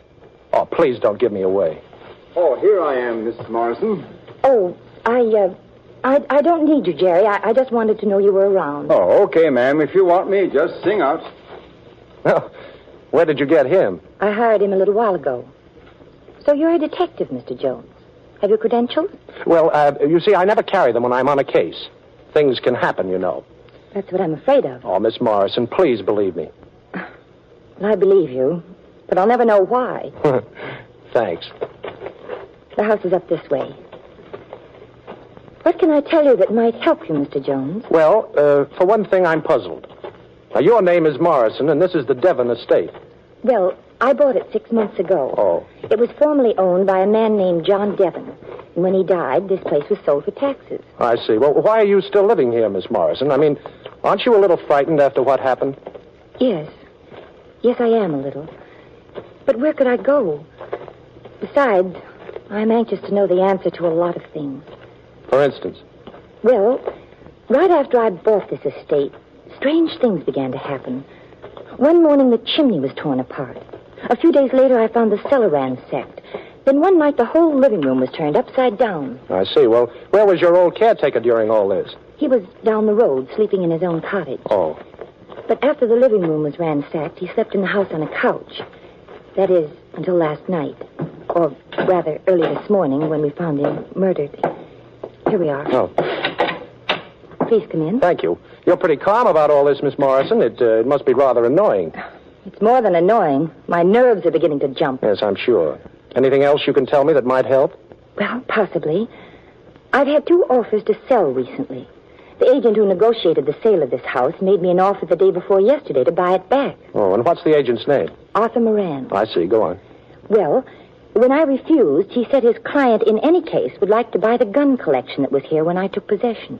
Oh. Well, are you interested in guns? Yes, and it's a wonderful collection. It came with the house. Well, it's obvious somebody is looking for something in this house. When he couldn't find it, he wanted to buy the house. When he couldn't do that, he wanted to buy your gun collection. And, of course, he was looking for... The gun collection.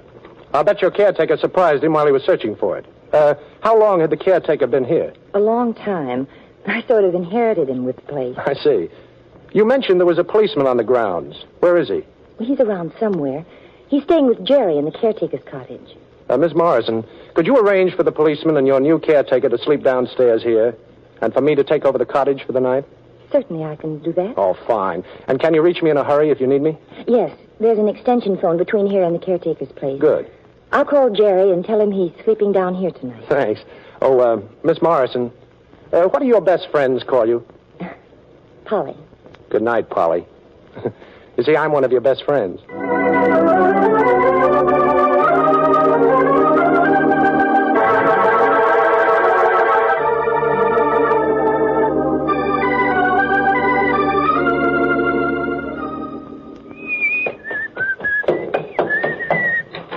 Good morning. Hey, what's this? Hey, wait, Jerry. Jerry, I'll have you untied in a minute. Oh, even my Aunt Hattie couldn't talk with that gag on. I better take it off. There. There. Now, what happened? I don't know. I went to sleep last night on the couch here, and during the night somebody tapped me on the bean. And when I woke up a little while ago, I was tied up and gagged. Yeah. Oh, there, you're not tied up anymore. Now, where's the cop that was with you? I don't know. Uh-oh. There he is, over in the corner. He's tied up, too. Get him loose, Jerry. Oh, take a look at this place. It's a mess. Everything's turned upside down. Well, never mind that. I want to find out about Miss Morrison.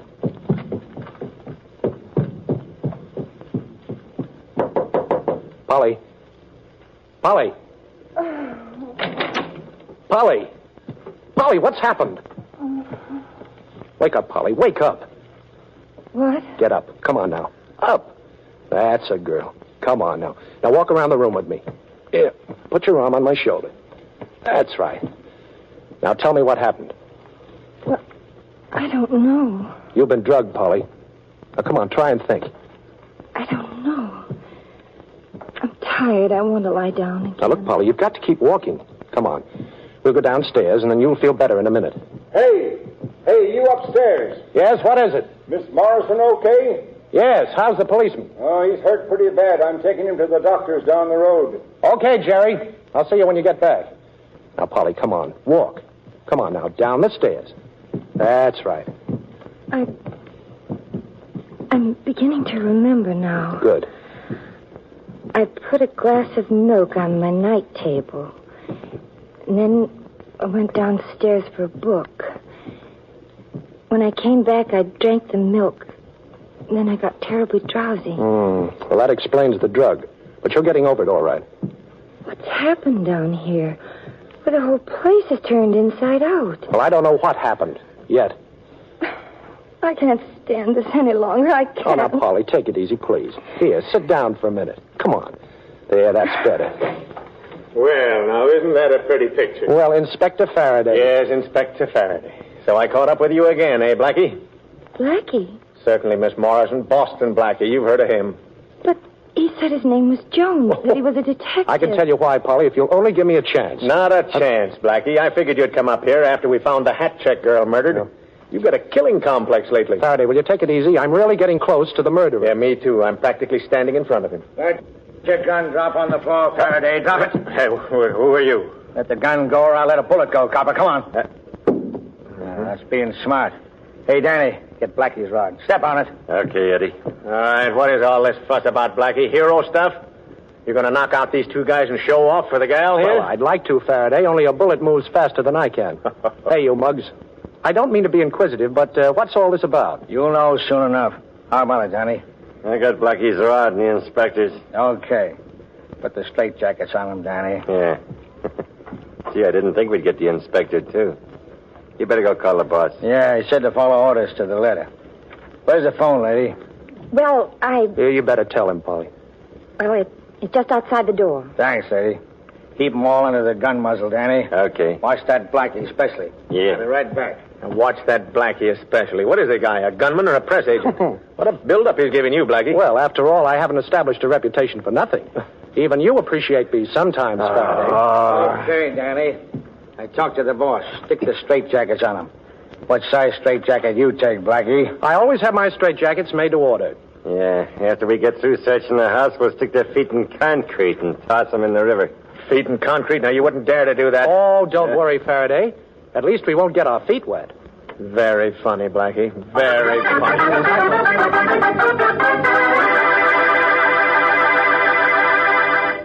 Don't do it the hard way, ladies. Take it easy. What am I talking about? Why, dishwashing, of course. And the way to take it easy is to let Soapy Rich Rinso take over. Because those lively, hard-working Rinso suds get right after every little bit of clinging grease and all those sticky food particles and chase them away quick as a wink. Just try it. And by all means, have Rinso handy for wash day. This hot weather, you certainly don't want to knock yourself out doing your wash the hard way either. Well, remember, Rinso not only makes wash day a cinch, it helps you turn out a wash you're really proud of. I'll bet you'll be singing your way through wash day like this. Rinso, right, rinso, right, happy little wash day song. Rinso, right, rinso, right, Birdie sing it all day long. Your fine feathered friend has a message to send, so listen, you can't go wrong. Rinso, right, happy little wash day song. So get Rinso tomorrow. And now, back to Chester Morris as Boston Blackie.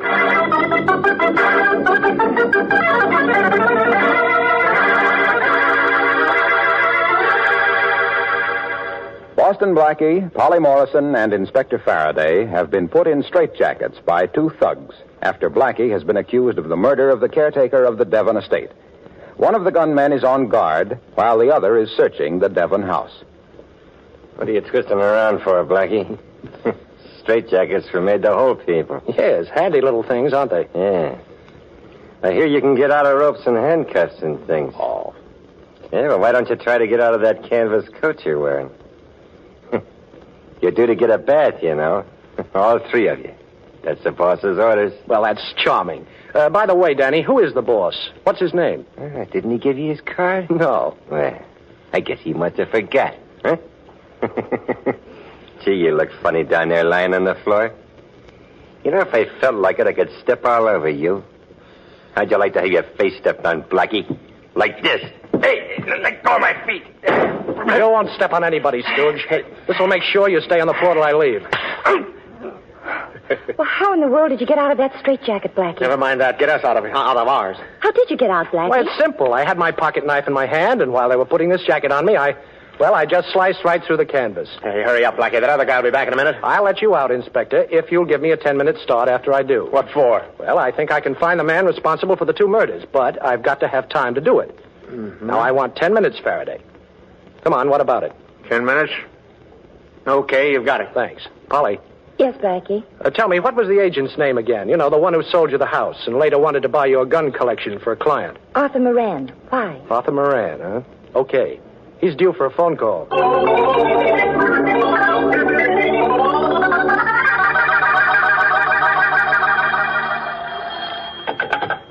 Hello? Mr. Moran? Yes? This is John J. Jones. I'm working with the police department, and I'd like some information. Yes? Who instructed you to try to buy the Devon estate back, and who wanted to get the gun collection? A client of mine in South America. I see. Well, what's his name? Parker Adams. Why, what's this all about? Oh, just checking, Mr. Moran. Who is Adams? Well, he was involved in a scrape here 5 years ago and went to South America to live. Well, why did he want to buy the Devon estate and the gun collection? Well, I haven't the slightest idea. All I know is that he sent a check every week to Mr. Devon from Brazil. Mm-hmm. I believe he owned a coffee plantation or something. Well, thank you, Mr. Moran. That's all I wanted to know.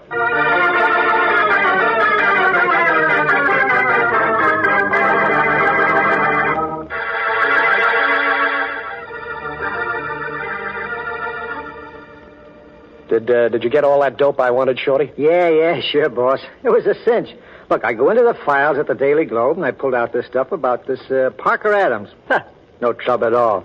And say, no wonder this guy Adams had to go to South America. Just put your peepers on this clipping, will you? Yeah? Oh. Yeah, I see what you mean. Come on, Shorty. We're going up to the Devon estate.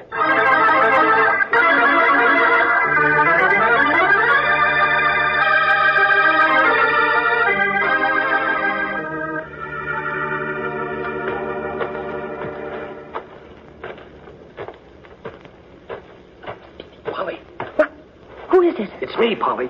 Blackie. I'm over here in the bushes. Is the coast clear? Well, there are two policemen in the house and one outside. Okay. Polly, I think I found out something. I know who the murderer is, and I know why he's ransacking your house. But, Blackie, how did you find that out? Well, I checked the newspaper files on a man named Parker Adams, who asked Moran to buy this house from you and then wanted to buy your gun collection. He's in South America now, but he was a suspect in a murder case 5 years ago. But what has that to do with what's happened at my house? Well, you see, this Adams wasn't convicted because the police couldn't prove him guilty. They couldn't find the gun. And you think the gun is in my house? Yes. And the Devon was blackmailing Adams with it. Polly, I've got to get by those two policemen and get into the house and find that gun. But, Blackie, how? Oh, let's see. I'll tell you what I'll do. I'll climb that tree by your window and then drop to the first-floor roof. Yes, I know, but the policeman outside... Yeah, I know. I'll throw a rock in the pool. That'll keep him busy while I get in the house. Where is the gun collection, Polly? In the library. Fine. I'll meet you there. Blackie, be careful. Oh, sure. Well, here goes.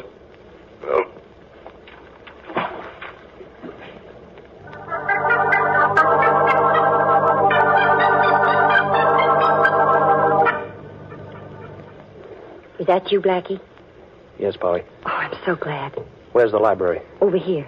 The gun collection's in this room. Come in, Blackie. Good. Now, we've got to work fast. Now, where are they? In a box in this desk. I'll show them to you. There's a drawer here, but you'd never find it unless you knew it was there. Here they are. Take a look at them. Ooh. Say, this is a fine collection, Polly. All old-timers, too. You know, I was pretty sure that one of them was the gun that Parker Adams killed a man with 5 years ago. But I can see now that I was wrong. But you said you knew who the murderer was. Oh, sure I do. And I know why he did it, but I can't prove it. I'm just a dummy. Dummy. Hey, wait a minute.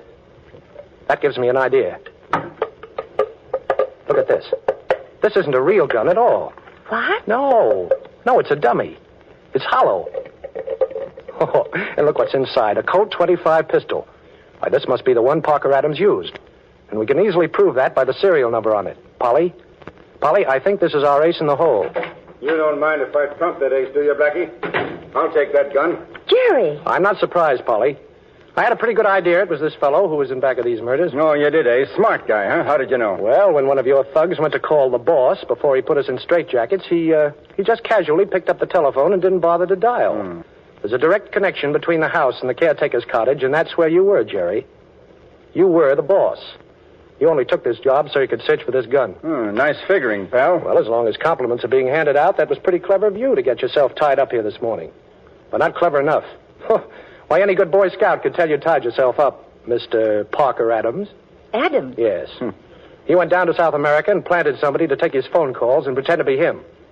It was simple, but effective. Listen, I've spent a lot of time and money trying to get that gun back, Blackie. Yes, and killed 2 people trying. And now it's going to be 4. And, Miss Morrison, don't keep looking over my shoulder for your cops. My boys are taking care of them. Okay, Blackie, give me the gun. Now, just a minute. Let me get this straight. The caretaker recognized you when you were ransacking the house, and you had to kill it, right? Well? And you had to get rid of the blood-stained camel's hair coat you were wearing. And then after you had the hat-check girl switch coats and sew in my own label, you had to kill her to keep her mouth shut. Oh, she didn't pick your coat on purpose. It could have been any camel's hair coat. Oh, well, I know the rest. Devon was blackmailing you because he had this gun.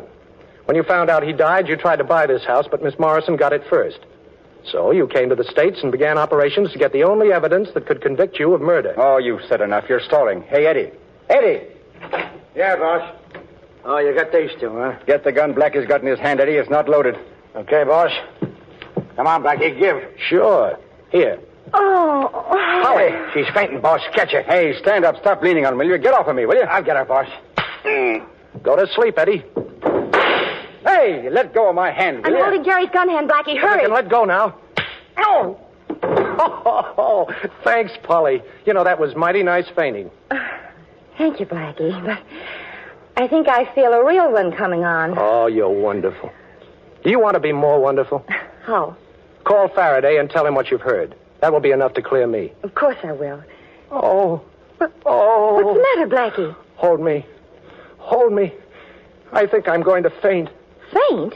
A big, strong man like you? Well, it seems to be the only way I can get your arms around me.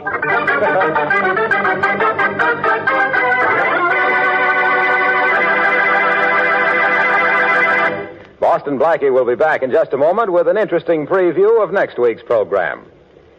Now, you've heard about the language of music, ladies. Do you know what this means? That's right, Rinso White. And it means the cleanest, freshest, whitest wash you could ask to see. But you can't get clothes that clean with lazy, old-fashioned soaps. You need a hard-working, lively soap like Rinso. Because Rinso actually gets out more dirt. Why, Rinso just soaks clothes clean, often in as little as 10 minutes. And then a few quick finger rubs on extra dirty places, and there's your Rinso White, Rinso Bright wash. Yes, for a wash that you'll be really proud to hang up on your line, get Soapy Rich Rinso. And now a brief glimpse of next week's adventure. Hello? Hello. Say, I'm supposed to meet a young lady in your lobby there, and I've been delayed. Would you mind having a page, please? Why, sure. What's the young lady's name? Her name is Alice Manletter. Miss Manletter? That's right. Why, she left here just a minute ago. She met someone she was expecting and left with him. Well, That's impossible. Miss Manletter didn't know a soul in New York. Oh, I wouldn't know about that, but she told me she had an appointment with a Mr. Boston Blackie. And that's the man she left here with. Well, but that can't be possible. And why not? Because I'm Boston Blackie.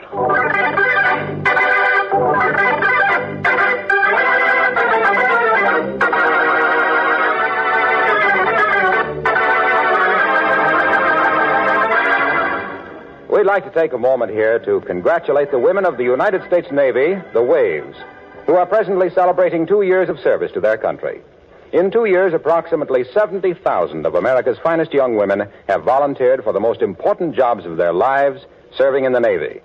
Waves work hard at important war tasks, but they keep their individuality, have plenty of fun and enjoyment with good companions, and have great pride and satisfaction for a job well done.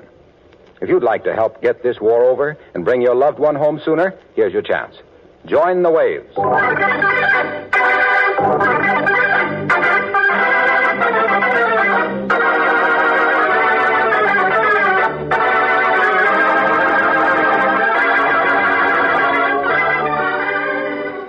Be sure to listen at this same time next week for another exciting adventure with Boston Blackie. You can see Chester Morris as Boston Blackie on the screen at your favorite movie theater. Boston Blackie's latest Columbia picture is One Mysterious Night, soon to be released. Richard Lane appears as Inspector Faraday, music by Charles Cornell. This is Harlow Wilcox saying goodnight for Boston Blackie, brought to you by the makers of Rinso, the soap that gets clothes.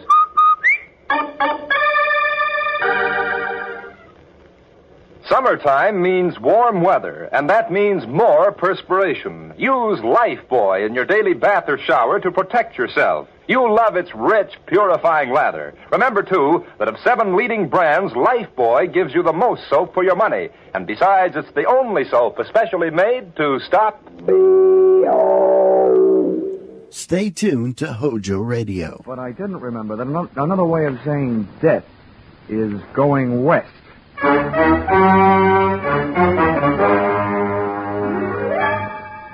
This is another in the adventures of America's fabulous freelance insurance investigator, Johnny Dollar.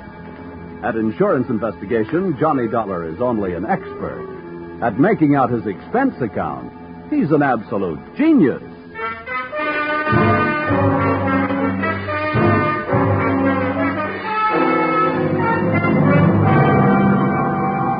Expense account submitted by Special Investigator Johnny Dollar to Old Caledonia Insurance Company, Hartford, Connecticut.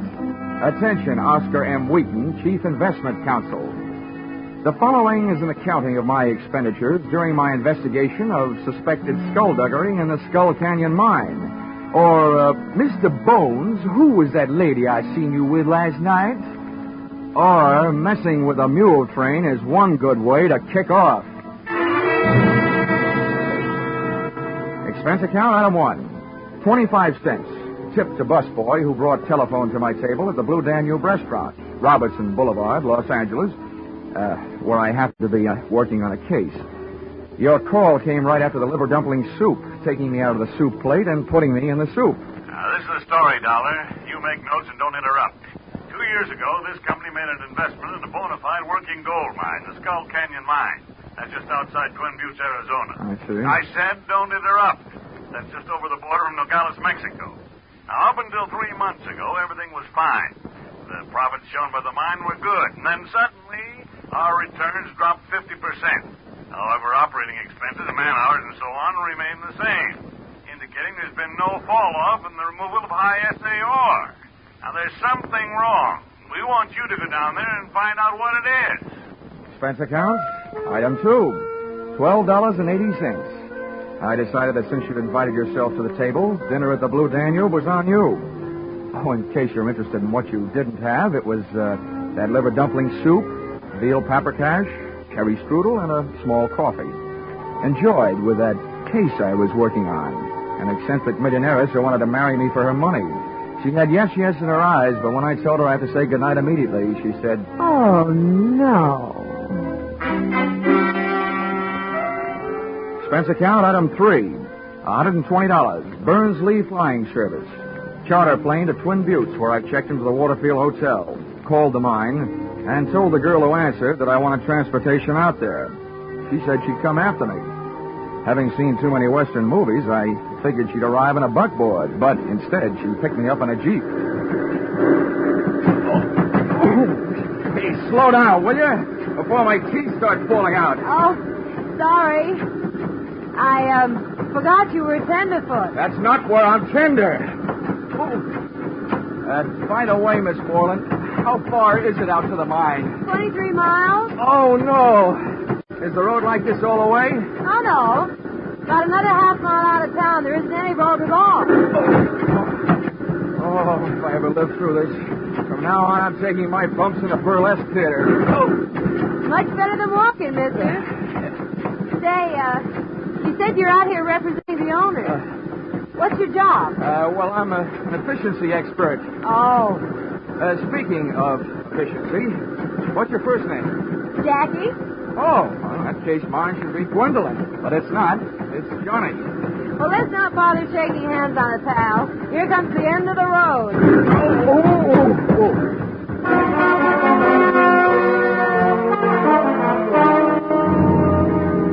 The scenery was jumping around like a home movie.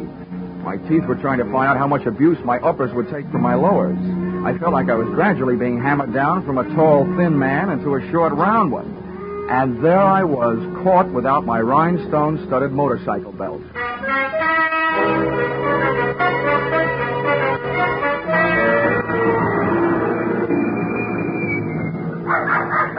Well, here you are. Want me to help you out? Oh, very funny. Go away. Get lost, you little monster. I admit I look like a bag of bones, but I'm too young to die. Oh, no. Oh, be a good dog now. Lie down, Nugget. Down. Yeah, Nugget, drop dead. This the mine office? This is it.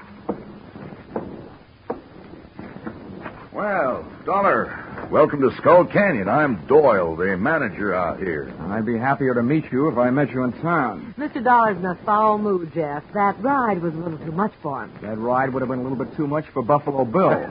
Well, that's how Jackie keeps that figure as trim as she does. Now, come on inside, Dollar. That's where the books are, and that's where the chairs are. With cushions, I hope. I'll see you guys. All right.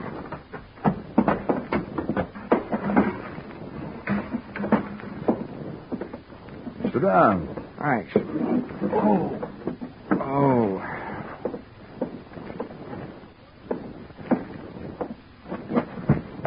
Well, there you are. You'll find all the figures right in that big, fat book. All but Jackie's. Well, I'm not in any hurry to do my arithmetic. Tell me, what do you think of the results around here? You know more about it than I do. How are things going? Well, Dollar, I'll tell you. It was going better than it is right now. Mm-hmm. Just a few months back, we worked out a pay vein. I'm hoping we'll pick it up again any day now. That sounds reasonable. Any trouble? Help, equipment, working conditions? Well, working conditions could be a lot better, but that's a geographical problem. You see, the mine is located here, and the big water supply is 8 miles west. We haul the ore across the desert by mule train to the smelter. If it's cheaper than trucks, we'd have to build a road for them. Out here, hay is cheaper than gasoline. You'd like to take a look at the mine? Frankly, Mr. Doyle, I'd just as soon climb up a chimney. I hate dark, confined spaces.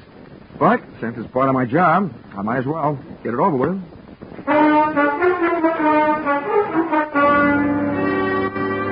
The entrance into the mine was through an adit, a horizontal shaft into the side of a hill. We rode in on the tail end of a small red dynamite car, drawn by a donkey, junior grade, a burro.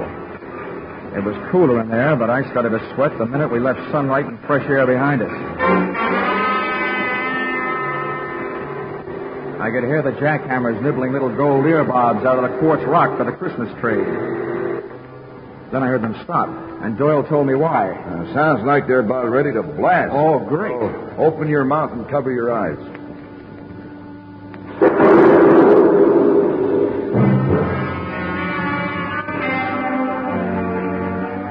150 yards deeper into the earth, I was beginning to think that mankind is mighty hard to satisfy. The Lord gave us the world's whole surface. Then we had to go and invent gold mines and airplanes. And right then, I'd have settled for an airplane. Oh, what's the matter, Dollar? You look a little green. Oh, feel a little green. Well, look. Take some deep breaths and hold them as long as you can. Okay. Yeah, there. That'll perk you up. Well, this is it. Right here is the only place we're working. Didn't help. So this is it, huh? Well, let's see the rest of it. What? I told you, this is it. This is the only place we're working. Okay, you guys. Keep it moving. Hold that oar. Fill 'em up. Come on, bend your back. Well, let's get out of here, feller. Okay, Doyle. I've seen what I came to see. And I also figured I had heard what I came to hear.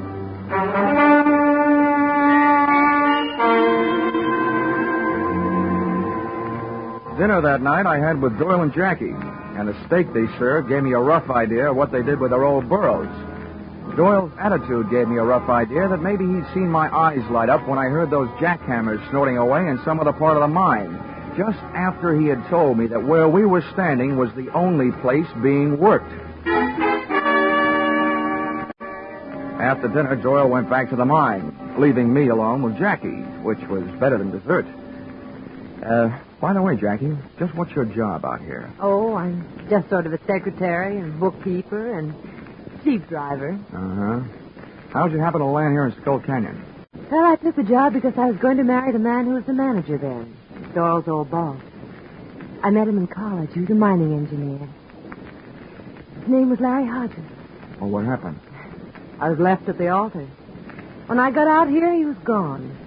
Guess he got stage fright and changed his mind. Anyway, nobody's heard from him since. Least of all me. Come on, I'll show you where you sleep.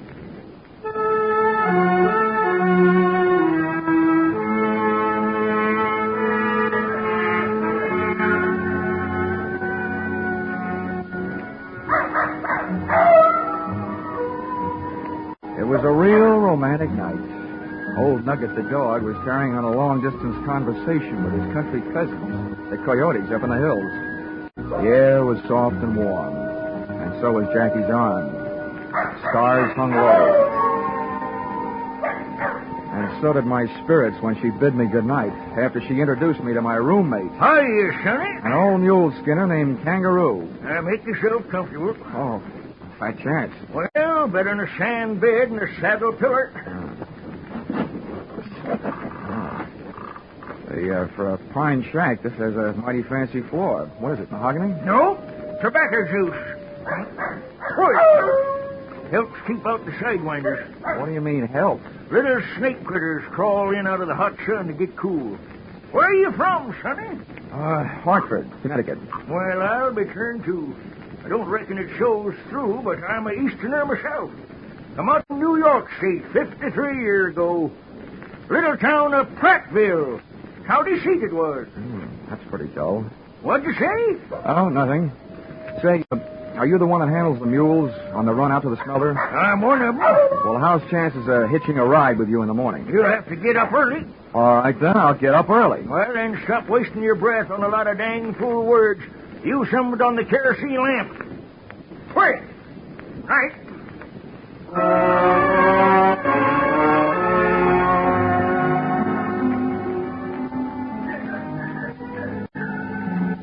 I lay awake thinking about that jackhammer I'd heard working the supposedly inactive end of the Skull Canyon mine earlier that day. This didn't take too much pounding into my skull before I decided that Doyle was working on a vein for his own personal profit. I also knew that for him to convert the ore into gold, he had to get it to a smelter. So I figured that the mule skinner, Kangaroo, was the best place to start asking questions. It's funny how a sleepless night can sour the beauty of a desert sunrise.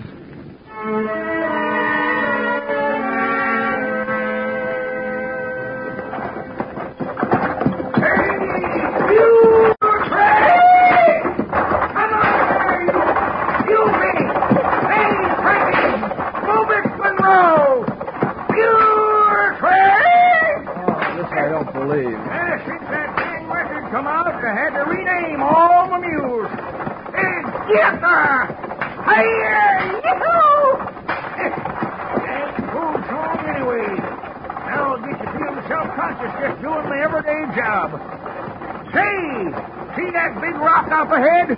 Near the mouth of that little itty-bitty side canyon? Yeah, I see it. That's Halfway Rock. Means we're halfway to where we're going. I'm sorry it isn't all the way, Rock. I wish we'd get there. The sun's getting awful hot. Why, it ain't nothing, Sonny. Some days that old sun's got your tongue hanging out your fur. Gets a real nice tan. How you stand it? Hey, what's that stomach pump doing way out here? Stomach pump? What in tarnation are you talking about? That's a clever name for a light airplane. Hey, looks like he's getting ready to give us a buzz. Hey, Jules! Hey, you, Monroe! Steady blast! Monroe! Doggone it, he's the loudest mouth ding-ding old mule I ever did hear. Hey, here he comes. Hold it, hold!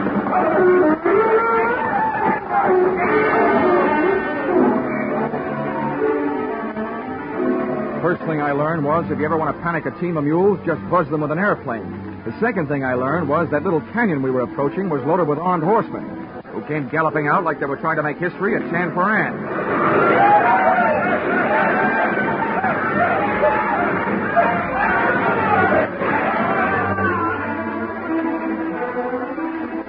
The gunman didn't do anything to me except hold me at bay, while the plane picked itself a landing and disgorged its one-man air force. Buenos dias, amigos. Why, you don't look happy to see me. Maybe my friends scared you with their guns, eh? Hey, old man. Who is this new boy who ride with you today? His name's Dollar. Right now, I wish it was Hopalong Cassidy. Well, let me introduce myself. They call me El Puerco. That's because I look like a pig. Maybe it is because I'm so greedy, too. I want what you got with you. Why, Galdern, your miserable sunbaked hide. Now, take it easy, old timer. It's okay. All I've got on me is a wristwatch and a few bucks. Let them have them. And besides, what's he going to do with a wagon load of unrefined gold ore? You talk like a little boy. I know what you have with you, and I know where it is. It's under the seat. The little white bags. $30,000 of pure gold.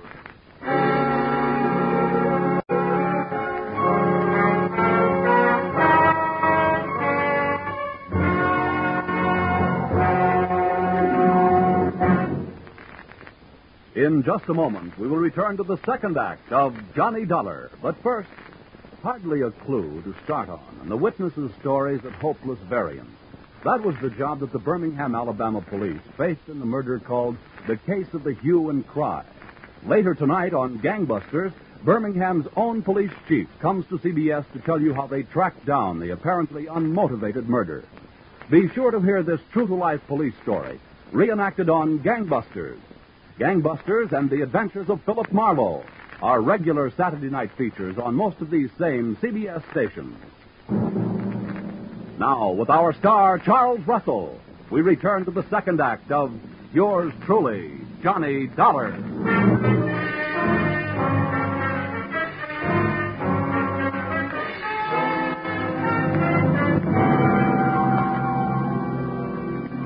So there I was, Johnny Dollar, efficiency expert. I'd efficiently gotten myself in trouble. I was efficiently letting El Puerco walk off with a large part of your gold, and stood a good chance of efficiently getting myself shot in the belly. There we are, amigos. I feel better now the gold is in my little aeroplane.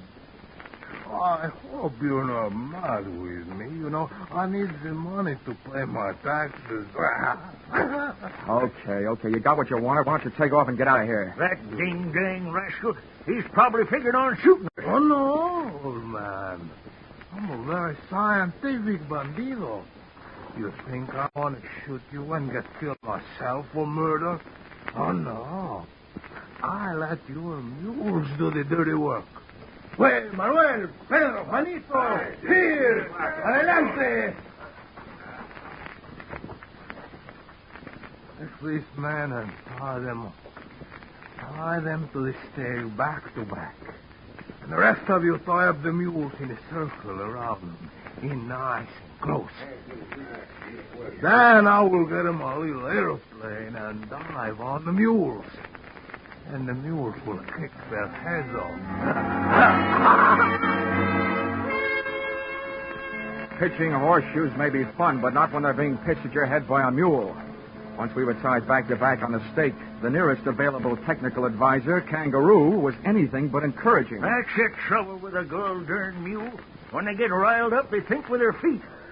Here he comes. Oh,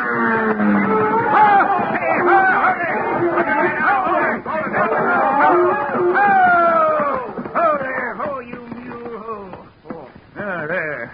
I guess we showed him. Yeah. I ain't strung mules 40 years for nothing. I can handle them. Oh, nice going, Kangaroo. Now, listen, Sonny, I got me idea. Yeah, what is it? Well, go something like this. Hey! Oh!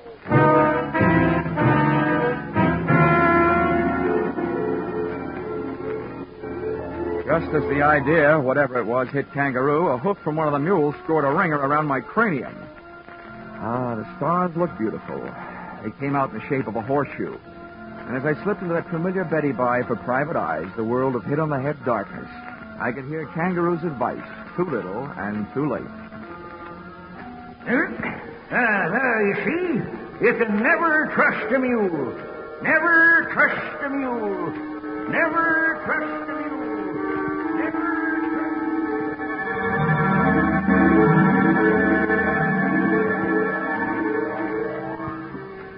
A long time later, the curtains of my eyelids went up on the next act.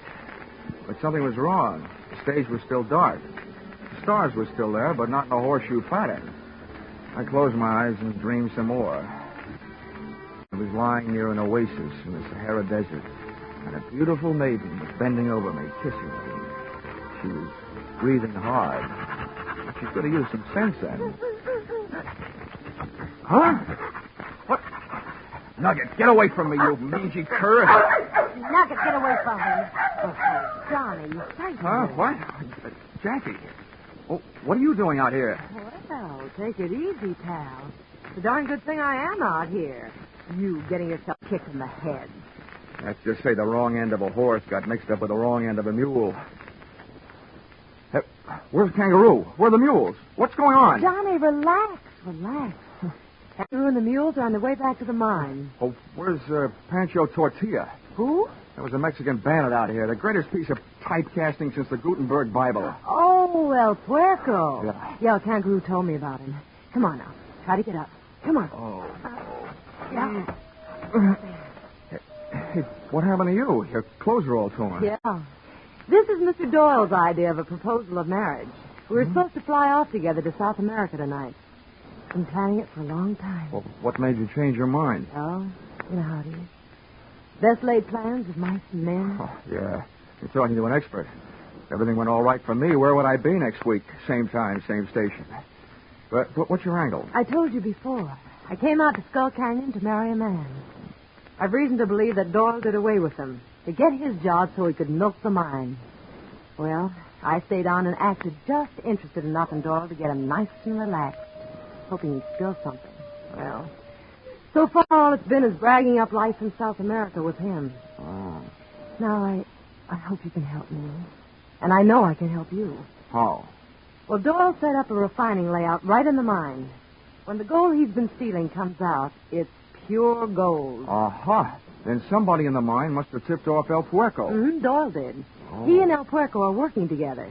El Puerco's job was to get the gold across the border and you out of the way. I see. Well, listen, you ever been in the mine? I mean, could you show me the way the refining layout? Oh, no. Doyle's never let me inside. Well, how about the charts of the mine? They're in the safe. I've got the combination. If we can just get in without Doyle seeing me, I can get them. Now, leave that to me. Come on, let's get going. Wait a minute. How do we get back? Well, I came out in the Jeep. Oh, my aching head.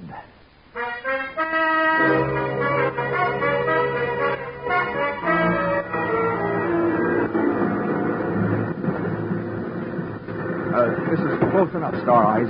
We better pull up right here. All right. Nugget, quiet. Say, The wedding may be off, but it sounds like the reception is still on. No, that's the regular Saturday night square dance. Oh. Well, look, from here, which way is the office? I'm lost. It's right over here. Oh. Come on, I'll show you. You were in it yesterday. When we rounded the corner of the office building, my heart was doing a dozy-do.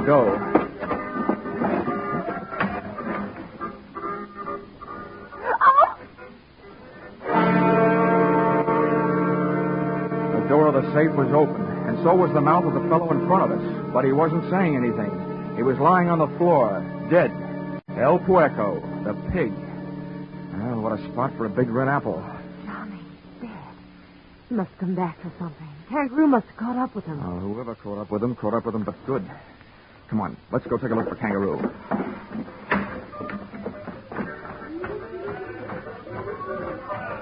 Wait. Yeah. Careful, darling. The door may be in there. Boy, tight spots really give that word darling a good workout, don't they? Okay, darling. Wait out here. I'll be careful.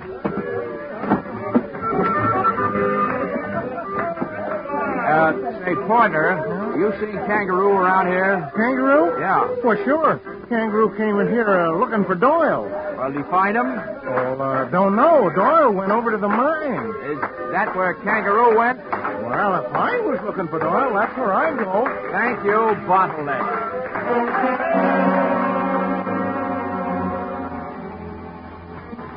I don't know why I was in such a hurry heading straight into trouble. But the trouble started popping before we got to it. Oh, poor Kangaroo. Jackie was only guessing, but I could only hope she wasn't guessing right. Johnny, Johnny, I thought I saw something flashing just inside. Probably somebody's last spark of life. Now, take it easy. You stay right here. I'll move in from the side of the entrance. No, I don't... Oh, all right. Be careful.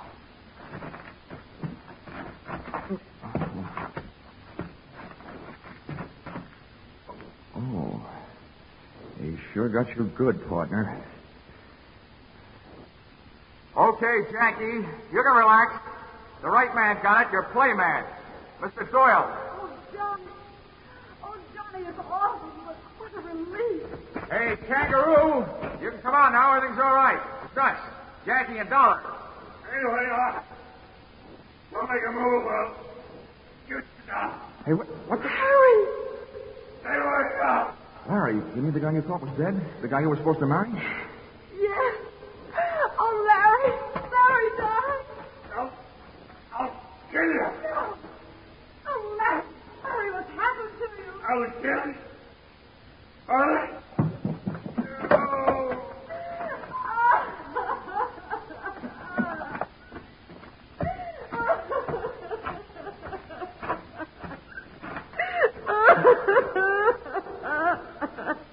Come on, kid. He wasn't worth waiting for anyway.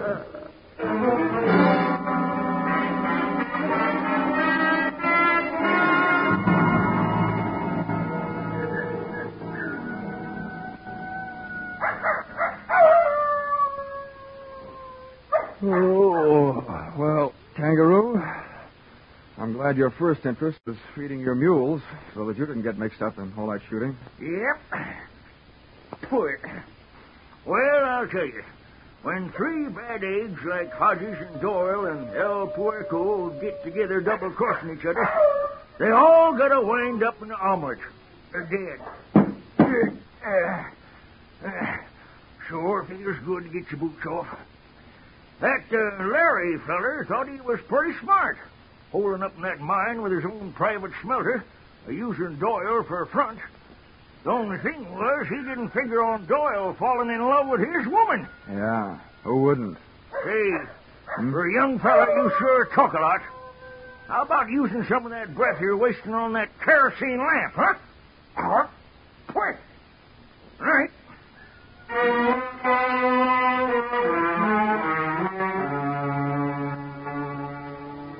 Expense account, item 4, $6.10. 1 quart snake bite medicine, 32 ounces of prevention in case a snake should bite me. Item 5, $3.40, with which I purchased the nicest gift I could think of for a gal in Jackie Moreland's position. A telegram to you, requesting that you give her a job she very much deserved.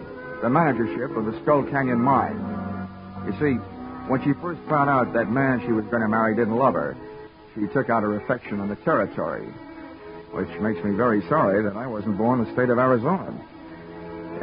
Expense account item 6, $164.35. Transportation, Twin Buttes to Hartford. Expense account total, $947.99, which makes just about as much sense as you can make without making it a dollar. Signed, yours, no charge for that double talk, truly, Johnny Dollar.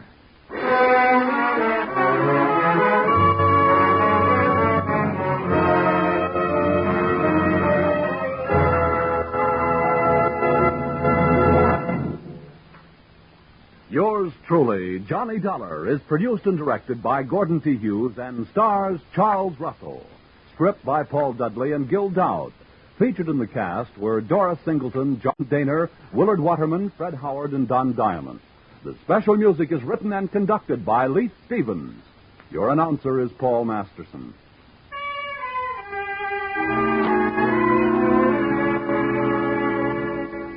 Be sure to be with us at the same time next week when another unusual expense account is handed in by yours truly, Johnny Dollar.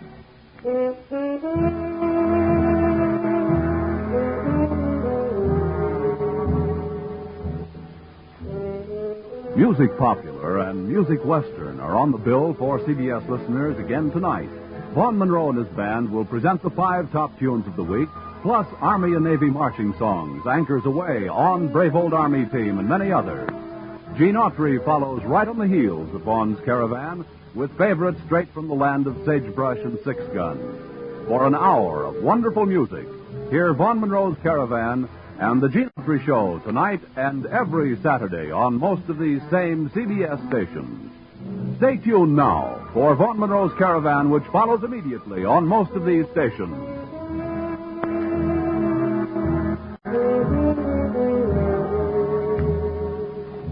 This is CBS, where yours truly, Johnny Dollar, meets adventure every Saturday night, the Columbia Broadcasting System.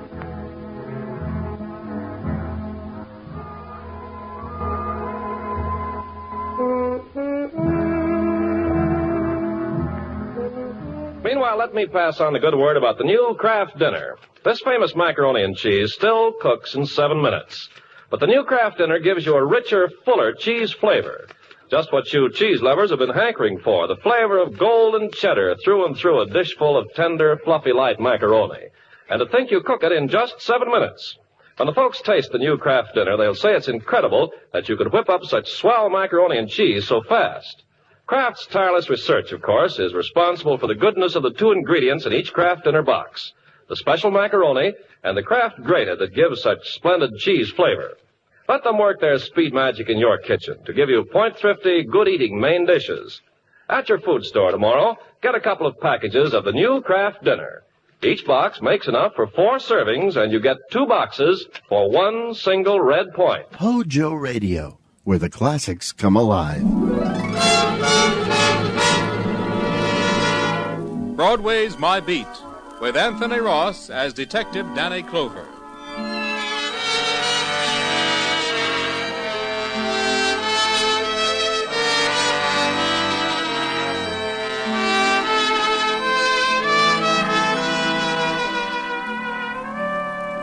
Broadway's my beat, from Times Square to Columbus Circle.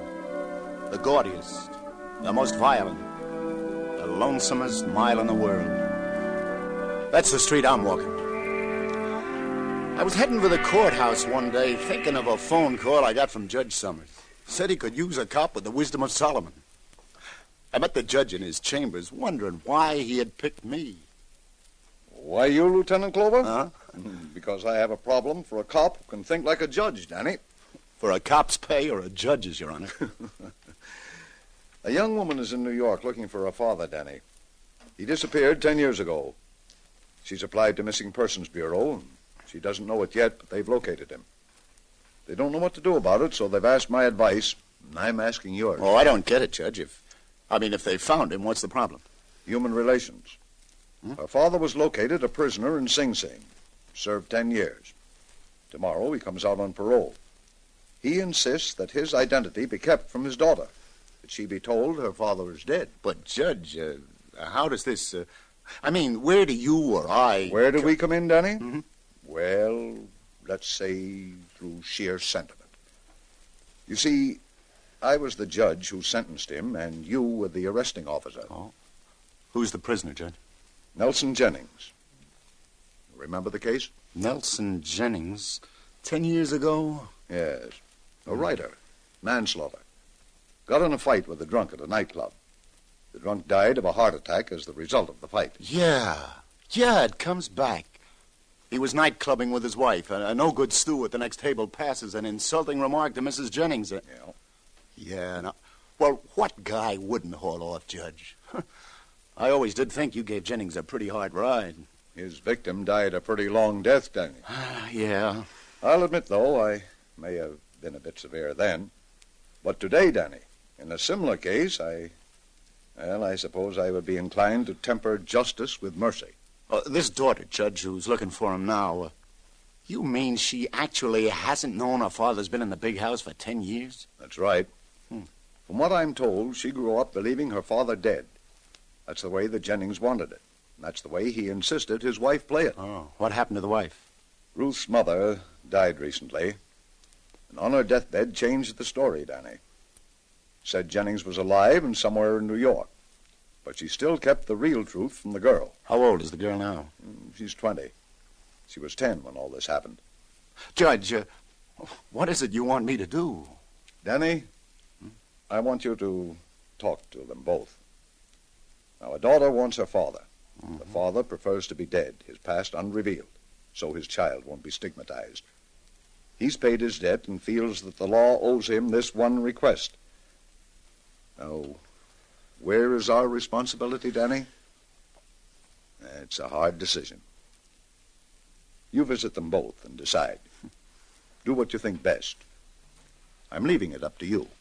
Judge Summers, you told me you wanted a cop with the wisdom of Solomon. That's right.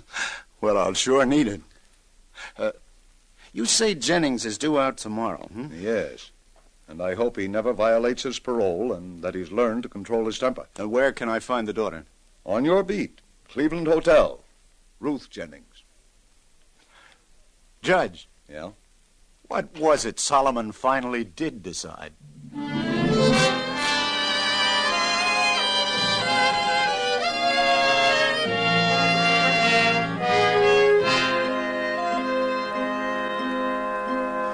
Lieutenant Clover, I beg you, let me have my way in this. My child must not find me. She mustn't, never. Fella, be reasonable. I know how you feel, but, well, after all, she came to New York to find her father. She's better off without a father like me. Oh. I won't ruin her life like I ruined her mother's.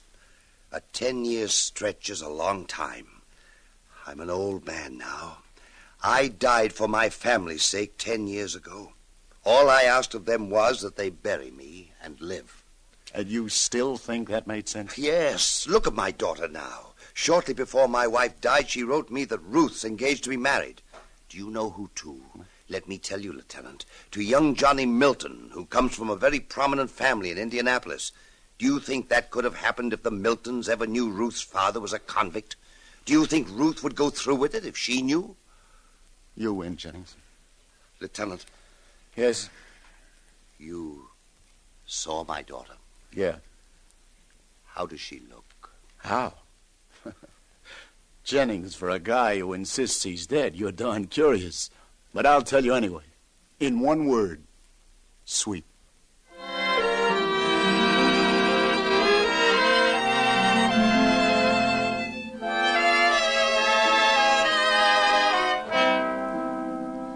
You're sure, Lieutenant Clover? There's no trace of my father anywhere? I'm sorry, Miss Jennings. Nothing turned up yet.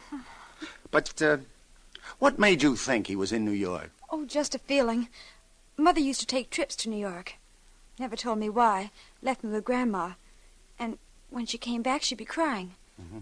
Well, then just before she died, she told me for the first time that Father wasn't dead. That he was somewhere, and that he still loved us very much. So you think your mother's trips to New York were to see him? Hmm? Yes, there's some mystery about it all. Oh, Lieutenant, he's alive. Don't ask me how I know, but I know it. He's alive and he's somewhere in New York. Oh, please, please don't stop looking for him. What if I do find him, Ruth? And what if he isn't, well, everything you'd like to... I mean, that is, say that something's happened to him. Oh, Lieutenant, I love my dad no matter what's happened.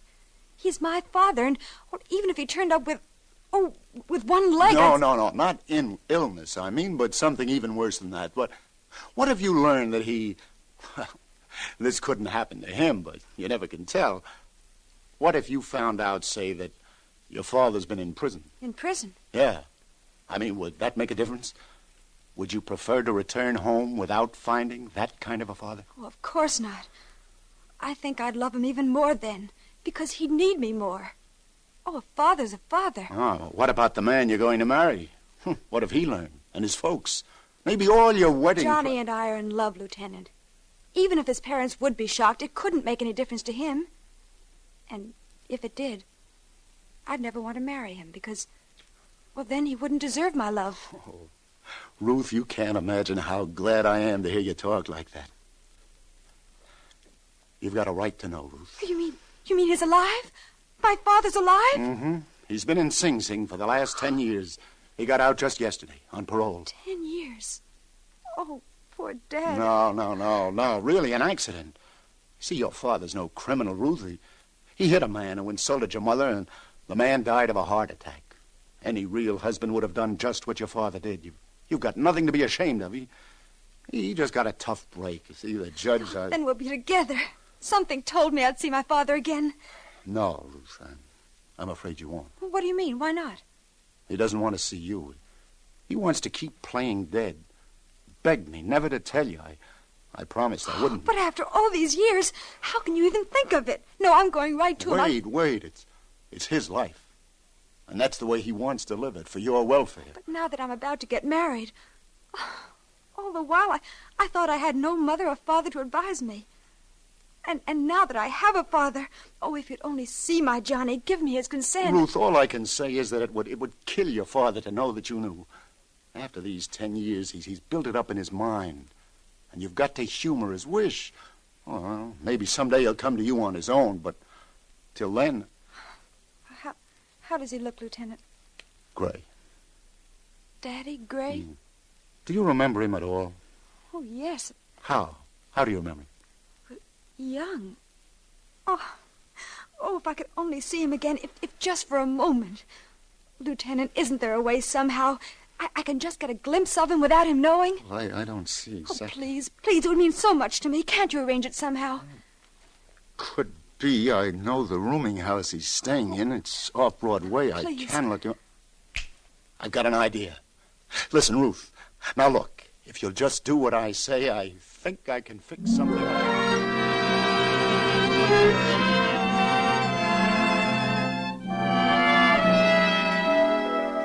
What did you say, Lieutenant I Clover? said, would you like to just sort of catch a glimpse of your daughter, Mr. Jennings?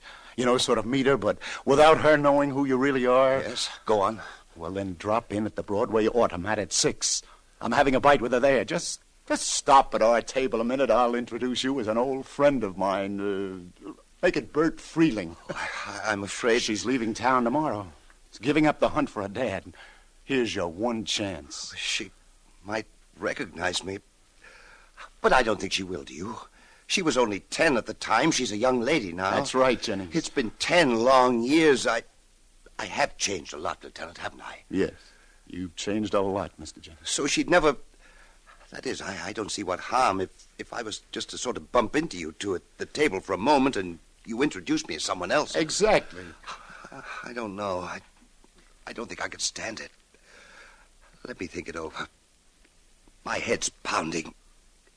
Let me think it over.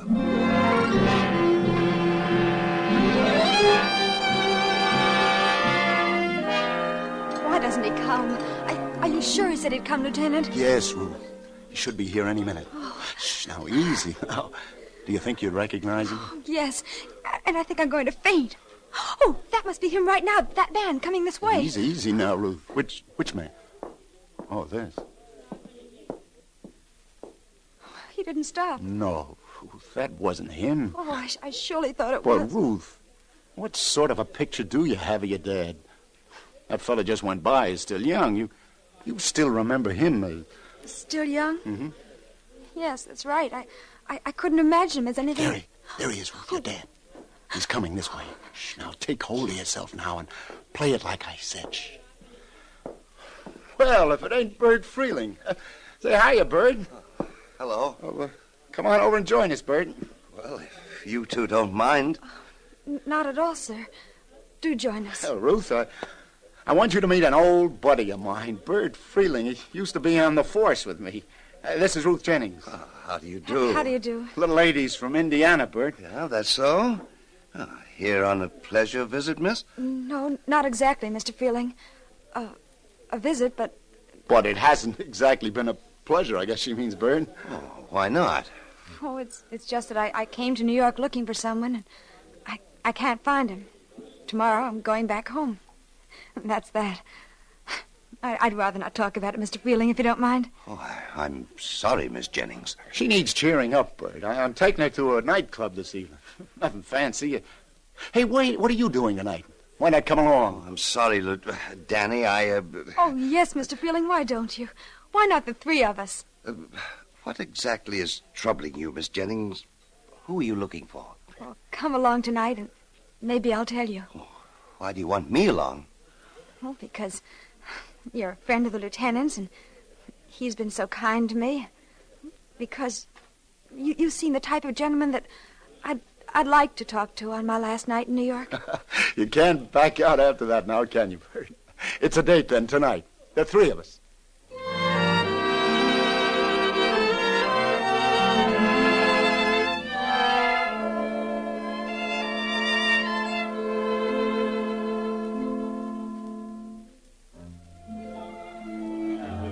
Listen, Jennings, she'll be back in a minute, so let me give it to you straight. Tell her who you are now. She's got a right to know. It wouldn't make any difference. She likes you. She'd hate me if she knew. Oh. I'd lose her altogether. I'd ruin her life, her chances for happiness. She's getting married. If the boy's family ever knew... Oh, no, Lieutenant, the important thing is... You're her dad, and she's your daughter. Can anything be more important than that? Shh, here she comes. Oh, Lieutenant, Mr. Freeling, notice what they're playing? It's an old-fashioned waltz. Mr. Freeling, I know it isn't a girl's place to ask a gentleman, but you haven't danced with me all evening. Eh? Well, I'm not a young man. I haven't danced in years, I'm afraid. All right, Miss Jennings, with great pleasure.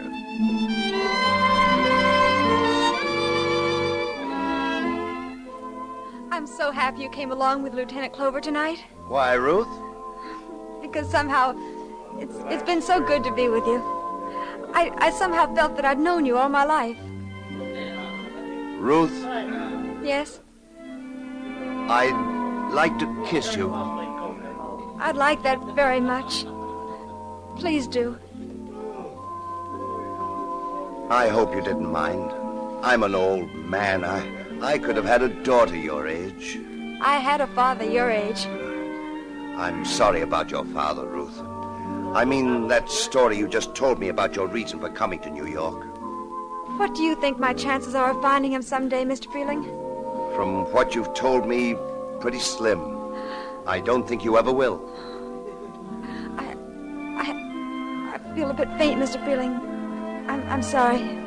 Please take me back to the table.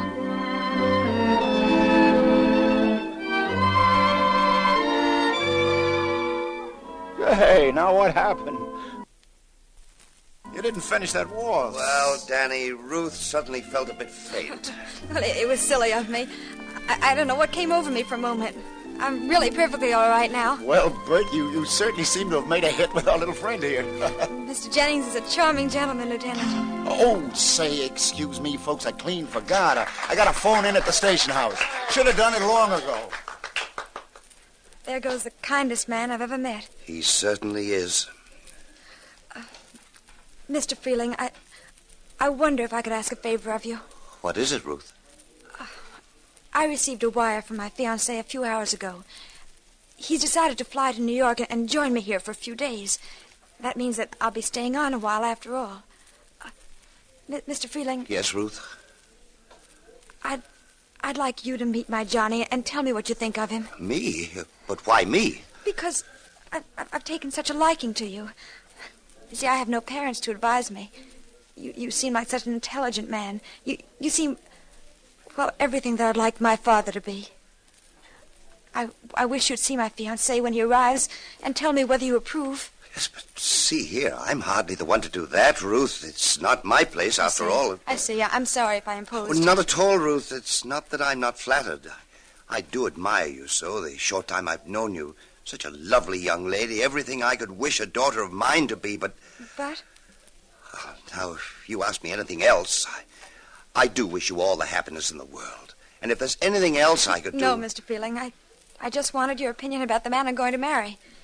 But skip it. It's all right. Is he, this young man of yours, coming alone? That is, his folks won't be with him? Oh, he's coming alone. Oh, I see. Well, now, I'll tell you what, Ruth. Since, as you say, you have no mother or father to consult, and since it's only natural for you to want some friend whose judgment you rely on to... Then you will? Yes, I will.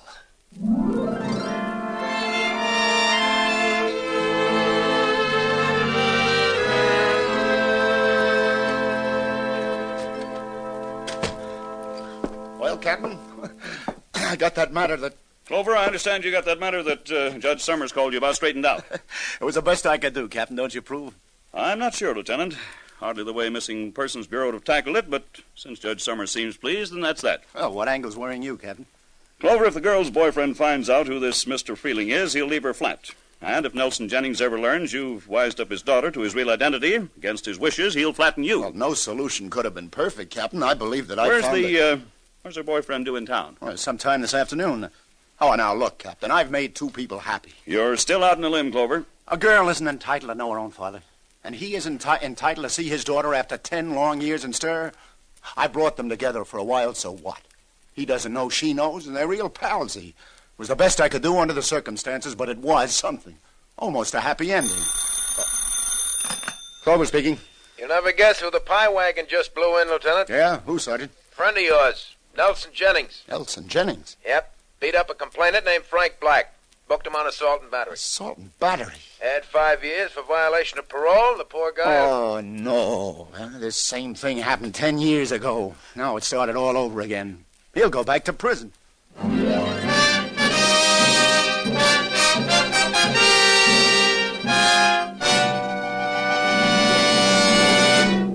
Tonight on CBS, you can hear about a man who believes you should never run to work when you can walk.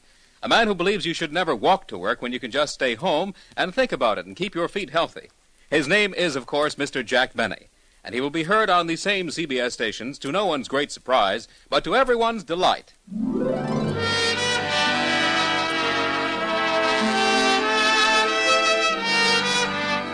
And now back to Broadway's My Beat and Lieutenant Danny Clover.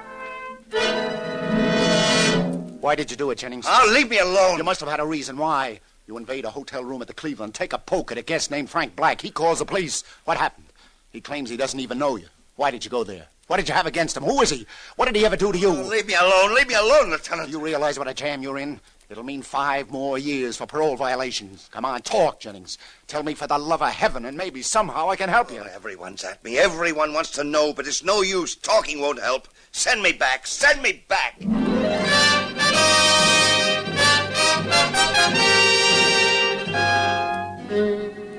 Judge Summers, it's about Nelson Jennings I'd like to see about, sir. I understand his case comes up before you tomorrow, and I don't know why he did it, but, Judge, if any guy deserves Lieutenant Clover, we both wasted our time showing sympathy for that man. He'll never learn a lesson with that hot temper of his. But, Your Honor, if he just... 10 years, it seems, wasn't enough. And I was beginning to think I'd been too hard on him. But, Judge... No use, Stanley, no use. My mind's made up. He'll get the limit this time.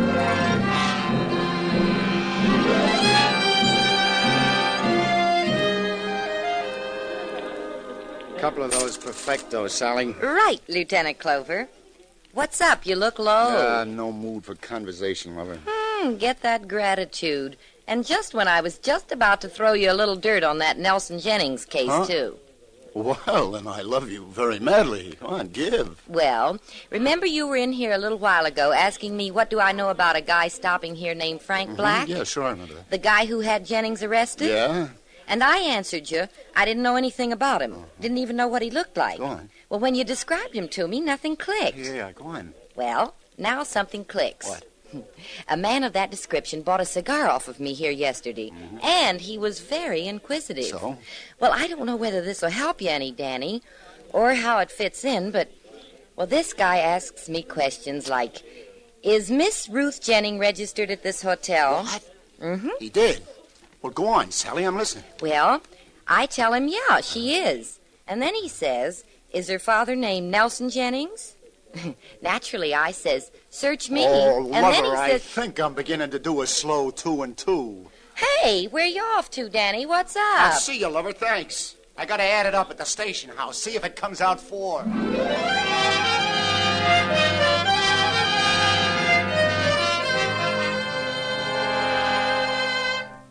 Well, Sergeant, did you check on Frank Black? Turn up anything? Your hunch was right, Lieutenant Clover. He ain't Frank Black. He's Frank Blackie, an ex-con released from Sing Sing at about the same time Nelson Jennings was. Yeah? Well, how about that now? And the pieces fit all right. I think I'll drop in again on friend Jennings. Yeah, I think he'll be about ready to talk to me now.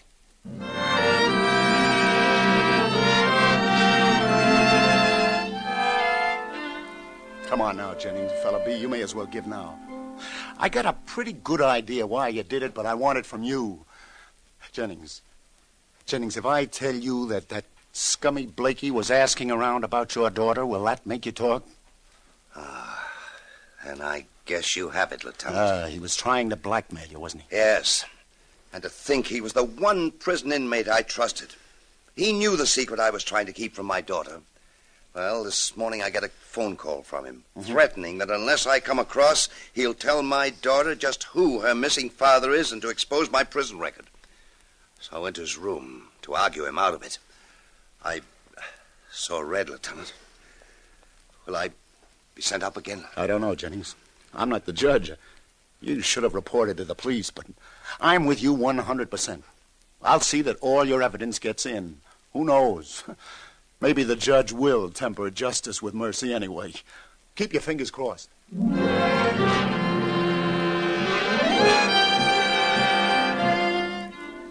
But I want to attend his trial, Lieutenant Clover. And I'm advising you against it, Ruth. If I could only go to Dad and tell him that I know everything and that no matter what If happens... you did that, it would kill him, Ruth. Oh, do you think the judge will send him to prison again? I'm sorry, but I'm afraid that's in the cards. Oh. See, the judge is mighty disturbed about it all. Oh, your father had plenty of provocation, but he shouldn't have taken the law into his own hands. Suppose you just wait right here and pray for a miracle.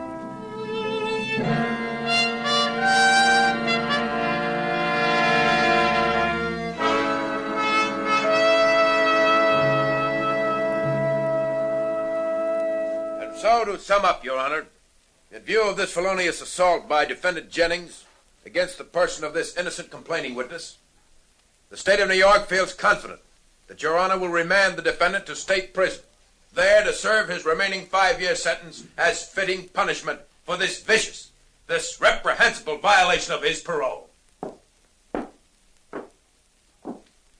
Is that the state's case? It is, Your Honor.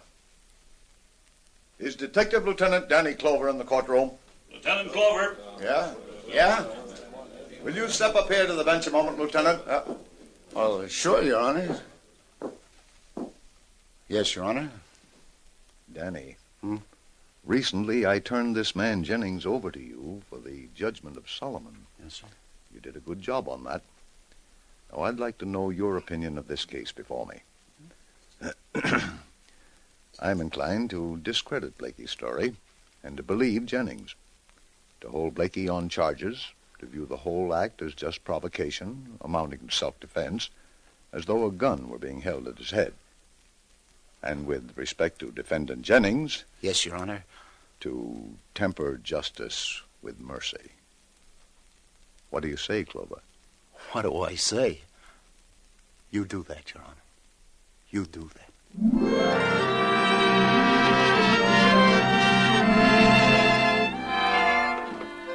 This is where he lives, Ruth. He's a free man now, like I said.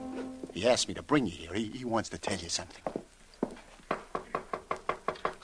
Lieutenant Clover, what shall I say? I mean... Shh, now just let nature take its course. Shh. Mr. Freeling... No, Ruth. Not Mr. Freeling. There's something I've decided to tell you at last. You see, I'm... Daddy! Ruth! Daddy, I've known all along. Ruth, oh, my darling. Lieutenant Clover. Oh, Danny, how can I ever thank you? Oh, Lieutenant Clover, yes, you've been so wonderful. Don't thank me. Thank Solomon.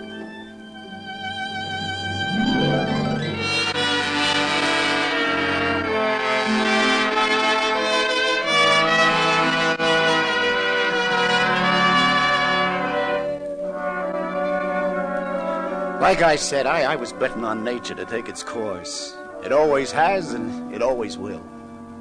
A warm May breeze now filtering down the side streets. Nah, you won't see May flowers growing anywhere along Broadway, but somehow other things do bloom once in a while, even here.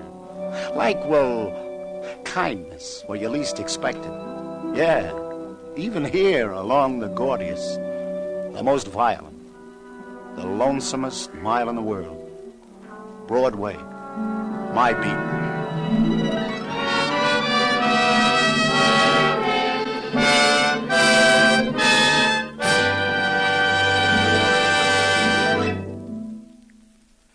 Columbia has just brought you Broadway's My Beat, with Anthony Ross as Detective Danny Clover. Jean Carson was Sally, Nancy Franklin was Ruth, Charles Penman was Jennings, and Julian Noah was Judge Summers. Others in the cast were Paul Luther and Art Carney. Today's broadcast was written by Joseph Roscoe, produced by John Dietz, and directed by Bruno Zerato, Jr. The musical score was composed and conducted by Robert Stringer. This is Bern Bennett speaking.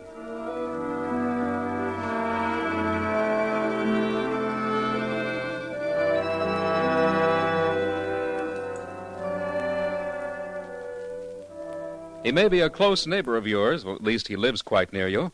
You go to the polls, you elect him, you bid him farewell, trusting him to represent you in Washington. From then on, what happens to your congressman in the nation's capital? What pressures are brought to bear on him? In how many hundreds of fields must he rapidly become an expert? Why does he vote as he does? Tonight on CBS, you'll hear Ralph Bellamy, star of radio, stage, and screen, playing a typical freshman congressman in the 81st Congress. His story will be a drama taken from interviews and talks with many regular congressmen, with Washington experts, with politicians, with voters like yourselves. This CBS documentary unit drama, The People's Choice, starring Ralph Bellamy, will come to you tonight over most of these same CBS network stations. Now stay tuned for the Family Hour, starring Miss Ginger Rogers, which follows immediately over most of these stations. This is CBS, the Columbia Broadcasting System. Have a real cigarette, have a Camel. The best tobacco makes the very best smoke. Have a real cigarette, have a Camel. Are you looking for flavor and mildness? Have a real cigarette, have a Camel. The best tobacco makes the very best smoke. Have a real cigarette, a real cigarette, a real cigarette, have a Camel. Again, for the 11th straight year, Camel outsold every other cigarette, filter, king size, and regular. The best tobacco makes the best smoke. So if you're smoking more now but enjoying it less, change to Camels. Get more real satisfaction every time. Start to really enjoy smoking again. Have a real cigarette, a real cigarette, a real cigarette, have a Camel. Stay tuned to Hojo Radio.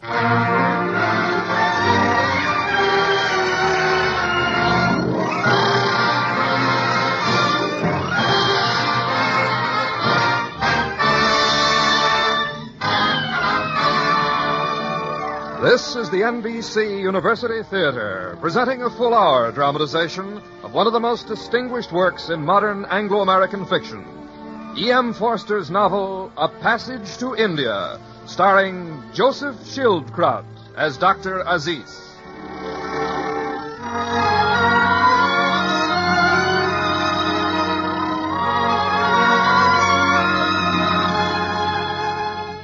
Many critics today believe that the finest living English novelist is E.M. Forster, and that A Passage to India is one of the saddest, keenest, and most beautifully written ironic novels of our time.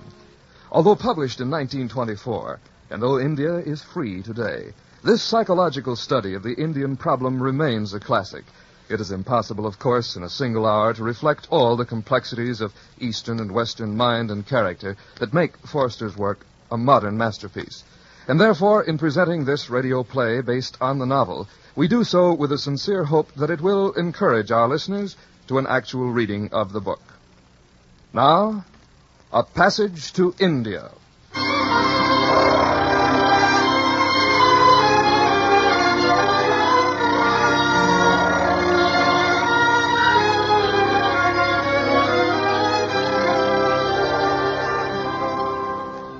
Except for the Marabar Caves, and they are 20 miles off, the city of Chandrapur presents nothing extraordinary. Edged by the Ganges, it trailed for a few miles along the bank, scarcely distinguishable from the rubbish it deposits so freely. So abased, so monotonous is everything that meets the eye, that the Ganges might be expected to wash the excrescence back into the soil. Houses do fall, people are drowned and left rotting, but the general outline of the town persists, swelling here, shrinking there, like some low but indestructible form of life.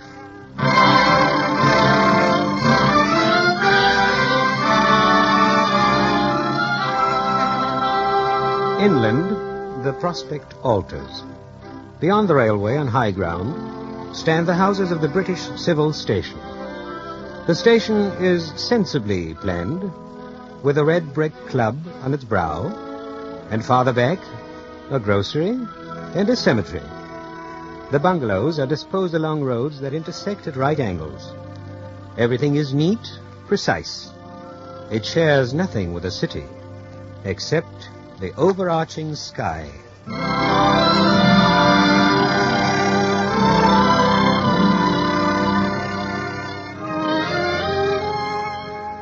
On a cool evening just before the hot months, the British Chandrapur Club gave a dance in honor of two newly arrived English ladies, Mrs. Agatha Moore, the mother of Ronnie Heslop, civil magistrate, and Miss Adela Quested, who it was rumored might marry Ronnie. Well, darling, how do you like our little station? Everyone seems terribly nice, Ronnie. You'll get to know them much better if you decide to marry me and stay on. Why, Ronnie, I've hardly had a chance to get to know you again in the 2 days we've been here. Know me? But you've known me for years. Well, I mean, I knew you in England, but I don't know you in India. That is, I know you at play, but I don't know you at work. Work? Well, what's my work got to do with it? If you knew that I was a civil official, the magistrate of Chandrapur. Yes, but what I mean is different places sometimes make different people. And that's why I came out here with your mother, to find out. Oh, to get reacquainted, eh? Very well, then. In the interests of promoting our new friendship, I shall take the day off tomorrow. Now, what would you like to do? Well, your mother and I would both like to meet your people. Oh, but you have met them. Oh, not these people. Your Indian friends, those you come across socially. Oh, but my dear Adela, we don't. The natives may be full of virtues, but we simply don't, you know. Oh? Here, the music stopped. If you must meet someone, come and let me introduce you to some other members of the club. Major Calendar. Ah, Heslop, old chap. Miss Quested, may I present Mrs. Turton? How do you do? Mrs. Calendar? How do you do? How do you do? And Major Calendar, our resident surgeon here. Ah, delighted. Well, Miss Quested, what do you think of India? Pretty terrible, what? I'd like to see the real India, Major Calendar. The real India? Yes, the people, the natives. You want to see Indians? Oh, the problem here is to avoid seeing them, Miss Quested. The truth about Indians is that there's only one thing one can do. One's only hope is to hold oneself sternly aloof. Really? Why, in India, the kindest thing one can do to a native is to let him die. And what if he goes to heaven? He can go if he likes, as long as he doesn't come near me. The natives give me the creeps. As a matter of fact, I've thought about that very thing, Miss Quested. They might go to heaven, and then we'd have to meet them there. It'd be embarrassing. What? Well, if you ask me, Major, Excuse me, Adela. Major, Mrs. Callender. Mrs. Turton, none of you have seen the mater in the last few minutes, have you? Mrs. Moore? Why, no. Well, perhaps we'd better go and look for her in the garden. Come along, Adela. Ronnie, I really don't. Well, what do you think of her, Mrs. Turton? I do hope she doesn't marry that nice little Ronnie Hislop. She doesn't seem to be at all his type. As a matter of fact, his mother doesn't fit either. No? What's wrong with Hislop's mater? Oh, she has some strange ideas, too. A while ago, she was asking me questions about the Mohammedan mosque. The mosque? Why would she be interested in that? I'm sure I can't imagine, my dear. But it certainly shows she's not Paka. No, not at all Paka.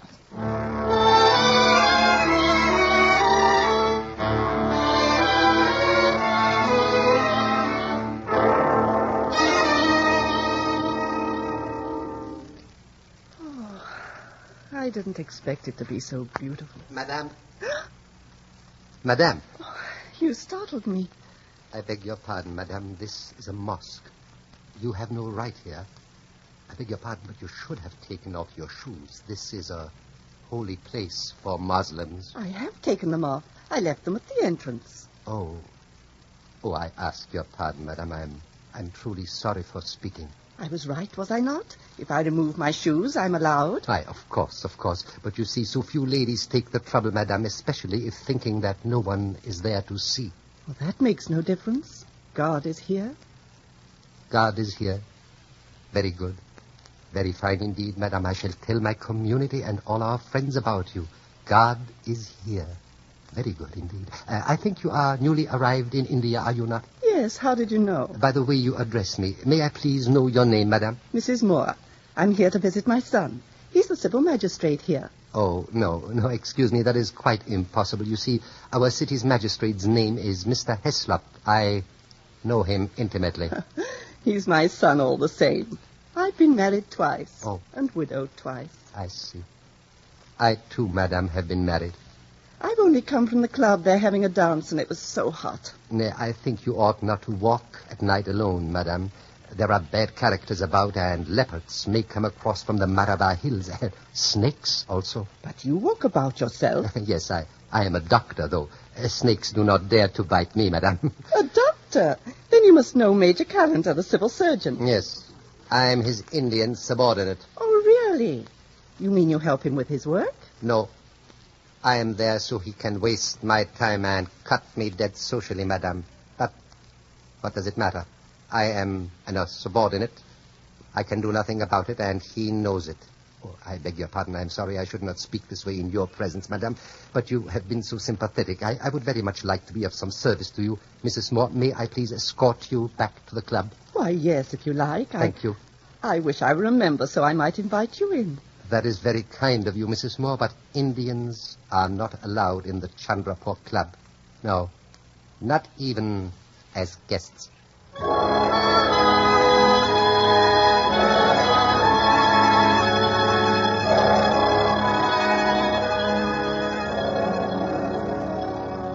Mrs. Moore? Oh, there she is, Ronnie. Oh, Mater, where have you been? Adela and I have been searching all over for you. I stepped out for a breath of air. But, Mother, you can't do that sort of thing. It's dangerous for an Englishwoman to go out unescorted. Really? Yes, really. Then it may comfort you to know I was escorted. Hmm? Oh, well, why didn't you say so? By whom? A young man. A young man? Was he nice? Very nice, Adela. He's a doctor. I don't know his name. Oh, well, I'd like to thank the chap. Will you point him out? Oh, he didn't come in. He said he wasn't allowed. Good heavens. A native? Yes, a Mohammedan. Oh, it must have been that fellow Aziz. Aziz? What a charming name. The devil had his nerve. How did he speak to me? Impudently? No, he merely asked me to remove my shoes before entering the mosque. It must have been impudence. They love to do that. I hope you didn't remove them. Now, look here, Ronnie. Wouldn't you expect a Mohammedan to comply if you asked him to take off his hat in our church? It's different, Adela. It's quite different. You don't understand. I know I don't. And I want to. What is the difference, please? Oh, well, there you are, Miss Quested. I believe we have the next dance. Oh, very well then, Major. Mother, I wish that you hadn't spoken about this fellow Aziz to Adela. She'll begin wondering whether we treat the natives properly and all that sort of nonsense. Well, do you? Mother, you don't know these natives, or you wouldn't talk such eyewash. They'll fawn on you to your face and hate you behind your back and take advantage of you every chance they can. What makes you so sure of that? Well, once I asked a native lawyer in my court to have a smoke with me. Only a cigarette, mind. And I found out afterwards that he'd sent touts all over the bazaar to announce the fact. Told all the litigants. Better bring your case to Mahmoud Ali. He's in with the city magistrate. Well, taught me a lesson. Isn't the lesson that you should invite all the pleaders to have a smoke with you? I prefer my smoke at the club amongst my own sort, I'm afraid. Then why not be pleasant and invite the pleaders to the club? Mother, you must realize that we're not out here for the purpose of behaving pleasantly. We're out here to do justice and keep the peace. No, we're not pleasant in India, and we don't intend to be pleasant. We've something more important to do. Are you quite finished? Quite. Then let me say something. India is a part of the earth, and the good Lord put us on earth to be pleasant to one another. From what Adela and I have seen, you and these others aren't being pleasant or even decent. And for the life of me, I can't understand why. Do you want to find out? Yes, I do. Very well, you shall. I'll ask the commissioner to arrange a bridge party. A bridge party? But, Ronnie, I don't play. Oh, it's not cards, Mater. It's an expression we use. A bridge party here is a party to bridge the gap between East and West. We'll invite some of your precious natives and let you meet them and see how they behave. Then perhaps you'll understand our attitude a little better.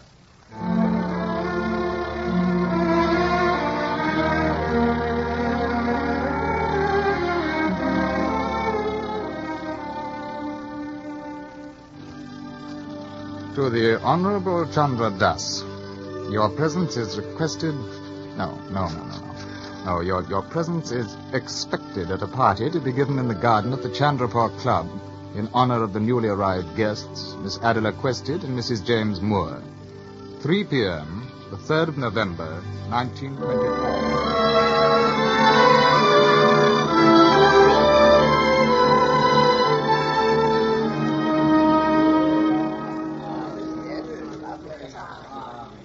Mrs. Turton, do tell me why the Indian ladies all stand off to one side of the garden with their faces to the hedge. Further, my dear. Further? It's a custom. They mustn't let the men see their faces. How perfectly awful. Ah, there, Mrs. Moore, Miss Quested. Well, what do you think of the Aryan brother in spats and tope? I think it's positively terrible, Major. Oh, ludicrous, aren't they? You mistake me, Major Calendar. What I think is awful is that a thing like this so-called party could happen. Eh? You've made these people so uncomfortable and ill at ease that they're making fools of themselves. These people aren't India. Still, I'd like to meet some of them. Mrs. Turton, Major Calendar, would you introduce me to some of the Indians? Oh, now, really? Please. Oh, very well. Now, just remember, Mrs. Moore, you're superior to them. Don't forget that. Come along. Miss Quested, I'm Cyril Fielding. We haven't met. Oh, how do you do, Mr. Fielding?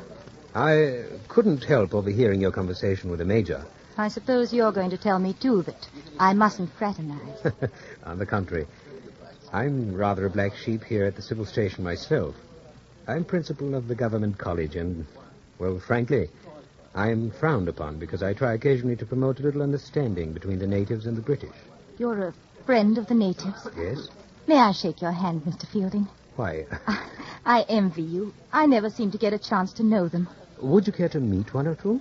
Very, very much indeed. This party today makes me so angry and miserable. Then perhaps I could invite you and the other lady down to the college for tea. Give you a chance to meet some of my Indian friends. We'd love it. And do you know Dr. Aziz? Oh, would you like him asked too? Mrs. Moore says he's so nice. Very well, Miss Quested. Will Thursday suit you? Indeed it will.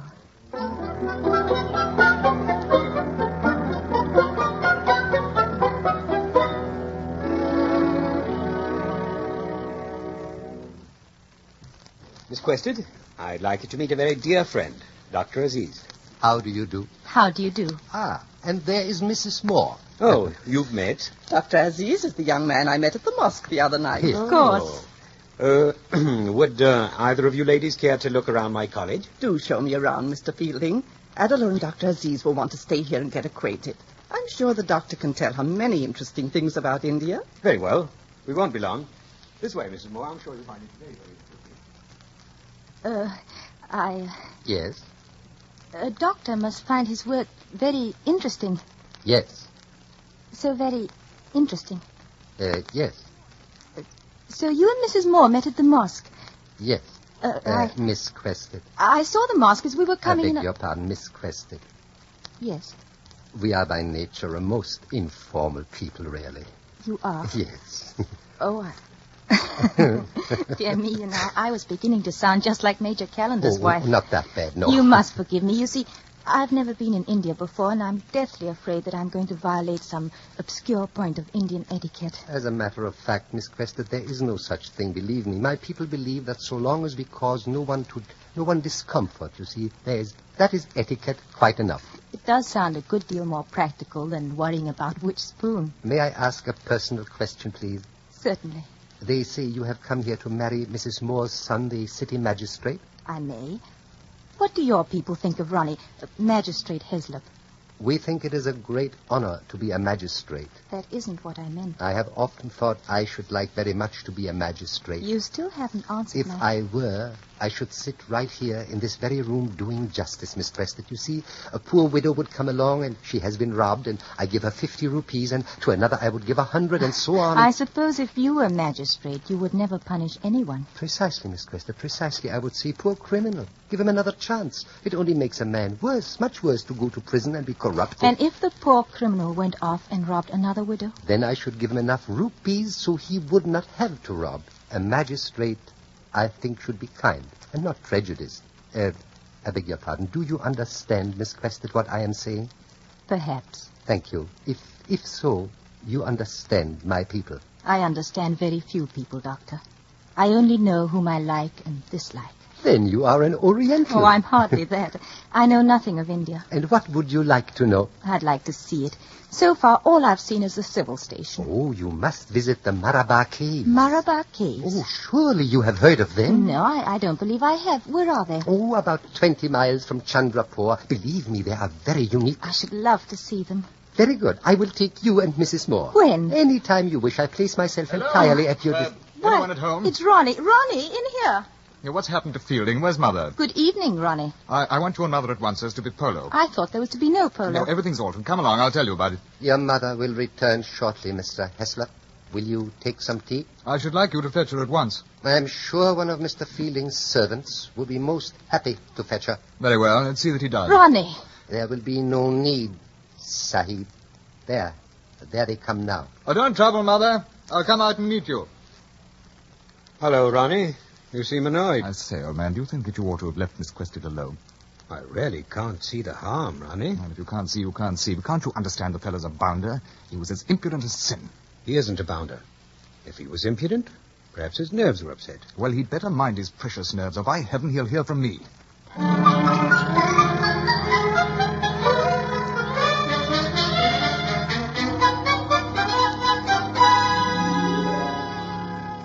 Aziz, I'm terribly sorry. I didn't expect Heslop to turn up. I am used to being insulted. How do you stand it, Aziz? How do any of you stand it? Because there are people like you, Mr. Fielding, to give us hope and friendship.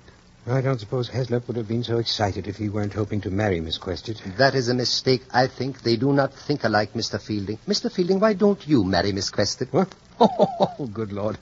Why, the girl's a prig. A prig? Kindly explain, please. Prig is an unpleasant word, is it not? Oh, I don't know her, but she struck me as one of the more pathetic products of Western education. Flat-chested, repressed. She depresses me. Oh, but prig, Mr. How prig? How prig? She goes on and on as if she's at a lecture, trying ever so hard to understand India and life and occasionally taking a note. Oh, I have invited the two ladies to visit the Marabar Caves. Well, they won't hold you to it after what happened. But I should like them to come, really. Will you help me? Are you serious? Yes. Oh, it is not for the girl. I do not find her very attractive either. But the older lady, Mrs. Moore, she is so very sympathetic. I should like to be of some service to her. Oh, well then. But I will need your help, Mr. Fielding. You see, it is not allowed for a Muslim to accompany English women alone. Will you come with us, Mr. Fielding? Why, yes. In that case, of course. Thank you.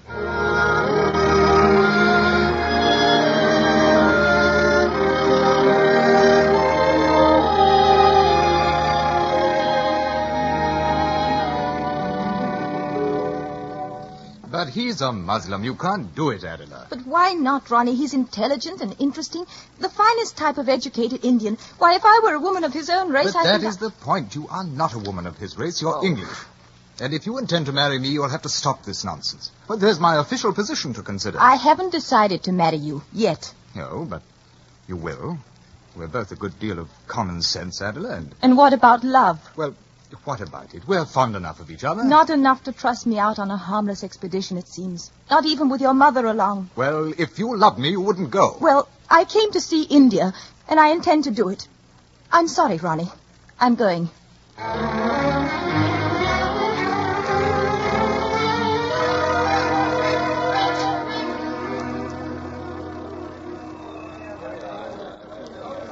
Aziz, do hurry. They're holding up the train. No use. It's no use. Did you find Mr. Fielding? I'm sorry. He is nowhere. But he promised to meet us at the early train. I'm so sorry. I'm a failure, Miss Quested. Our expedition is ruined. Nonsense. If he won't catch the train, we'll go without him. Do you think we should, Mrs. Moore? Of course we should. I warn you, it is not done. 2 English ladies and a Muslim. Then we shall all be Muslims together. Come, Adela, let's go aboard.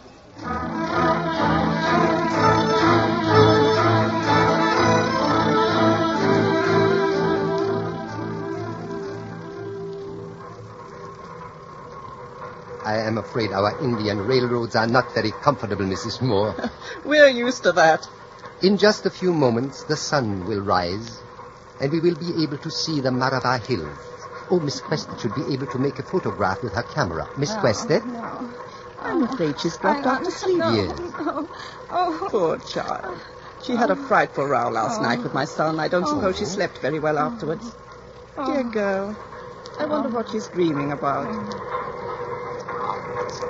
It's wrong. He's a Muslim. He's a Muslim. Common sense. Marry Ronnie. Take this man. What about love? Common sense. Marry Ronnie. But Aziz. He's a Muslim. It's wrong. Marry Ronnie. Take this man. No.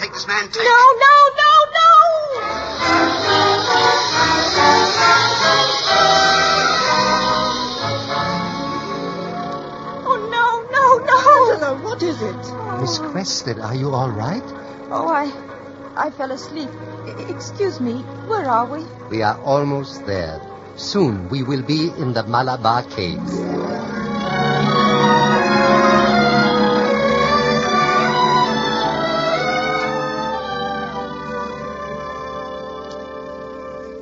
It's absolutely magnificent.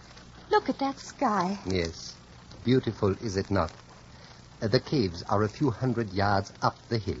Here now we shall spread our carpet and picnic. Would you ladies care to see the first of the caves now before we eat? I would. And you, Mrs. Moore? I'm afraid this poor old body of mine is too tired just now. I'll just sit here and rest a while. You two go on alone. Oh, will that be all right with you, Miss Quested? Why, yes, of course it will. Very well, then. Now, let us begin the climb. And please do not carry your helmet in your hand like that. The early sun is dangerous, highly dangerous for the head. Not with my thick hair. No. I speak as a doctor. Now, I do wish you would please put on your helmet.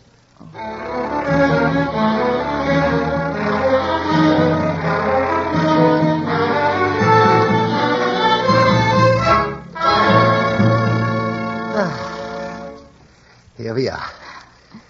That opening over there is the entrance to the famous Marabar Caves. And behind that opening, a dozen small caves fan out into larger and larger ones. And there is a very beautiful echo, which I will be happy to demonstrate. What's that? Oh, only a bat. Do not be afraid of them, Miss Quested. They harm no one. Oh, I stay close by you all the same.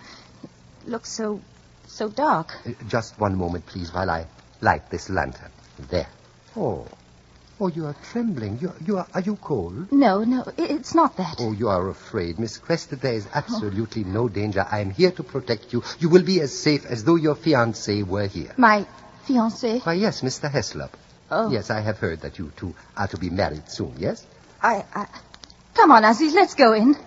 You are not afraid to go in the cave with me? No, let's go in. Very good. You observe the echo, Miss Quested? It is a very fine echo. Yes. It's frightening. What am I doing here? Yes, to visit the Marabar Caves is an experience, Miss Quested, you will never forget. Why, Why did I ever come? It is a pity, though, that Mrs. Moore is not here to see this. And, of course, your fiancé, Mr. Heslop, too. Ronnie? Why does he keep talking about Ronnie? Be careful. The rocks are slippery here. You had better let me take your hand, please. How strong his hand is. And how fine. How attractive he must seem to women of his race. The cave is very beautiful, is it not? They do make a difference. Beauty and physical charm. If only Ronnie were more like him. I beg your pardon. Perhaps you would prefer to enjoy it all in silence. You know, we have a saying. It goes like this. Words destroy beauty and love. Beauty and love? Yes, but of course you would already know about that. After all, you are in love with Mr. Heslop, are you not? Beauty and love. Why did he have to say that? Beauty and love. I've never had either. Oh, Miss Crested, your hand is trembling. Now, you are not frightened, are you? No. Oh, yes. I'm horribly frightened. I just discovered something. I don't love Ronnie. The man I'm going to marry. I don't love him at all. Come, have courage. There's nothing to fear, believe me. Why did I wait too long to find out? Oh, what am I going to do? If only Ronnie were more like Assis. Now we are nearing the great inner cave. Assis. If only I were a woman of his rank and race. Oh, what am I thinking? What am I thinking? Wrong. He's a Muslim. It's wrong. He's a Muslim. Common sense. Marry Ronnie. Assis. He's a Muslim. What about love and beauty? It's wrong. It's wrong. No.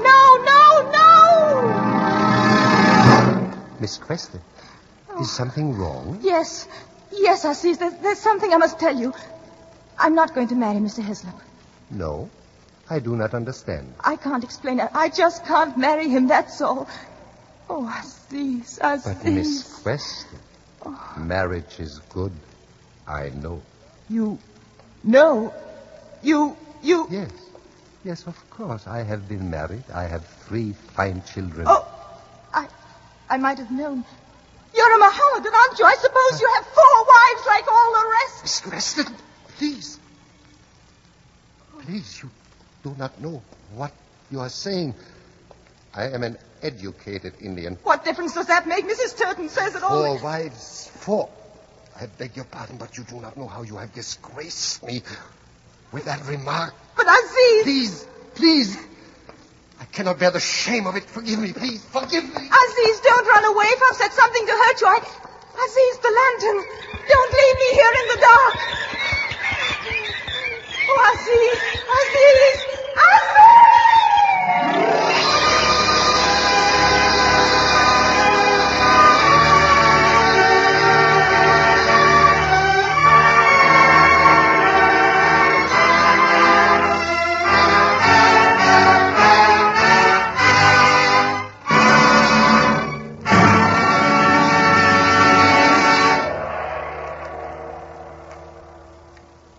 From Hollywood, the NBC University Theater is bringing you Joseph Schildkraut in a radio play based on E.M. Forster's A Passage to India, another in our series of dramatizations of outstanding works by modern British and American authors.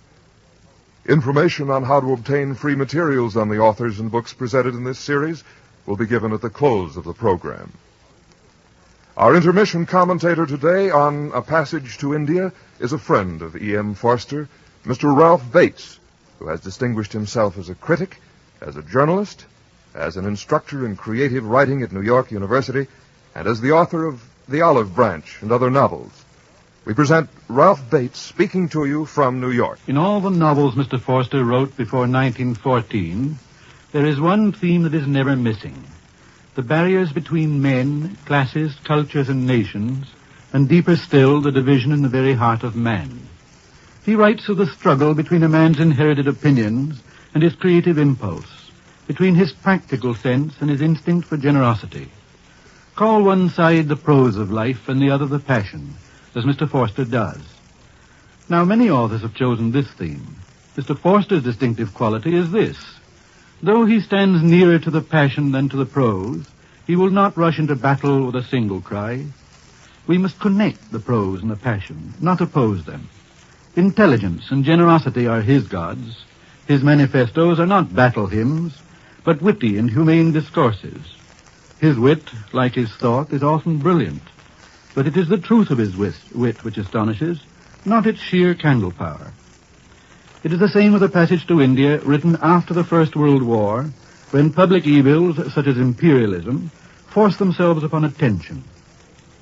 Now it would be quite legitimate to criticize British rule in India by writing of such tragic events as the Amritsar massacre, upon a heroic scale. The appeal of such a book would be to the passion of life, to the heroic sense, to pity, to the profounder rebellions in the reader's heart. But that is not what Mr. Forster does. Once more, he speaks to the intelligence, to generosity. The event he takes as his center, the trial of the innocent Dr. Aziz, contains the whole dilemma of imperialism. But it also offers a superb opportunity for his wit. It allows him to show that, in public affairs as in private, if you don't connect the prose with the passion, you'll end by connecting the prose with hysteria. Hysteria involves injustice. But it is also a sign that a person is not really living. Listen to the white rulers, Callender, Ronnie, Turton, and the others. They try to persuade themselves they are living in a noble palace. They really fidget around in the bungalows of spite, suburban to panic. The necessity of power deforms them. They don't live. That is the liberal Englishman's criticism of imperialism. It raises barriers against life for both ruler and subject, and it overwhelms generosity and stunts the intelligence. Now, the world of today is full of passions, too full. It may seem to some that Mr. Forster does not match an age in which all is monstrous collision. He may seem to be a traffic cop in a forsaken city. But that is the very measure of his greatness, for that city is the true capital of the intelligent life. It is good that a fine talent should devote itself to the difficult heroism of good sense. Thank you, Mr. Bates. Our dramatization of A Passage to India, starring Joseph Schildkraut, continues from Hollywood after a brief pause for station identification. Stay tuned to Hojo Radio.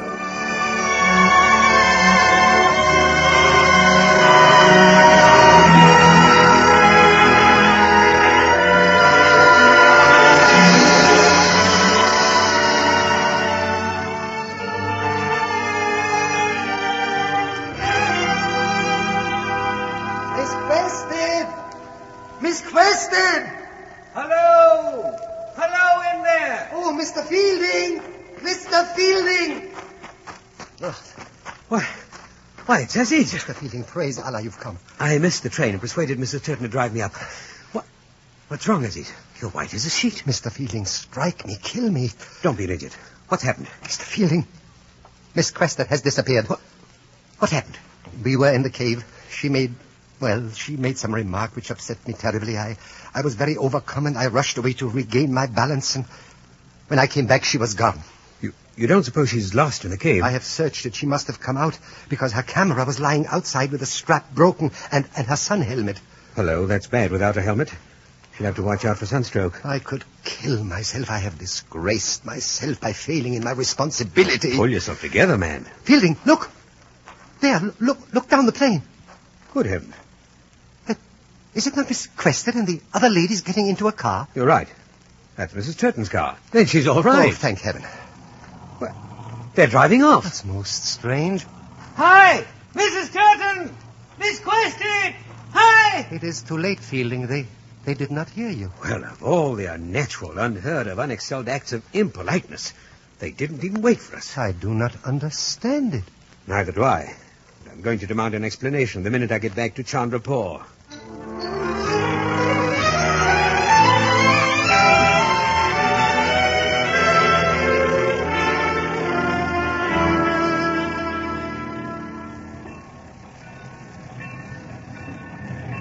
There, the train reaches Chandrapur now. Perhaps now we will learn all about Miss Quested. Never mind her. It's that Mrs. Turton I want to see. Hello. Look there on the platform. Isn't that Commissioner Turton? Yes, perhaps he's here on some official business. Oh, he comes aboard, Commissioner Turton. It is an unexpected pleasure to... It is my highly painful duty to arrest you. What? Commissioner! My dear Fielding, the worst thing in my whole career in India has happened. Miss Quested has been insulted in one of the Malabar caves. No, Oh, no. Oh, no! Oh, yes. A most dastardly crime a native has dared yet. Now, come along quietly, Aziz. No.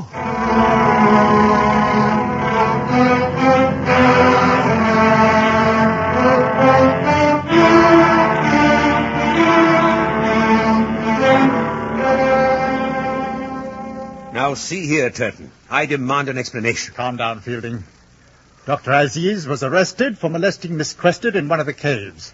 She escaped by the grace of God. But it's ridiculous. Who placed this charge? Mrs. Turton. And the victim herself. The girl herself? Then she's mad. I cannot pass that last remark. You will withdraw it immediately. All right. I'm sorry. But I don't believe that Aziz could do such a thing. Now, can you tell me the precise nature of the charge? He took her into this cave, extinguished the lantern, and made insulting advances. What? She struck at him with her camera, and the strap broke. Oh, but... She rushed out of the cave and down the hill. Oh. Mrs. Turton found her in a hysterical state and drove her back to Chandrapur. She's in the hospital now. When can I speak to her? She's already told her story. But she's told it to you, and told you when she was hysterical. She might have lost her head from fear of being left in the cave, or suffered a sunstroke after without a helmet. She couldn't have thought of this story by herself. Someone else must have helped to plant it in her mind. Fielding! My wife was the woman who was with her afterward. That is a repetition of your insult in aggravated form. Withdraw it instantly. I apologize again. And by the way, Fielding, there will be an informal meeting at the Chandrapur Club this evening to discuss the situation and what's to be done about the natives. But in view of your obvious sympathies, I'm doubtful if you care to come. On the contrary, sir. I shall most certainly come.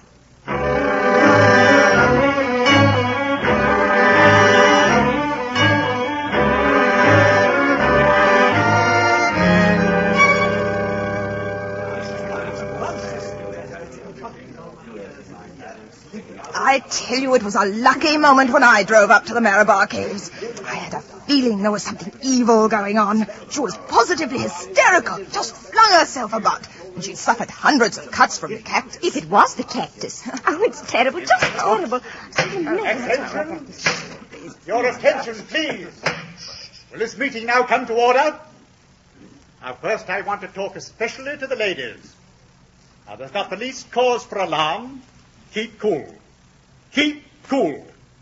Don't go out more than you can help. Don't go into the city. And don't talk before your servants. The drums. I hear them. The natives are coming. Mrs. Calendar, be calm. Those drums are only for the feast of Muharram. My men are watching it. Now, will the ladies please leave the smoking room? There are some things we men must discuss. What can I mind? Now, gentlemen, someone has suggested that we call out the troops. I hardly think that's necessary. And don't start carrying arms about. Get the women folk off to the hills if you like, but do it quietly. Just remember, one isolated Indian has is charged with an attempted crime. Act upon that fact until there are more facts. Commissioner Turton, I've learned some facts about this case you'll be interested to know. Major Calendar. I've learned that the prisoner bribed his servant not to accompany her to the caves. As to how they managed to get rid of a certain Englishman who was to accompany the train, well, money has strange powers. Major, I demand you withdraw that. I didn't mean to imply you, Mr. Fielding. Just that your servant was bribed to make you late for the train. That's ridiculous, and you know it. Not ridiculous. Neatly planned. Planned so that Beast could be alone with that defenseless girl. Pretty, eh? I say it's time for action. Call in the troops and clear the bazaar!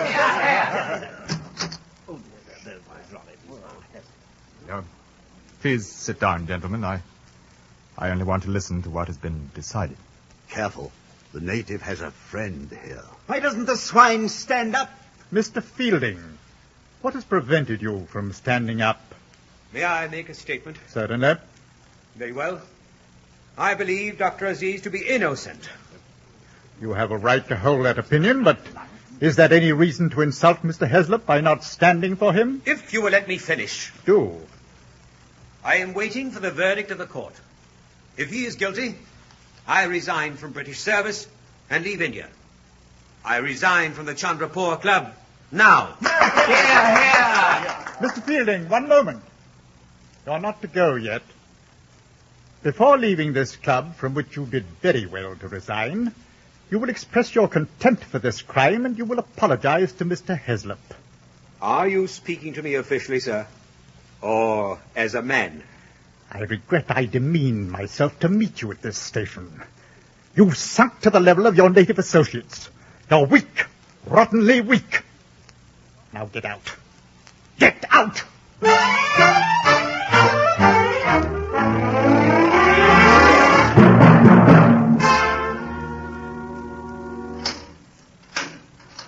Aziz. Oh, Fielding. You did not desert me. I would have come sooner, but they barred me. How are you? How should I be? My career, my name, gone, ruined. But you're not guilty. What difference? Even if I am acquitted, I cannot go among the English anymore. They will hate me all the more. We'll get the best lawyers. My friend Mahmoud Ali will plead my case. He's a good man. Oh, good man. Fielding, do you think it will make any difference? Don't you? My chances are not worth that. We'll fight it. We'll appeal if it takes every penny I've got. I swear it. Fielding, be kind enough. On the cut over there is a brown envelope. Please get it. This? Yes. Open it, please. Very well. Who's this? My wife. She's very beautiful. You are the first Englishman who has ever seen her face. You do me a great honor. I thought it was against the custom of the Purdah. I should have told her you were my brother. My brother may see my wife. Brother is only a word. More than a word, Fielding. Much more. All men are my brothers. And when one behaves as such, he may see my wife. And when all men behave as such, the custom of the Purdah will vanish. It is because you can say such a thing that I show you her picture. Cyril, my friend, my brother, no one will ever realize how much kindness we Indians need, why we do not even know ourselves. But we do know one thing, that when kindness has been given, and we do not forget kindness. Kindness, Fielding, is the only hope. What use the reform committees and the brotherhood movements and all that when your people still sneer at our skin? Forgive me, please. You may put her picture away now. She is of no importance. She has been dead for 12 years.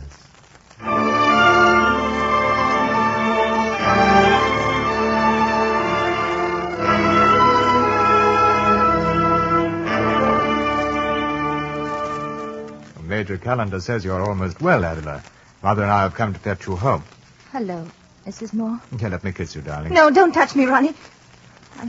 I'm sorry. It's just I can't bear to have anyone touch me. I understand, my dear. Everyone's so kind, so very kind. I must get things straight in my mind first, that's all. Yes, of course. But you should be all right in time for the trial. Trial? No one's mentioned anything about a trial. Well, you wouldn't want to let the rascal off scot-free. They've caught him? How did they know who it was? But you told us yourself, darling. You signed a statement. Isn't that funny? I can't seem to remember things anymore. I'm so tired and confused. I keep hearing the echo. Echo? The echo from the cave. I hear it all the time now. I can't seem to get rid of it.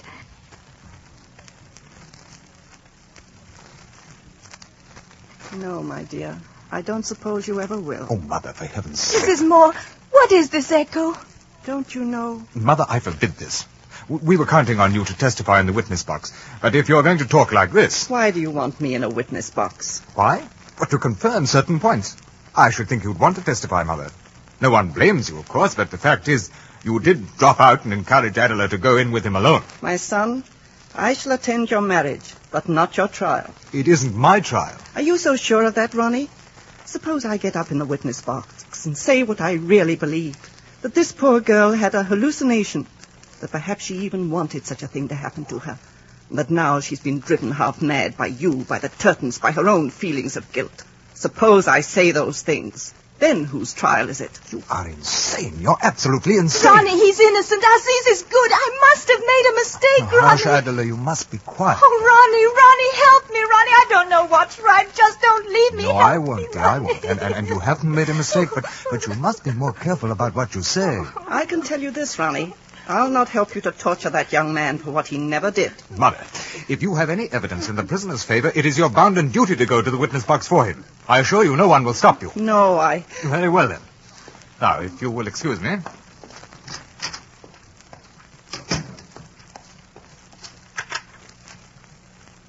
Hello?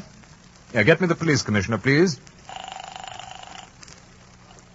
Police commissioner. Oh, McBride, this is Ronnie Heslop. Oh, yes, Ronnie. I want you to arrange passage for my mother back to England at once. In October? Well, she can't go now. The heat will kill her. Immediately. Yes, but look McBride, here. listen carefully. It is most important that Mother be on her way to England before the other side can subpoena her as a witness. I thought she was our witness. Yes, so did I.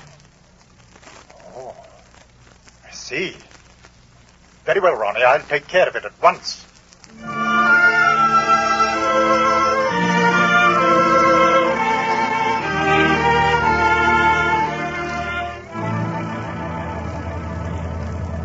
We're coming to the courthouse now, Adela.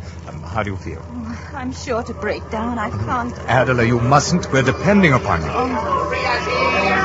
Oh, I say, there's a mark, and it looks ugly. Look out! Oh. Hey, driver, they've cracked the glass. Drive around to the back. I don't like the looks of this. This must be Fielding's doing.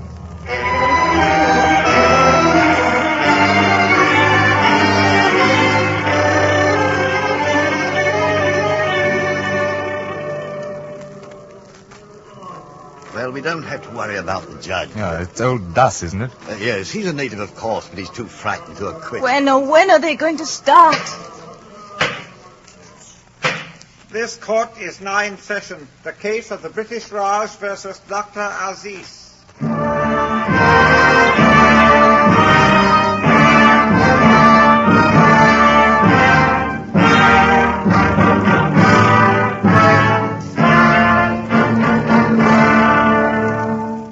Yes, gentlemen.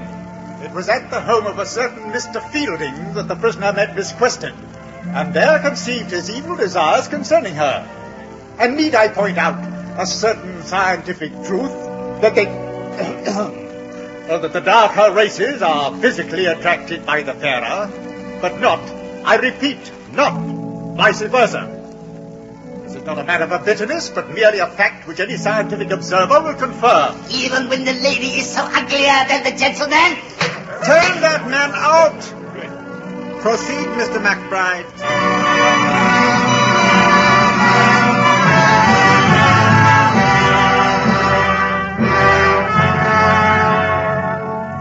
And need I remind you of the document which Miss Quested signed upon her arrival at the hospital, telling in full detail exactly what had happened, in which she made mention that her camera had been torn from her.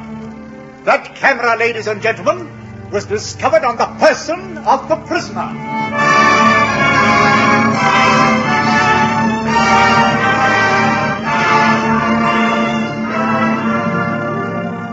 And he even went so far as to influence another English lady, Mrs. Moore, to remain behind so that he might have Miss Quested alone in the cave. Why do you not call this Mrs. Moore and let us hear her story? I do not propose to call her. No, because you have smuggled her out of the country. She would have proved his innocence. Need I remind Mr. Mahmoud Ali that the defense could have called her at any time? No.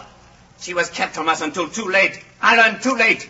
Give her back to us and she will prove our case. I ruined my career as a lawyer by this behavior. No matter.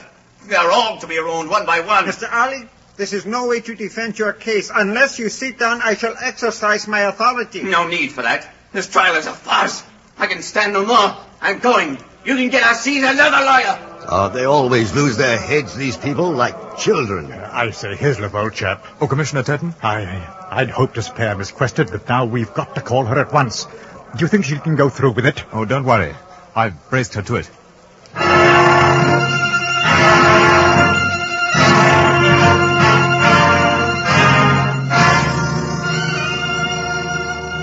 Now, Miss Quested, You said Mrs. Moore was tired and she sat alone while you and the prisoner went up to the cave. Yes. Was present? No. You went into the entrance? That is correct. Prisoner went with you. Now we've got him. I will repeat the question. The prisoner was alone with you? Yes. He extinguished his lantern and then attempted to seize you. Am I correct? Miss Question, I asked you a question. He attempted to seize you, did he not? May I have a moment, please? Certainly. I'm not sure. I beg your pardon? I cannot be sure. I didn't catch that answer. You were in the cave. The light went out. He attempted to seize you. Well? No. Speak up, please, Miss Question. I am afraid I have made a mistake. What nature of mistake? Dr. Aziz never came near me. I was frightened of the darkness, now, and then Miss Question, let me read the words of a statement which Excuse me, Mr. McBride. I am magistrate here, and I am speaking to the witness. Well, of all the... And I will have silence in this court. Miss Question, address remarks to me, who am magistrate in charge of this case, and remember extreme gravity. You speak on oath. Dr. Aziz never I came stop these proceedings on medical grounds. That girl is insane. Silence. No, Silence. no Indian Silence. Miss Question, do you withdraw this charge? Yes. Yes. I withdraw everything. I withdraw everything. Mr. McBride, you have heard. You will have to withdraw. He shall not withdraw. She's a liar, a cheat. We're none of us safe. She shall be killed, burnt as a witch. Arrest that woman. This case is dismissed. Release the prisoner.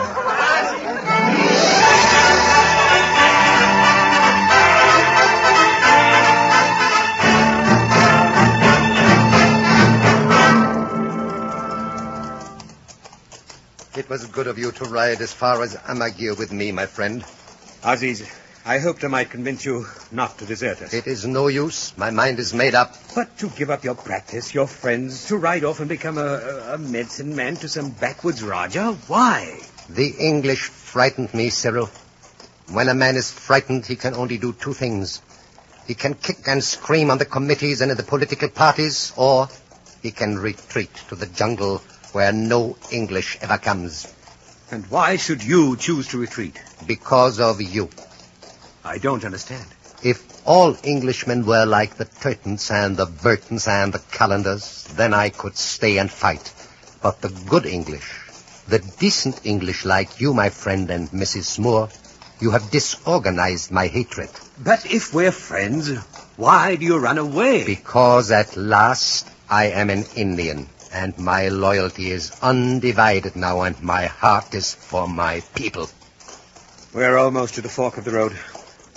Before we part, there's a piece of news I cannot keep from you. Yes? What news is that? Mrs. Moore died. No. On the ship to England. I wonder if her son will admit to himself that he killed her. I doubt it. He even refused to marry Miss Question, you know. I cannot feel sorrow for her. No, I suppose not. Here's the parting, Aziz. Whoa, whoa, whoa. Your road lies ahead. Mine to the right. Where shall you be? I go to a place in northern India called Mau. You know, many years ago, another young Mohammedan went there. He was a saint. His mother had said to him, "Go, free prisoners," and the young Mohammedan took a sword and did free all prisoners. Well, perhaps I shall come to be like him, my friend. Perhaps someday this horse of mine I ride now will become a charger, and I shall make it rear in battle like this. And then I shall cry, "India shall be a nation," and I shall cry, "Down with the British! Clear out, you swine, double quick! We may be disorganized here at home, but you British, we hate. And if I don't make you go, then my son Ahmed will make you go, and his son Karim will make you go. Yes, if it takes 5,500 years, we shall get rid of you. Yes, We shall drive every last blasted Englishman into the sea, and then, my very, very dear Cyril, you and I shall be friends. But why can't we be friends now? It's what I want. It's what you want. The horses do not want it. See how they pull us apart. The earth does not want it. See how it sends up rocks to divide us now. The jails do not want it. The palaces do not want it. The clubs, the temples, they do not want it. They all say it in 100 voices. They say it in 100 different ways. Listen. Just listen. Why, even the sky. God's sky says it. No, not yet. Not yet. Not yet.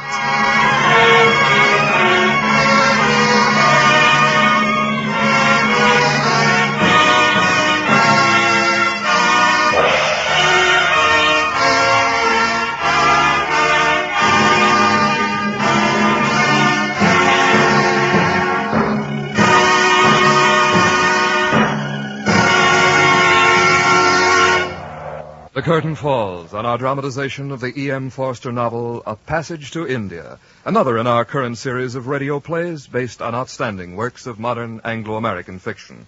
The adaptation for radio was written by George Lefferts and Van Woodward. Our intermission commentator was the distinguished author and critic, Mr. Ralph Bates, and our star, in the role of Dr. Aziz, was Joseph Schildkraut, internationally celebrated star of stage and screen. Our cast included Ben Wright, Alma Lawton, Alec Harford, Constance Cavendish, Marion Richmond, Norma Barden, Donald Morrison, Raymond Lawrence, Parley Bear, Paul Marion. Your announcer, Don Stanley.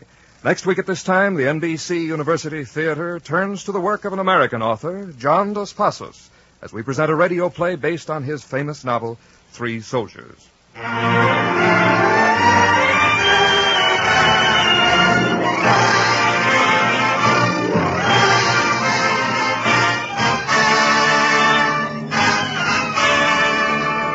Productions of the NBC University Theater are currently being used in conjunction with college home study courses in Anglo-American fiction under NBC's National College by Radio plan.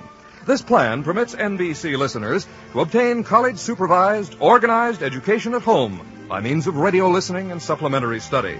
For full information about the authors and how to take advantage of this home study plan, which is currently being developed at the University of Louisville and elsewhere, send a penny postcard to College by Radio Courses, National Broadcasting Company, New York 20, New York. That's College by Radio Courses, National Broadcasting Company, New York 20, New York. Original music for A Passage to India was composed by Albert Harris and conducted by Henry Russell.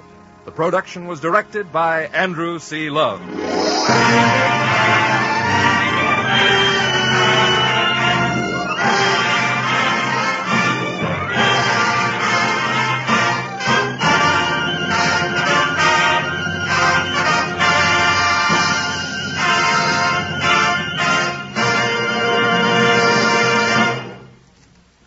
This program came to you from Hollywood. 5, count them, 5 of the most famous shows in radio, and they're all on tonight. Start your laughing with Ozzie and Harriet. Then listen straight through for Jack Benny, Phil Harris and Alice Faye, Edgar Bergen and Charlie McCarthy, and then Fred Allen with tonight's guest, George Jessel. Remember, for the best time of your life, the best time is tonight on most of these NBC stations. This is NBC, the National Broadcasting Company. CRESTA, BLANCA, Cresta, Blanca, Cresta Blanca. Stay tuned to Hojo Radio. Dark fantasy.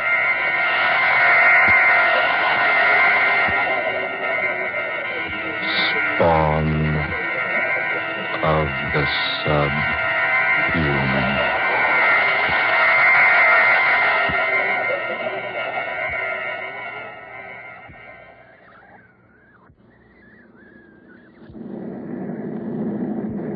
Beautiful takeoff. Yes, good pilot. But why did you charter such a large plane for just the two of us, Michael? Isn't this being just a bit too pretentious? Nothing but the best from now on, Adela. Besides, this was the only plane available. You can unloosen your safety belt now. I might as well confess that the real reason I was late was because I took so much time reading the notices in the paper this morning. Weren't they superb? Excellent. The audience was quite nice to me last night. Extremely appreciative, but I didn't expect such fine reports from the press. Didn't I tell you before the concert that you'd be a hit? Today, my dear, you're recognized as the outstanding soprano of the nation. You've had a lot of faith in me, haven't you, Michael? Well, offhand, I'd say I have, yes. You spent a lot of money to make me a success. Don't worry. I'll collect every cent of it back if we get as good houses as we had last night. Michael. Yes, darling? Do you feel, well, rather strange? Strange? No, dear. Why? I feel like something is going to happen. What makes you say that? I don't know.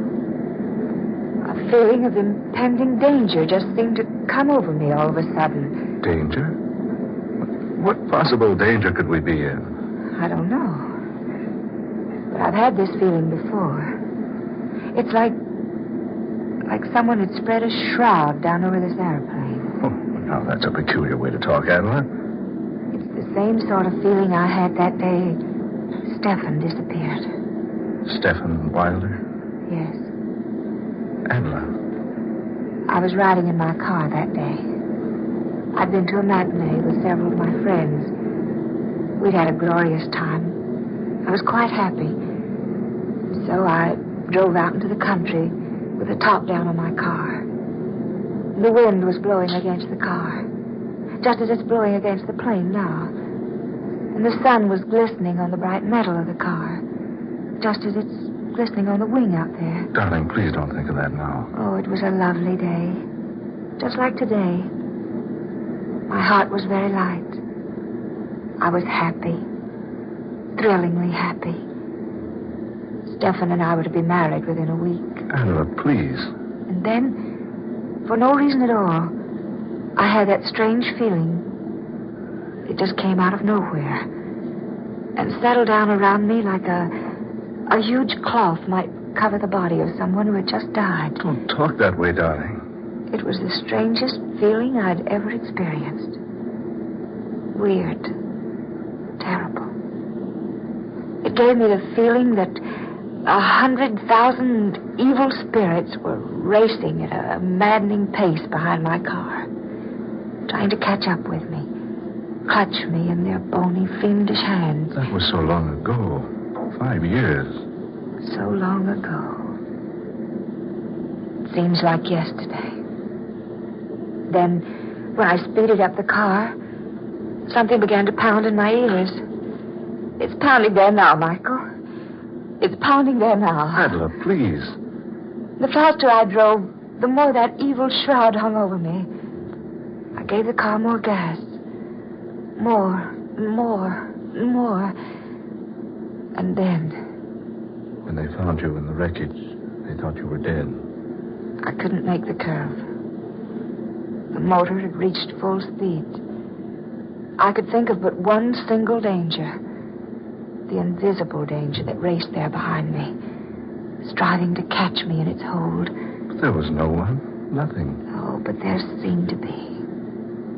And what was so strange, all of a sudden that bright day vanished. Just vanished. Clouds came out of nowhere and hid the sun from sight. Darling, I better pull down this shade on the window. Oh, Michael, wait a minute. Look. Look outside.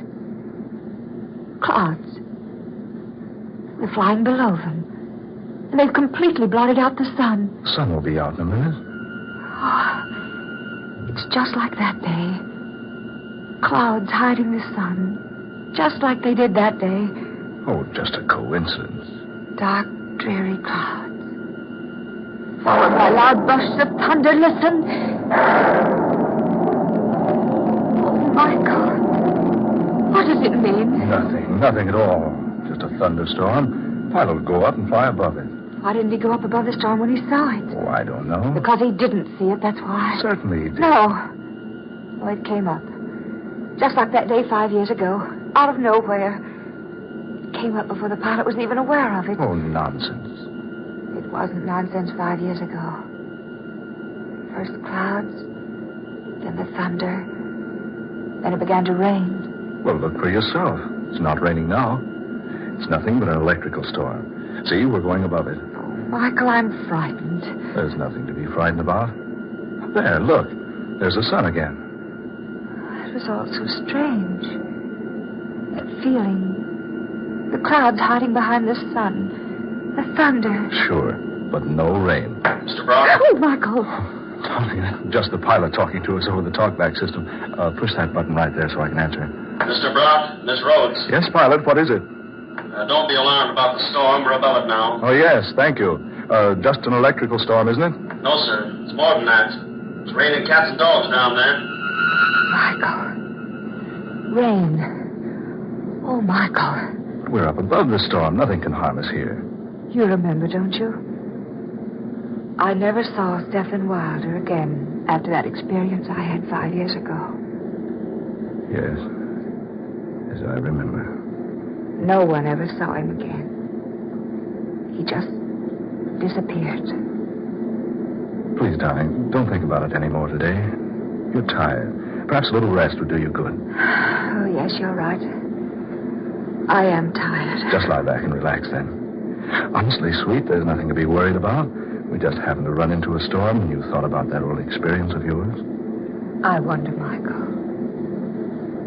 I wonder if we did just happen into the storm.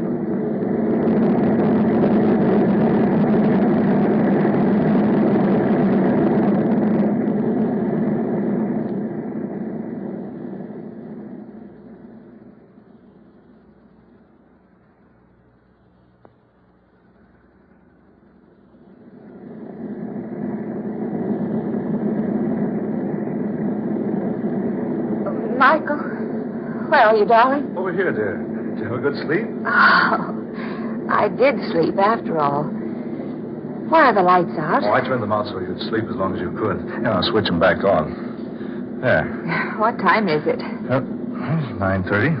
9:30. Oh, Michael, I've been asleep more than 8 hours. I thought you'd never wake up. It's after dark, and you've had the lights off all this time just for me. Well, I guess I'd better admit I got a little sleep, too. Where are we now? Over Mexico. Hey, hungry, dear? Oh, I'm famished. You know, I can't imagine what made me sleep so long. Oh, we land at Centella. We can get food there. Have we landed at all since I retired? No, we're circling now. Well, that's Centella down there. Oh. You better pretty up a bit. This is a secluded part of the country, but you never know who you're going to run into.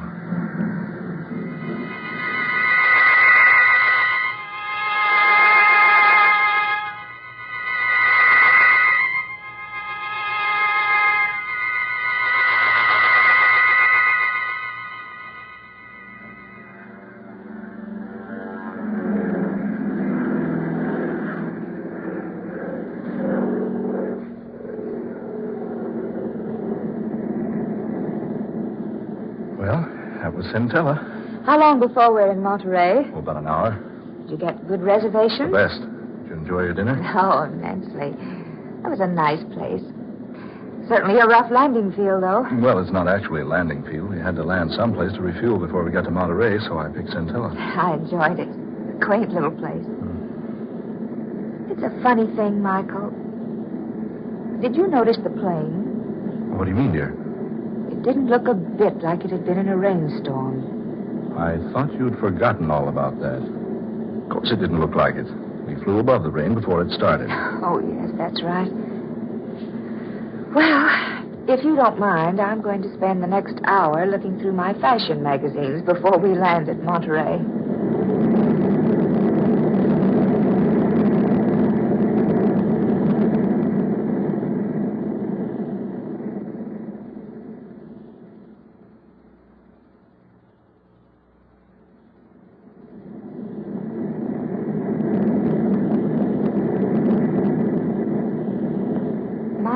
Yes? Should we be over water? Water? Well, no, of course not. Well, we are. There's water all around us. Oh, let's see.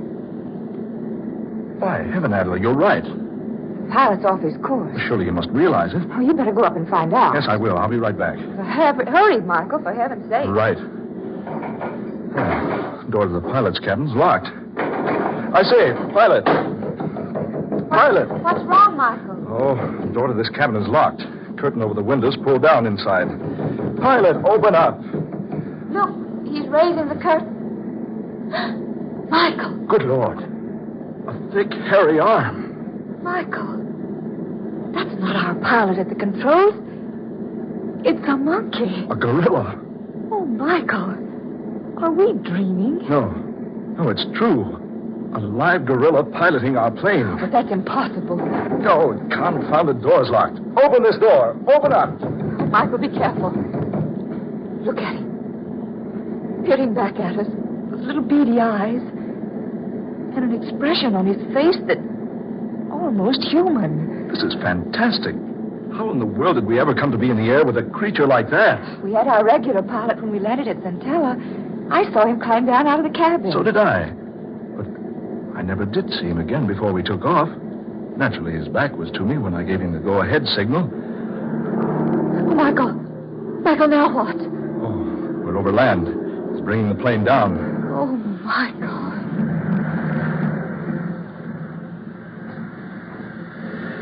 We're on the ground. An absolutely perfect landing. Oh, he's unlocking the door now. Michael, what's he going to do? Just take it easy. Don't get excited. Whatever you do, don't run or make a fast movement. Don't let him know you're afraid of him. He's just standing there, looking at us. Whatever you do, don't let him know you're afraid of him. You don't have to be afraid of me. Michael. That creature talked. Of course I talk. Oh, we're a couple of fools, Adela. Just our pilot playing a trick on us, dressed up in a monkey suit. There is no trickery. I am not your original pilot. What? I joined you at Centella, where I came to meet you for Dr. Luther. Dr. Luther? Yes. He's waiting for you. Come, follow me. Steady, darling. Come on. We'd better follow him. Here's the doctor now. Well, Stephen, I see you brought our visitors. Yes, doctor. Yes, just as I directed you. Welcome, Adela Rhodes, and welcome to your lovely, lovely voice. I say, look here. And welcome to you, Mr. Brock. I'm so sorry that you will be of no assistance to me. However, you may be interested in what I have planned. Now, listen, Dr. Luther. I want to know what this is all about. You will learn what it is all about, and without delay, I assure you. Come, Stephen. Don't be so inhospitable. Show our guest into the laboratory.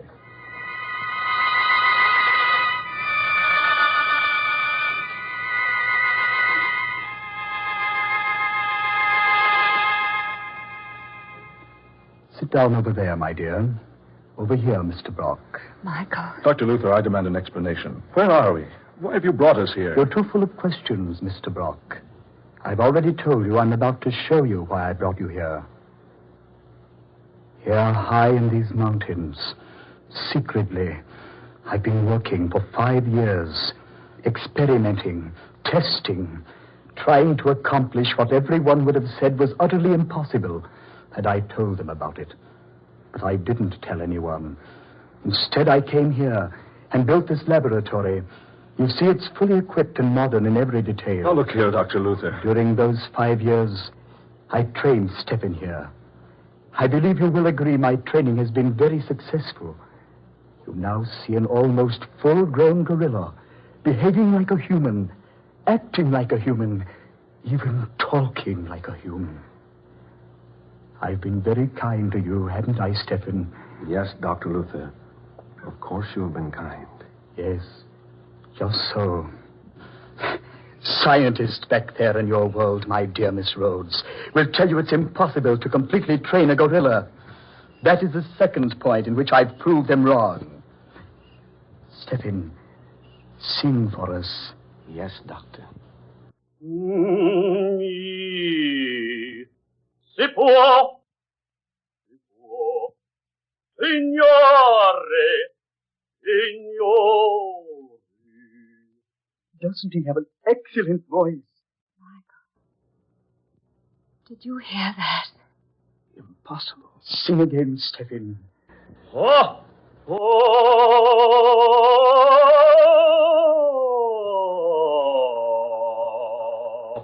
You see, soon he will be world famous.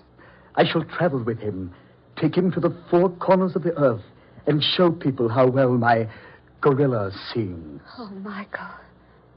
I can't believe it.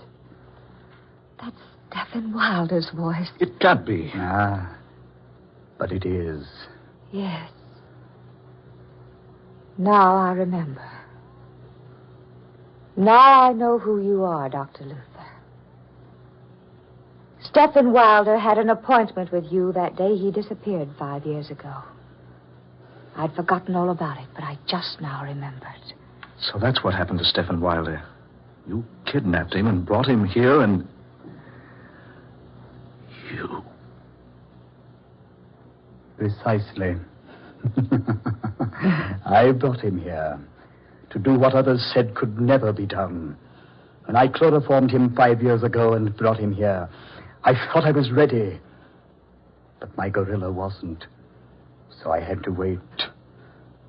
3 months ago, I performed the operation. Operation? I removed the vocal cords from the man and grafted them into the gorilla. Oh. This is ridiculous. A thing like that can't be done. Oh, surely you don't deny the proof I've just given you, Mr. Brock. Stephen, sing.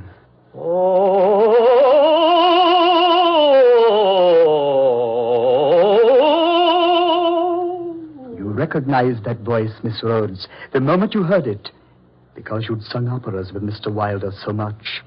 That was the way he sang, to exercise his voice. Don't you both realize what I have here? The secret of an untold wealth. Why, besides knowing how to train this ferocious and morose type of animal, besides knowing how to transfer human vocal cords successfully, I have something I can exhibit to the world to prove my knowledge. Think of the fortune I can amass, because people will pay immense sums to see and hear my singing gorilla. Stop it. Stop it, I say. Why have you brought me here? Surely you could have spared me this. I will tell you why, Miss Rhodes. If you and Mr. Brock will step over here... The only place we're going to step is out of this place. You will do as I ask. Stephen, these people are not to leave. Very well, Dr. Luther. Over here, if you please. Better do what he says, Adler. There. Go to this plate glass. Look into the next room. Another gorilla. Yes. Isn't it a fine specimen? Fine specimen? Yes, she. She? Oh, no. No.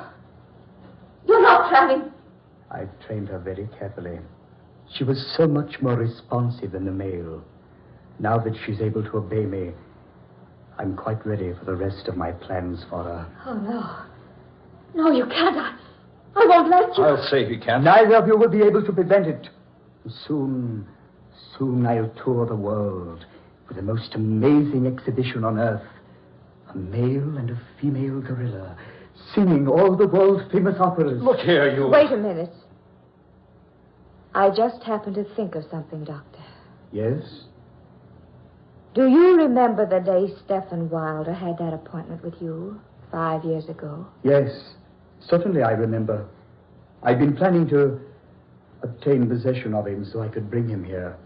I was most pleased when he called and asked for an appointment. But did he tell you why he was calling upon you? I know. No, he didn't.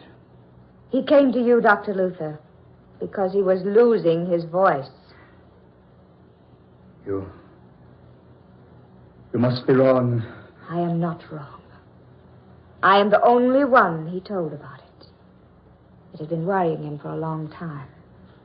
You see, the more he sang, the worse his voice became. He was gradually losing it. But that's impossible. Do you think so, Doctor? You're a specialist on that subject. That's why he was coming to you that day. No, you must be wrong. After all the work I've done. Your gorilla will lose his voice, Dr. Luther. And I assure you, before you'll do anything to me, I'll see to it that my voice is ruined too. He won't! He can't! He's an excellent voice, excellent! Yes, of course he is. We've worked together, I've trained him. His voice can't go bad on me now. Not now. Just when it's finally successful. Oh, you'll see, Dr. Luther. No, you're wrong. You're mistaken. He'll sing all right. He won't lose his voice. Will you step in? No, of course not. You're in an excellent voice, Stephen. Sing. Sing your head, Stephen. Children. Si può, signore, signore.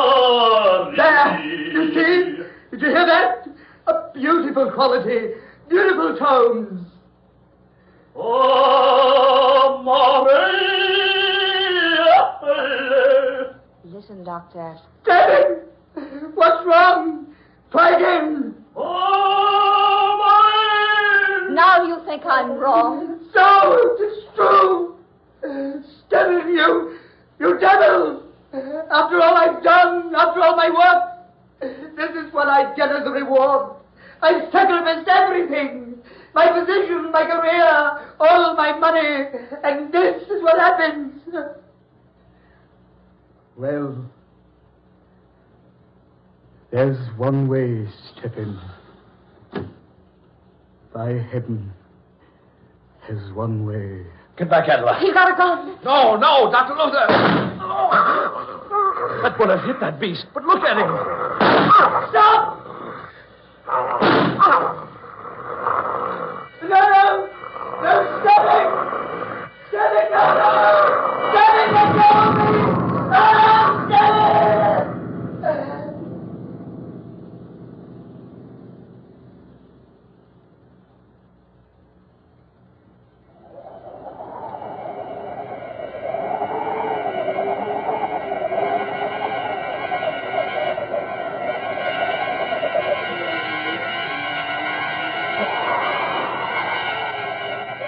Dark fantasy.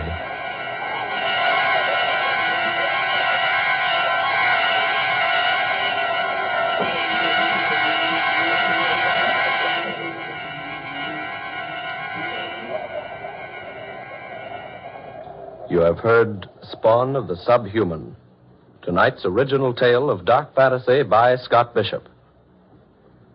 Ben Morris was heard as Michael Brock, Eleanor Naylor Corrin was Adela Rhodes, Garland Moss played Dr. Luther, and Muir Height was the gorilla. Next Friday night at this same time, listen to the 16th in this series of dark fantasy dramas created by Scott Bishop, The Man with the Scarlet Satchel. The story of an aged millionaire who receives a child's set of modeling clay as a practical joke, but who turns the gift into an incredible and weird instrument of destruction. Don't miss this unusual story next Friday night, The Man with the Scarlet Satchel. Tom Paxton speaking. Dark Fantasy comes to you from WKY, Oklahoma City. This is the National Broadcasting Company. Truth is stranger than fiction. And this is the proof. This is Ripley's Believe It or Not. The parish clerks of Hungerford, England, for 800 years have visited each household on the second Tuesday after Easter to collect a penny from each man for church repairs and a kiss from each woman. Believe it or not. In a moment, I'll tell you about the Iron Man. Sir Thomas Overbury certainly deserves to be called a man of iron. He was imprisoned in the Tower of London and for 3 months and 17 days was fed a daily diet of hemlock, arsenic, nitric acid, ground diamonds, and mercury, enough poison to have killed 20 men. But Sir Thomas refused to die. Finally, an injection of a powerful corrosive killed him. Later, the guards who'd been bribed to poison him were executed. Believe it or not.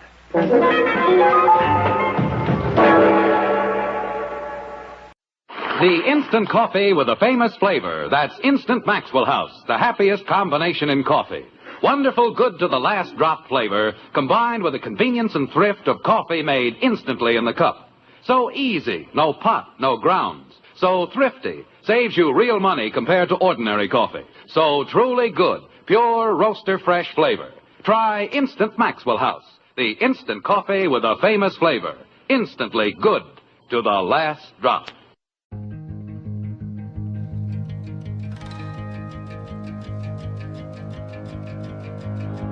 Thanks for listening to Hojo Radio. We'll be back again very soon.